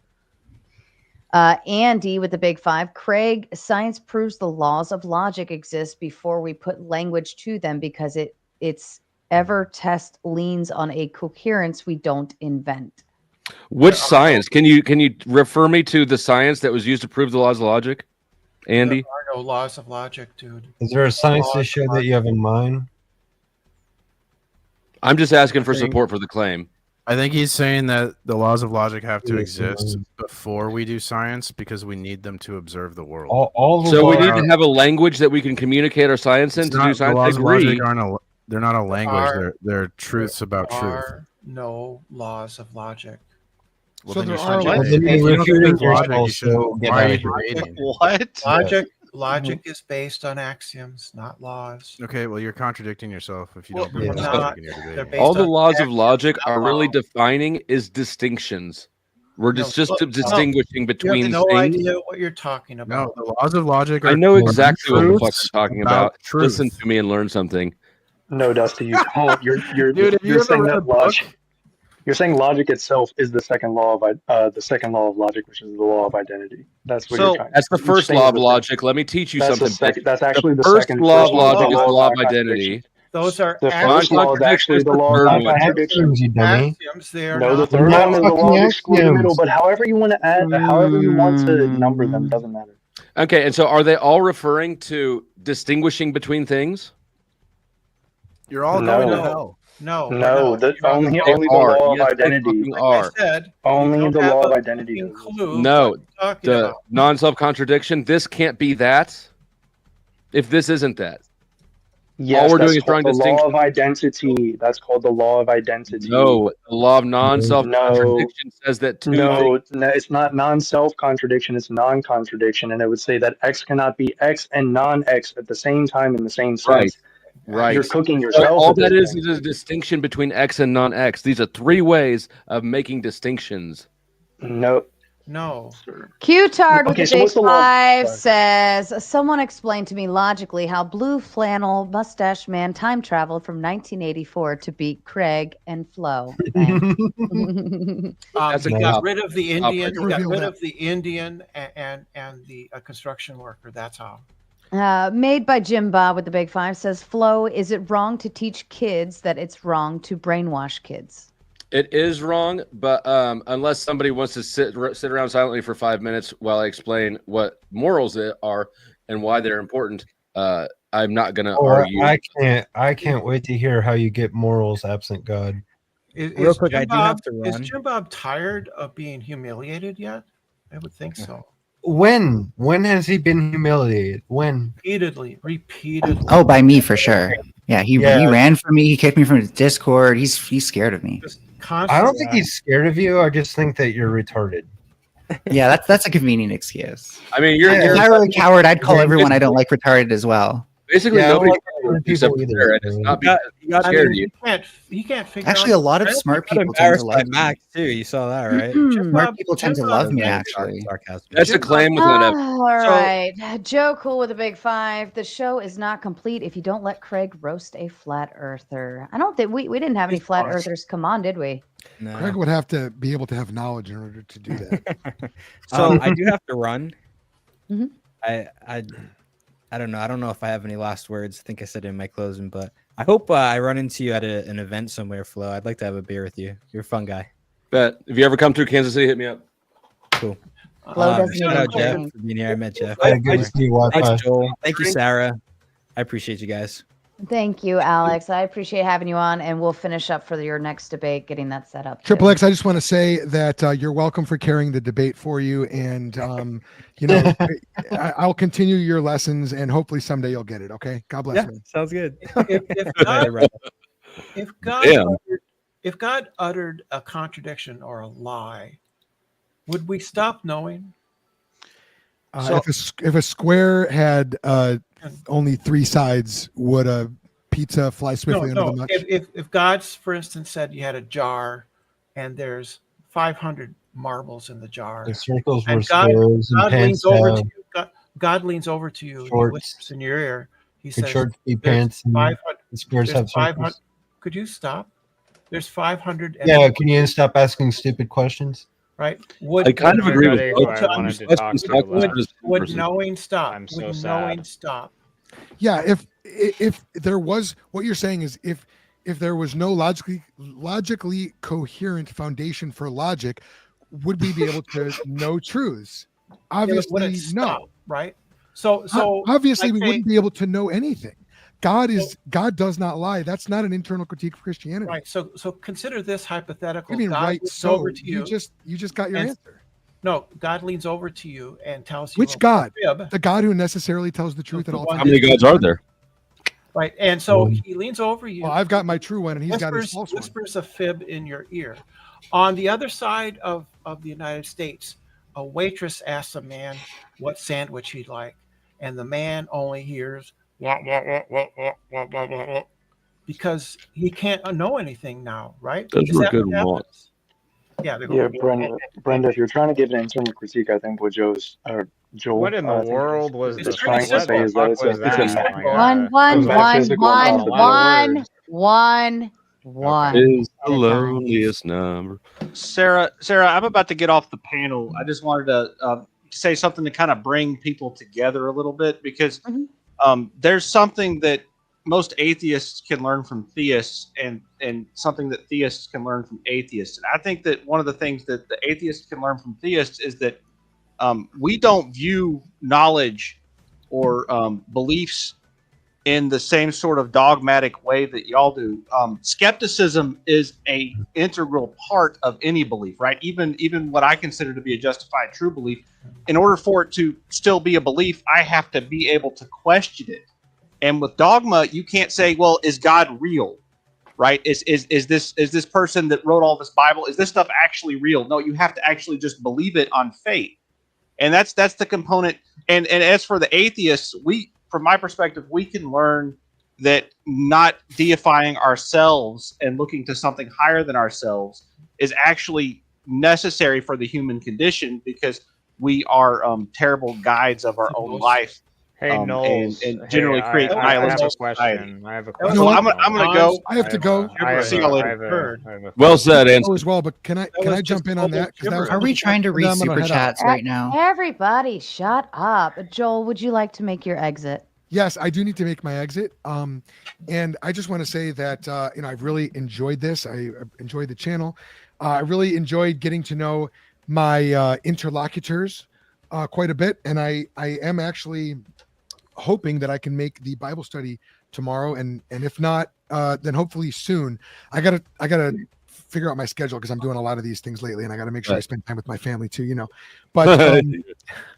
But no, I really enjoyed this, and to the point about not deifying ourselves, I think that that's such an important point, and I would be very remiss if I didn't leave you with this. The very same Bible that I've been defending all night is the same Bible that says that each of us falls short of the glory of God. We all sin. That's why we have all these debates and these attempts to try to keep God at arm's length. The Bible says that the wages of sin is death, but the free gift of God is eternal life in Christ Jesus our Lord. Jesus Christ really is a historical person. He died on the cross for our sins. He was buried. He was raised to life again in accordance with the scriptures, and he is currently reigning from heaven and holding the universe together. And anyone and everyone who trusts in him will be forgiven of all your sins and will receive eternal life. That's why we do these debates. It's not simply to score rhetorical points. It's not simply to build our channel. And that is truly the You realize he has two sides. He's making an exit statement. He's doing it scandalous. I see you. I'm gonna call you out if you leave. Doesn't matter. It doesn't matter. You can Call say me out. everything You don't think I want came here to afterwards. preach? That I've been saying from the very moment I got here. I've got one God. I want you to know him. I want you to have eternal life in Christ Jesus. People don't like hearing that, but someday, Dusty, I hope that makes sense to you, and I hope that you receive the same eternal life that I received from Jesus Christ. Call me out on it if you want, but I came here to say that. So, God bless you guys. I mean that. I'll see you later. Joel, do you want me to share your email with Flow State, Dusty? I sent him an email. Yeah. I sent him an email. Oh, great. Oh, Awesome. thank you. I appreciate Boys that. are all set. Yeah, Gentlemen, Sarah, you have did a wonderful- fantastic job tonight. Thank you so much. I truly appreciate it. No problem. You guys are fun. Thanks for having me on. You earned it. Bye. Bye, Joel. All right. Let's see. I got to do a voice confirm. Oh, wait. Joel, I got to remove you so that, and you, it looks like you're going to figure out your channel over there. Eod. Hello. Hello. Are you with us this evening? I am. It's EOD. Are you going to show? Hold on, Flow State, please. EOD. Perfect. What is 2 + 2? 4. All right. And are we going to show anything on screen that we shouldn't be showing? No, I'm not even going to turn my camera on. If that's cool. All right. That's perfect. Thank you so kindly. All right. We're down to a lot of avatars this evening. I disagree. I'm on camera. I'm actually in the lab. I'm in the lab that I was created in right now. I'm actually Emo JD Vance. That's actually me. Let me read through a couple of these if you guys don't mind. Aisha's go with the big 7. I love tomato. Yes, I love that you love me. Noah with the big 5 is God. If God is obsessed with everyone being circumcised because he wants to be the only one to experience Dahaki. Fuck. Oh my God, that's fucking vile. I love that. I should read these beforehand. Holy shit, that's oh my God. Even I feel like that's a little bit blasphemous or something. That's just your homophobia talking.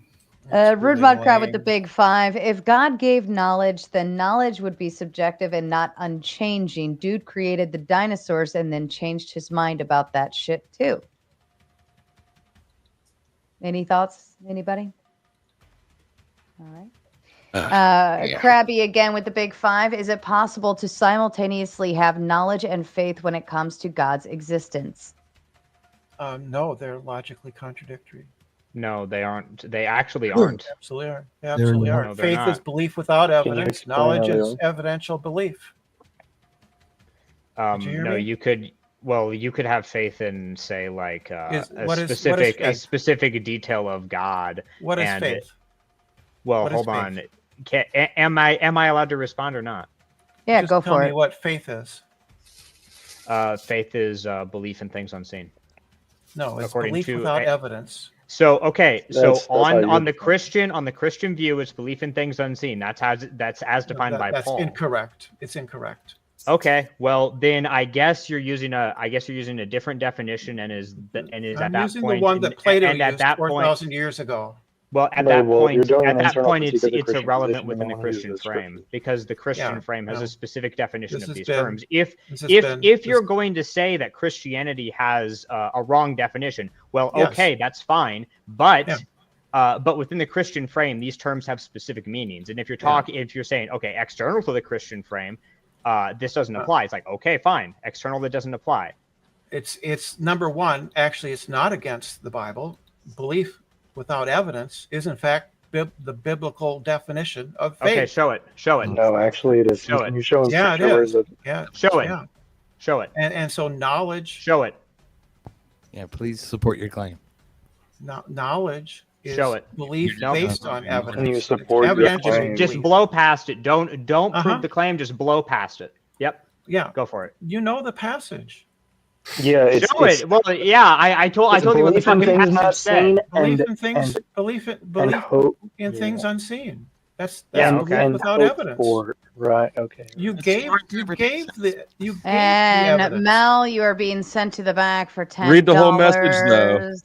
Okay, he says, "For it was my transphobia, not my homophobia." By Mel. I just want to point out, like, you're really obsessed with me. You have footage of me and shit like that saved for me. Like, thanks for being such a fan, Flow State. He's a big fan. All right, to the back. You got 10 minutes. And then let me also, I wanted to read a couple other cash apps that came in from Bane Bear. With the big 15, tonight was fun to watch. Kudos. And tonight was very thought-provoking. Thank you, Bane Bear. We appreciate you. And then let's see. I've got... You still got Rude Mudcrab on the screen there with the super chat. You don't say. That's what I'm saying. You don't say. I think it was a polite way of pointing out that, like, when you leave comments up for fucking ever, we don't know who's who. I don't care. You'll live. And no, then, okay, we'll just have to keep asking you and interrupting and asking and interrupting. Aisha's go with the big 7. If you want more interruptions, then that's fine. Aisha's go with the big 7 says never question Sarah. Thank you. The goat knows. Aisha's go again with the big. The Big Show. You should go again with the Big Seven. Says Melanie didn't give me if they are.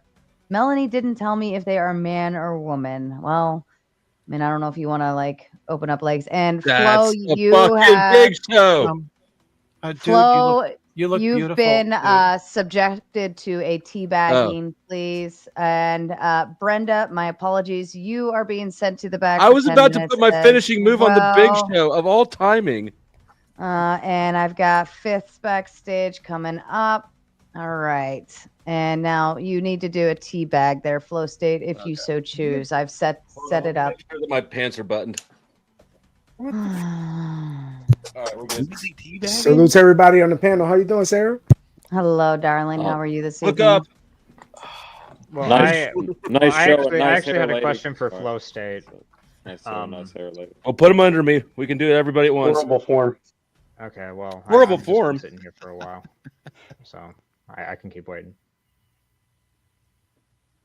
All right, great. I'm asking.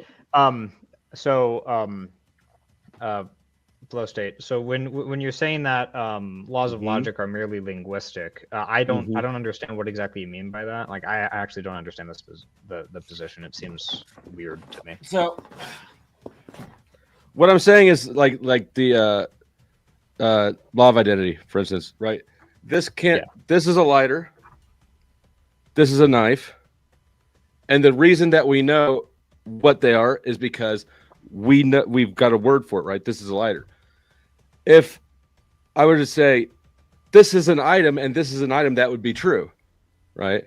But the reason that this can't be a lighter is because we've defined what a lighter is, and it's one of these, not one of these. See? Well, wait a minute. You can't start a fire with a knife. What? Okay, so the issue I have with this is wouldn't well, like just things in the natural world, wouldn't things like the collection of atoms that refer to as a tree all exist prior to the linguistic concept of the numbering of letters and the phonics of tree? Yeah, the things that exist do exist prior to the language that defines it, but the law of logic is specific to the language application in describing reality. We could say that's a tree, but we could also say these are plants, right? So we're really just talking about how we humans conceptually divide things at the end of the day. And so if we can't, the law of identity, for instance, we have divided things in a way that this cannot be that, because that's not how we've divided them conceptually. But that division line is relatively arbitrary as long as it complies with its own definitions. I can understand where this goes to like a degree. Like, well, first of all, this seems like a postmodernist critique, and that's not a criticism. I actually like postmodernism, but so I'm biased in favor of it. But the other thing is that like it seems to me that, you know, trees, the set of objects that we call trees would be prior to human language distinct from the set of objects we call rocks. Like, and that would seem to indicate that, like, the law of identity and the law of non-contradiction, at least, I actually don't really understand the third one that well, would apply prior to human language. This is why I call them properties of the universe. And it's not merely a conceptual, or sorry, but look, linguistic. But we can use that example, right? If you say a law and a tree are different things, or I'm sorry, a tree and a rock are different things. A tree cannot be a rock. That is accurate because we're using the words tree and rock. But if you say that's Yellowstone National Park, now we've got both objects within the same definition, and it's correct. So we're playing with words. That's not what he's asking. But the understanding that underlies the words had to exist before we had language. When we were just cavemen grunting at each other, we could still understand that's a saber-toothed tiger. We're referring to real things. And there are real. That's where the law of identity comes from, right? If hydrogen wasn't hydrogen, if it wasn't always hydrogen, nothing would have been able to build up from there. No other elements would have been formed from it. The fact that things are what they are and they can't be otherwise is the entire reason that the physical universe exists in its state. It's why it exists. This is why I call it a property of the universe. I'm not I making the effigy is same much arguments as more, effigy. I'm me and Adam uninterested never in make the same defending. I'm uninterested in defending effigy's position. I don't want to be lumped in with his claim here. I mean, it's a valid claim, and I don't actually have an answer to it. But I think that the further down that rabbit hole you go, now we're just talking about what things are, and the map gets confused with the territory I think a lot. what Adam is trying to say is that these things would still be these things. A tree could never be a rock, and a rock could never be a tree prior to humans existing to be able to describe these things. And so the laws of logic would still apply prior to the human conception of logic or linguistics or whatever. So you would have to kind of take FG's position if you are an atheist, and so far as their properties of the universe. I'm not an atheist, and I don't have to take Or shit. agnostic. I'm just. I mean, if you want to be more consistent, that's all. Yeah, no, I don't. I don't view. So I view philosophy and logic as tools for understanding reality. I don't try to force reality to comport to my OCD understanding at the time. That's that's a philosophical stance. It's a philosophical stance, but it's more humble and less solipsistic. Wait, whether or not I'm not sure if that's solipsistic at all. Whether or not a given view is humble or not is merely due to the disposition of the person. It has nothing to do with the view itself. Like you could, I won't. I'll concede that one entirely. I've tried to pull some bullshit, and you called that one.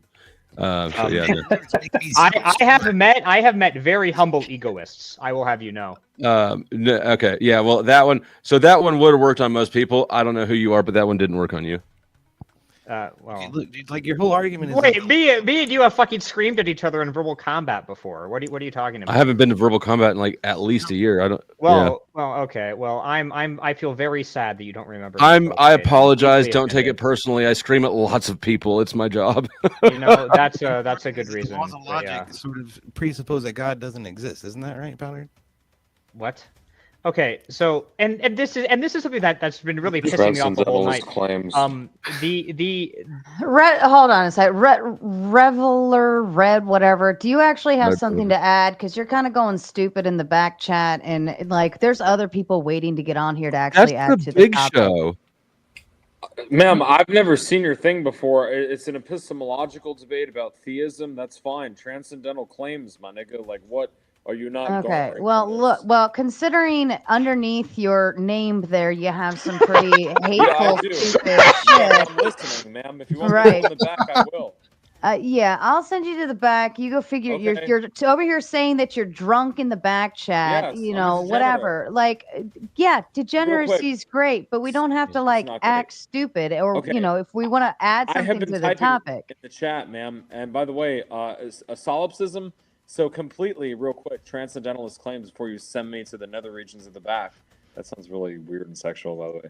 Anyway, there's nothing to prove there objectively. It's not like all three major Abrahamic religions are predicated off Semitism intrinsically. Like Jews took from Elohim from Canaanites intrinsically, and then Christians perverted that with their Yeshua.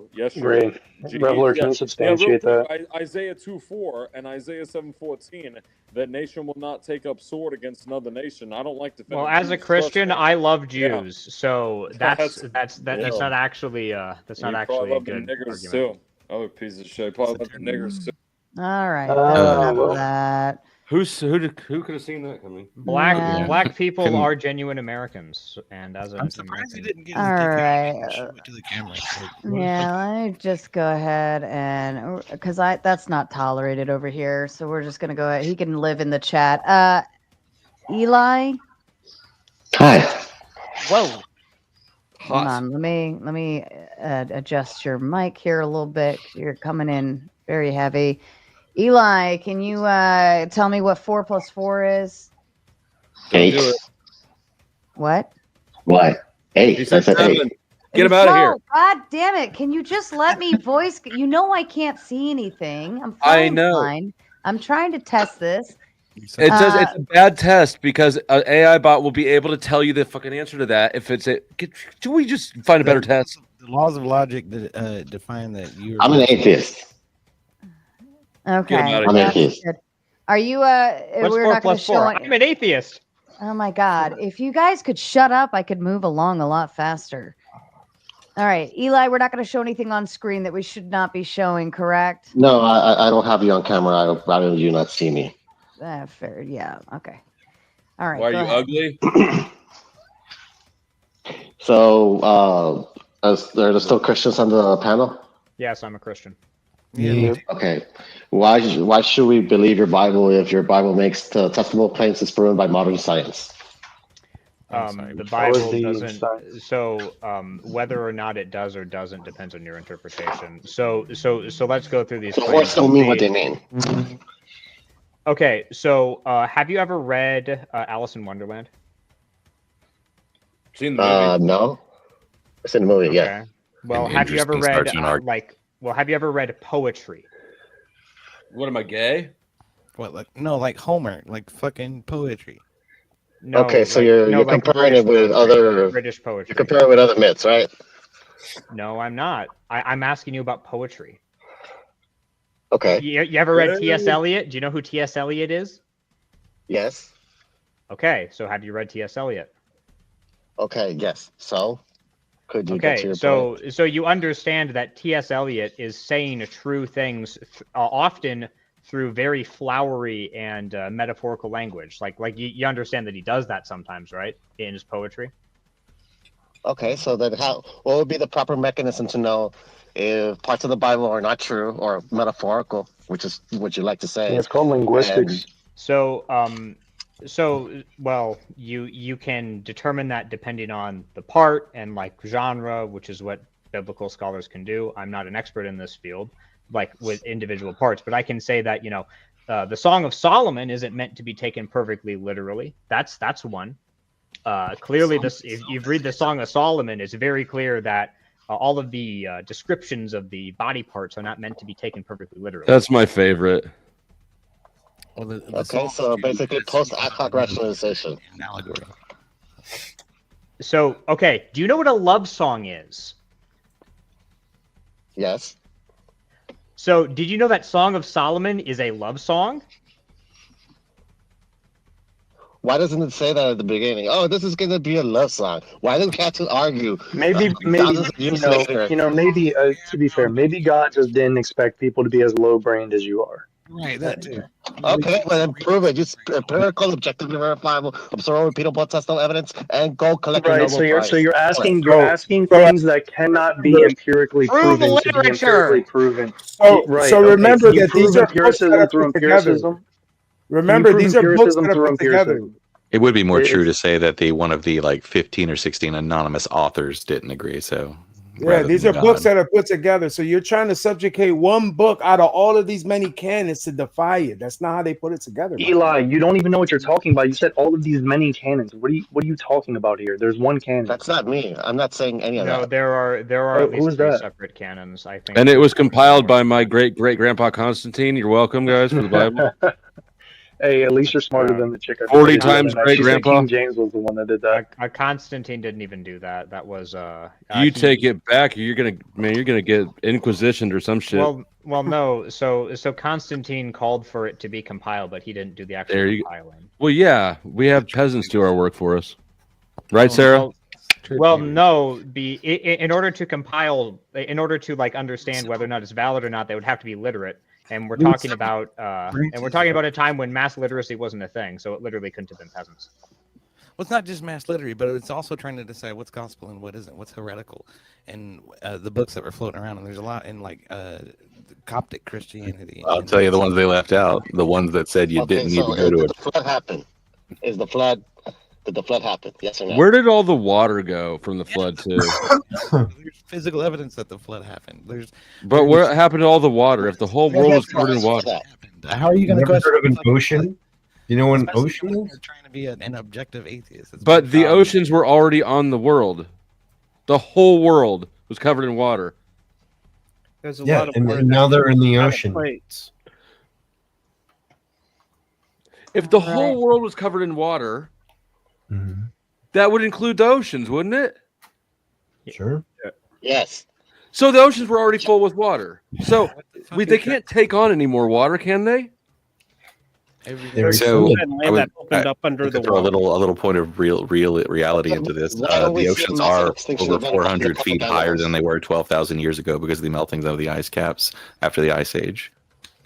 So in living memory of humanity, like past civilization, but in some kind of living memory, we did experience over an enormous amount of time a slow, massive flood that took away most of the world from us. Why can't we living on see it coast. in the genetic record? We can see it in the fossil record, and why can we not see it in the geological record?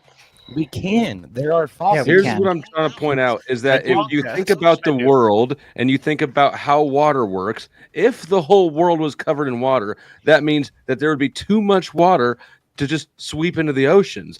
They would have to go somewhere, like out of the cosmos. Like how tides Yes, work? we would have to see a massive extinction event of all the aquatic Okay. animals. Okay, Which is so this water is go the up. world record. This is Water the go world. up. Just one at a time, please. If this is the Here, world let and me the explain whole something. thing is covered in water, that means the oceans are already full. There's enough water that the ocean has risen so that everything is ocean now.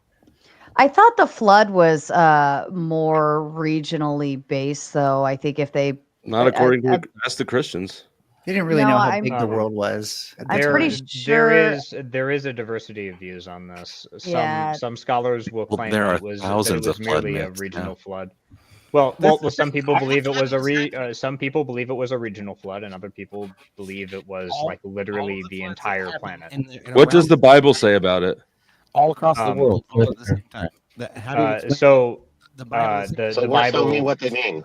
Well, so in terms of metaphor, yes, the words do not mean what the words don't mean literal meaning. If I say my wife is a statue, I'm not being literal. I'm just describing how hot she is because I think she's fucking hot. All right. A statue? Statue? Well, I don't know. You're a virgin, aren't you? Wow. You know what? I'm not. I never claimed to be They good at feel like poetry, for the sandbags, record. don't they? Tell me you're a virgin Okay, without well, telling whatever. me you're a I mean, he's not a virgin according to the Flower. statues. A flower, whatever. I don't fucking know. Don't fuck the statues, bro. Okay, so I have a no question. plans. Let's say you're going to build a big boat, right? A big boat. And you make Did my blueprints for it. transphobia wear off? Damn it. Maybe. And you want to build a big boat, and you're making a blueprint for it, right? Where do I write God in the blueprint to make sure I can build the boat? Like, if I don't have God there, I can't build the boat anymore. This is you just not understanding the argument, Melanie. Right, No, but that's knowledge. Like, you need knowledge. You need knowledge on boat building. You need knowledge on boat building. Same place on a blueprint as it is on a marriage license. Speaking of, where does it say on the blueprint? Jester all coming in with a Big Ten says, does Even Lord got anything to say? Even Lord. Oh, yeah.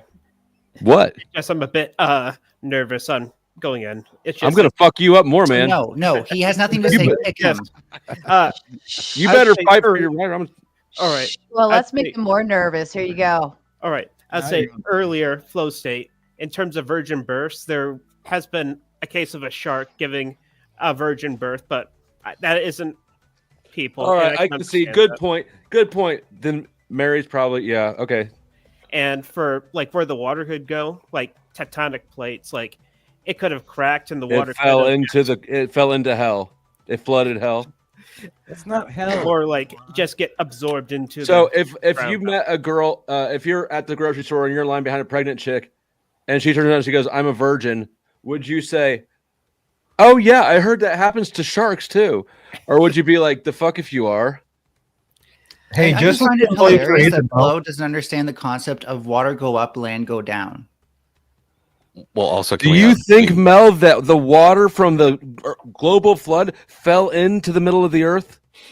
No. It Okay, froze into the ice caps. You would think that a guy called Flow State would understand more. Can we also about just water. comment on the fact of using a natural occurrence of parthenogenesis of a virgin birth to prove the possibility of that entire story being Yeah, snails a do lie? it all the time. That Snails do it all the time. Or a They natural must be- occurrence, then it, by definition, isn't an actual religious event. So. Snails do it all the time, right? So they must be like popping out Jesus Christ. Like we don't even know. They Although, just can't tell us. in that good they're faith, right. I will admit that yes, it actually is infinitesimally small percentile possible that a human being could just get pregnant. Yeah, fertile intersex person. It could totally happen. A fertile It doesn't have to be intersex. female.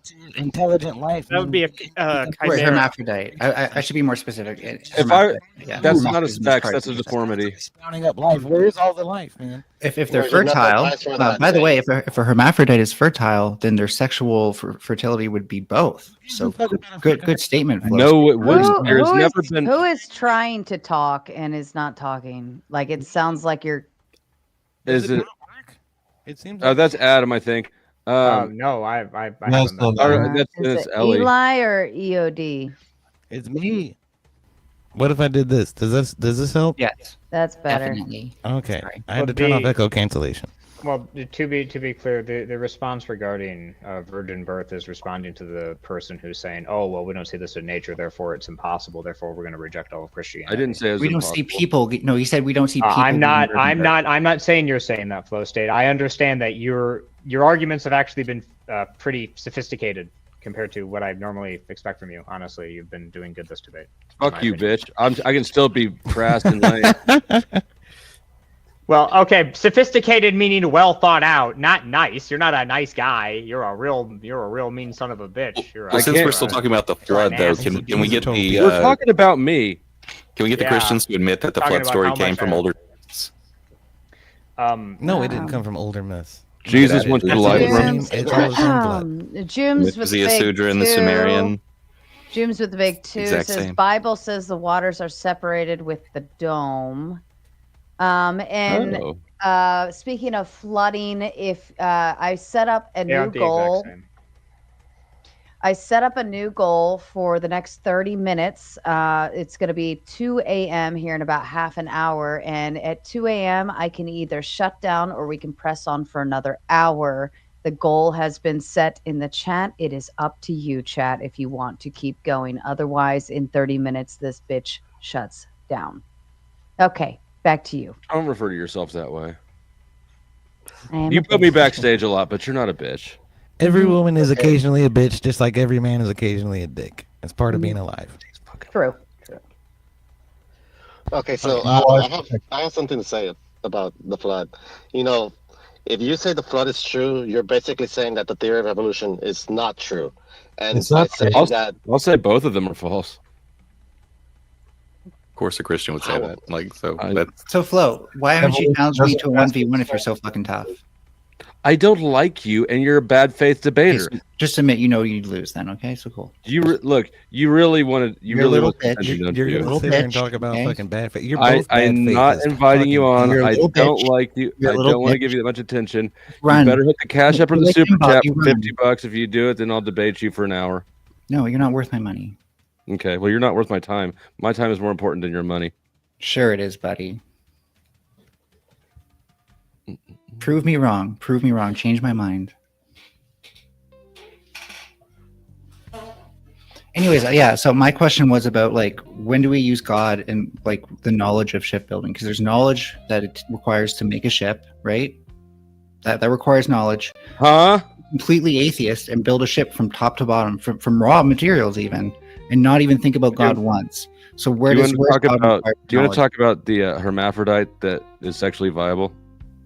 Yeah, there's a very, very, very small chance that could happen. Has it happened? We don't know actually. Like it's not like we've checked every single person. Right, Maybe you Mary haven't. But do we? Have we ever seen it happen before? Is there any documented case of it ever happening? We'd only really be able to recognize it within like the past. So it's not 100 years or impossible so, that and it's so that a rare. horse could have a horn on its head, is it? Yeah, sure. But we don't believe in unicorns, do we? That's all the debate you get Maybe for we should free. believe in things. No, I said first of all, hermaphrodites exist. They're normally infertile, but there's nothing saying they can't be fertile. It's just there's most reasons to believe that they're not. Do you understand why hermaphrodites are infertile, Flo? Like chromosomes and stuff like that, how that leads to infertility? You understand also how there could be a combination that could be fertile? No? Okay, cool. I didn't think so. Nice chat, bro. God, that was so sexy. That was terrible. That was the most pitiful fucking excuse for a debate. Oh, I've seen look in my who's not entire shy life. anymore. Yeah, no, I don't like Mel. I don't want to debate Mel. This is a bad faith person who, well, like I said, argues in bad faith. I'm not going to waste my time. I'm not going to waste my time. You're mad about the hermaphrodite thing because you don't even understand it, dude. Like, at least Fuck I that. understand No my one argument. cares about fucking hermaphrodites. Are you fucking kidding me? The hermaphrodites disagree. Right, Mel? The hermaphrodites. That's a great argument. You're good at this. This is all right. I'll Because just I'm real quick bad faith illustrate and why. people This do is that. why you get no free attention, because when I said, "Have we ever seen a hermaphrodite that reproduces?" you said, "No, we haven't checked everybody," because you want to move on as if hermaphrodites could be sexually viable, whereas we don't know even they're not based on chromosomes for, like, the every past 100 single thing. years. We'd only So be able to you're- look at their chromosomes for like the past 100 That's why I years won't debate with to you. actually see what made them viable in the first place. So there could have been. We just wouldn't have known it. We can't Are see you God fucking kidding me everywhere, right now? but Are he you could kidding me? exist. He could be here right now. We just Yeah, have to look. that's why I'm an atheist and not an anti-theist, but as Effigy was saying. You should move to anti-theism. God hates you. This is an absolutely retarded shell game. Yeah. Like the distinction between atheism and agnosticism did exist historically, but then atheists started saying, "Oh, it's merely lack of belief," meaning I don't have to make a claim, which is just complete fucking bullshit. So No, it's historically, bullshit. hold on. I will tell you exactly why. Who's yelling at me? It is I'm not yelling at you. I'm yelling at Who are you? But you realize that the Enlightenment period happened, though, right? Remember the Enlightenment period? And during that period, you had people making the affirmative claim that God and no didn't have gods it. You didn't have existed. hermaphrodites. That's a specific claim. Well, I mean, claim I get that it's frustrating the claim that- that gods did not exist. Some of I them get did, it's frustrating right? for you not to have a strong position to argue against. However, for the sake of honesty, I feel like I should not choose a specific belief because I actually don't fucking know. The rest of you are liars. It was really the emergence to a secular society where people like Kant I'm not would believe in criticizing God. Flow State's. I'm not People like criticizing Kant Flow would State's believe- position. Flow State's position is agnosticism, and is he's what- honest about it. Yes, I'm not criticizing you here. It's like you just said, I hate all Not white critici- people, and then but No, not. I'm criticizing Flow State. I'm criticizing the people who use the term atheism to refer to agnosticism. Oh my bad. You I jumped don't the- do that. I You're jumped honest. the gun. You're right. You're right. Well, I retract that. You were being completely honest, Flow State. I'm not I giving you shit for apologize. this. That was my bad. And Flo, I don't want to You're hate all wrong. white people, but you sure make it tempting. Shut up, Furby. Nobody's listening to you. Certainly But not yeah, me. so this is literally a shell game that started in the 90s, where atheists started saying, "Oh,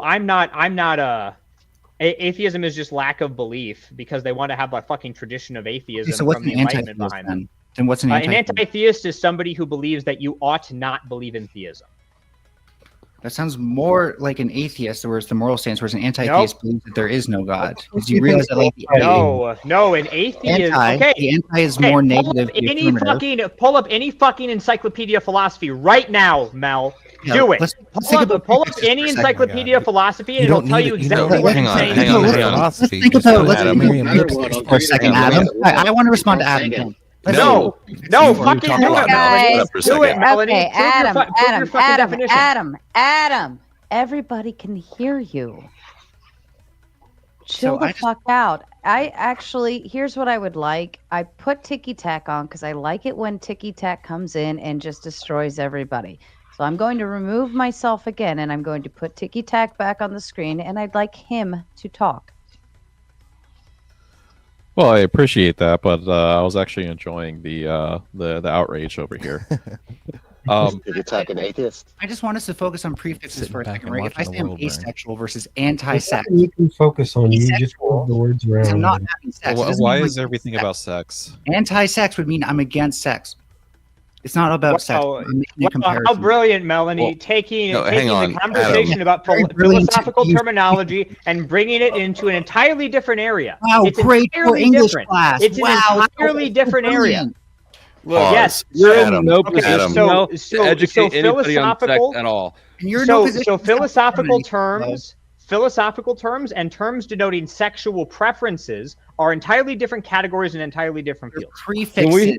Hold on. God, shut the fuck up and let me ask a question. Adam, do you understand the difference between the nigh infinite number of things that I do not believe in by default, because non-belief in something is a default state, and the things that I actively disbelieve in?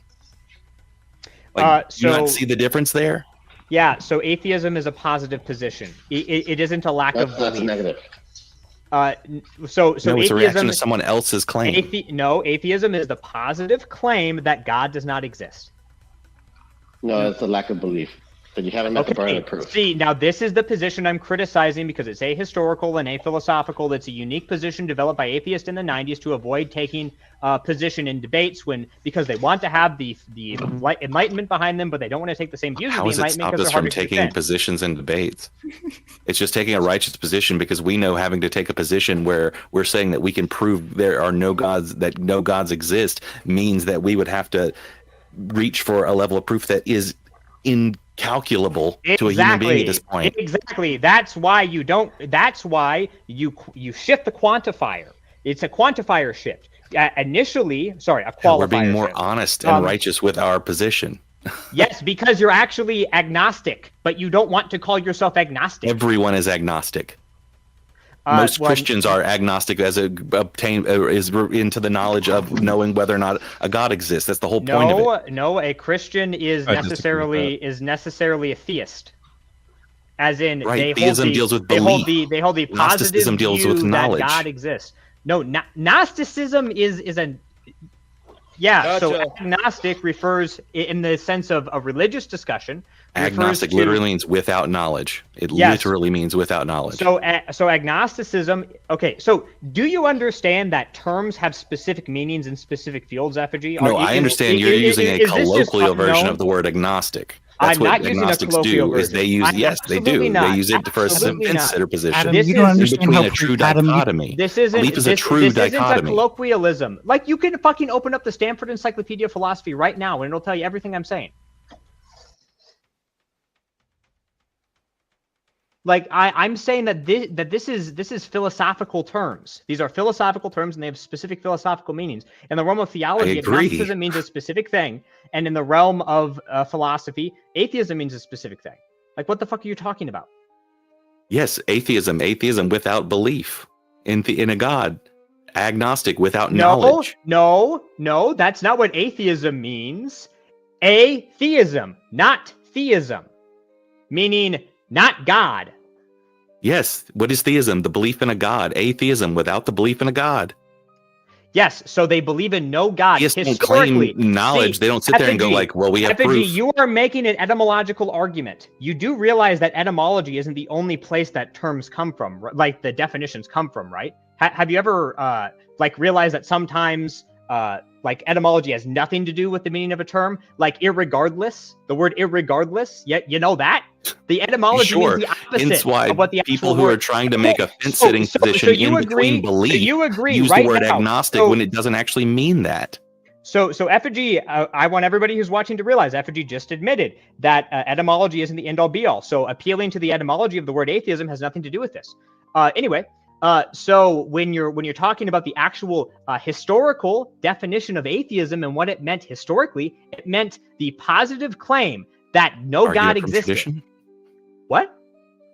That's a bit of an argument from tradition, right? Like, words can change their meaning with the current usage, right? And the current people behind it.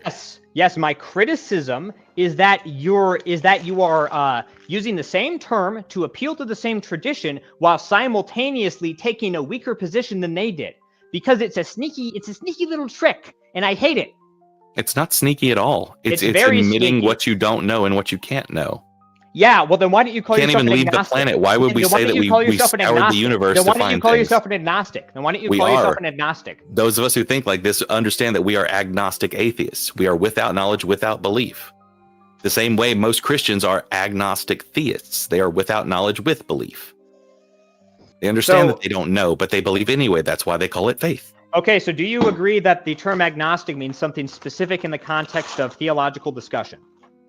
I agree that people have used the word agnostic to invent a fence-sitter position in between a true dichotomy. Belief is a true dichotomy. You either believe or you don't. There is no I don't know. If you say I don't know in regards to belief, you are admitting you have no positive belief in something. If I say I don't know if that plane crashed, I can't then say that it's possible for me to believe the plane crashed. Right over there, right? You get that? There is no middle ground in believing things. You either believe it or you don't. Yeah. True dichotomy. So at least agree with that, Adam, please. Nope. Please. I disagree that it's a true dichotomy. It's a true dichotomy. I disagree that it's a true dichotomy between atheism and theism. Because no, just between belief and non-belief. I don't even have to put the what on it. Just between belief and non-belief and disbelief. Okay. Yes. You believe something you don't. Yeah, so between belief and non-belief, that's a true dichotomy. But here's the thing, and this is something you have to understand. Atheism historically was a belief, and theism was a belief. These are both beliefs, okay? Belief in no God versus belief. Sure, but then a lot of atheists and rationalists realize that they were doing the exact same thing that religious people are doing by asserting. I'm not done talking. So it's belief in there are no gods and belief in at least one God. Okay? So that's very different than agnosticism. Agnosticism is a statement of your own view on the topic. Agnosticism is summarized as saying I don't know.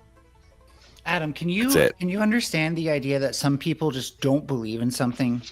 Like they just don't believe in it. That's what agnosticism is, though. That's what he's trying to get to. And to be clear, as I made clear to Flow State, Melanie, I have no problem with people calling themselves agnostic because they're being honest. I think you're creating lines for dishonesty that come from your interpretation of things, and you're completely disregarding. It's a lot of identity, bro. You're disregarding how people who actually identify as that thing use it. It's being more descriptive. It's actually convenient to his narrative to do that, because then he gets to call people like effigy bad faith when effigy is the one who's actually using it in terms where the prefixes align with how you hold on. Melanie, did I ever call effigy bad faith? Have I ever called them bad faith? When you're saying people are dishonest for not using the words right, you're alluding to this is a true dichotomy, Melanie. Have I ever called effigy bad faith? Is being dishonest being bad faith? Have I ever called effigy being dishonest either? Is being dishonest? No, the words didn't come out of your mouth. You did not say that he's bad faith. So okay. You're misrepresenting the truth. I never said he's bad Stop faith. misrepresenting the truth. Yeah. So Melanie is accusing me of calling effigy bad faith. I never called effigy bad faith. You clearly pointed to him being bad faith when you said it's No, he didn't. No, he didn't. I didn't. You're making shit up. No, I called you bad faith, Mel. That was what happened. When you said that it's dishonest, call yourself agnostic because you don't believe in God. You were clearly calling effigy bad faith. No, I was not. No. Okay, but would you say that Mel's... Okay, Melanie. Adam is just angry that atheists no longer take a position equivalent to Christians and stepping out on a plank where they have nothing to hold them up. I will be more clear. I will make my position even more clear for everybody here. I do not believe that the majority of people who currently refer to themselves as atheists know the philosophical history of the terms which I am going over. And I think that effigy falls into the category of somebody who is unaware of the terms of the history of these terms in the philosophical sense. Because of this, I do not believe he is being dishonest. Okay? Does that make it clear? So, do you think that dishonesty is bad faith? Okay, look, I don't care about the bad faith. Adam, okay, I have a question for you. Melanie, did you hear me just fucking say I do not believe effigy is being dishonest? Did you hear me just fucking say I don't think effigy is being dishonest? I'm gonna work back through this. Did you hear me just say, Melanie, this is a true dichotomy? Yes or no? Did you hear me just say that I do not believe that effigy is being dishonest? Did you hear me say that or not? Because I'll say it again. I do not believe effigy is being dishonest because I do not believe that effigy has the proper historical understanding of these terms and how they were used. Okay? Does that make it clear, Melanie? What'd you say? Do you know what pedantry is? Jesus Christ. Melanie, please help. Did you hear me, Melanie? Did you hear me say that I do not believe that effigy is being dishonest? Sure, yes. Do you know what pedantry is? Okay, so I'm not calling him bad faith. Well, answer my question now. I'm not calling him bad faith. You won't answer any of my questions. You won't answer any of his questions either. I literally What just are you did. talking I literally about? just You did. Are you hypocrite. stupid? Are you stupid? Because I just you did. just fucking accused me of calling effigy bad faith. I'm telling you categorically, I do not believe he is bad faith, and I never called him bad faith, and I never meant to insinuate that, even if that's how you interpreted my words. Do you think that Mel is bad faith? You're not budging on admitting that line is bad I faith. actually can't tell. I think Melanie is. So I do you find know what Melanie pedantry obnoxious. is? Do you know what pedantry is? Yes or no? Yes, Do you I think have you're a being general pedantic? idea. I have a general idea of what. Do you think you're pedantry being is, although I'm not pedantic entirely over sure. this? Do you think you're being pedantic? I do not believe it's pedantic to defend myself from accusations. I do No, not believe with that's effigy. an example With of pedantry. effigy, do you? Sorry, let me be super clear. With effigy, do you think you were being pedantic? No. No. Do you think you have an extra Wow. chromosome? I don't know. I never checked. Words have connotation and denotations which are relevant when you're talking about shit. So there's good reason to want to use precise terminology.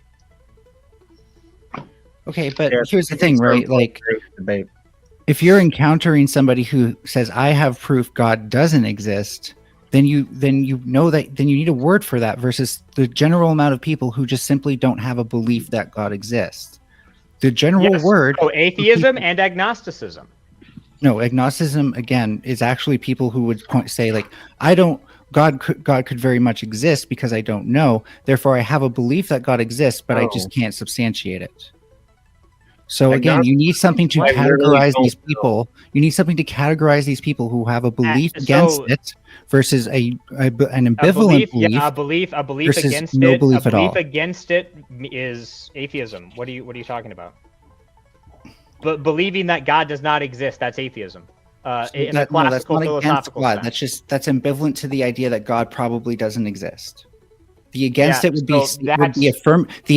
be the affirmative statements that you were pointing to before that are negative. Atheism. Yes, that's The atheism. negative affirmative statement. No, that's anti-theism. That's what we're trying to explain. No, okay. So anti-theism. This is another thing that you can just look up.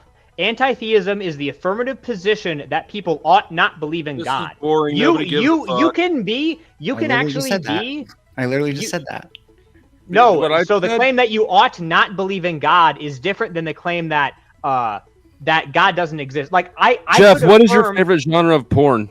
Don't you think that the moral claim that you should not believe in God would be founded on the presupposition that God doesn't exist? No, I can assert. So hold on, Melanie, watch this. I can assert that I do not believe that rights exist, but that people ought to believe in rights. That is actually a position that many materialists hold to. That rights don't exist, but people ought to believe in them. Wait, but if you believed rights existed, would you believe that people ought not believe in rights? If it was a right to, I don't know, kill anybody you want, then I would assert that people really shouldn't believe in that right. Atheists don't have this backward logic. Anti-theists don't have this backward logic to their thing where they believe that just because you believe something does exist, that you should think that other people shouldn't, right? Like they're saying you shouldn't believe in this thing. No, they're saying what they're saying is let me finish. Hey, Adam, you like to finish, right? You like to finish, right? You like to finish your statement, right? Who genuinely believes in Hey, don't complain when I cut you off, then. But also believes that people who are outside of Aztec paganism should not believe in that because then they'll get sacrificed. Like that is an example of a theist who is also an anti-theist. Right. That's logically possible. Right, and I think you're trying to twist the logic of anti-theism to somehow support the idea that someone who does believe God exists would say other people shouldn't believe God exists, you'll never find an anti-theist who believes that, because that is not the presupposition of anti-theism. The presupposition of anti-theism is God does not exist. No, actually, no. Yes, it is. Or like no. What Adam was saying. Okay, find me an anti-theist who says that God exists, but other people should not believe in him. There are some like wacky sects of Christianity that believe that missionary work is bad because knowledge of God. Wacky being the important word in that sentence. Yes. Well, yes, they are abnormal in the Christian world. Would you say they're inconsistent logic?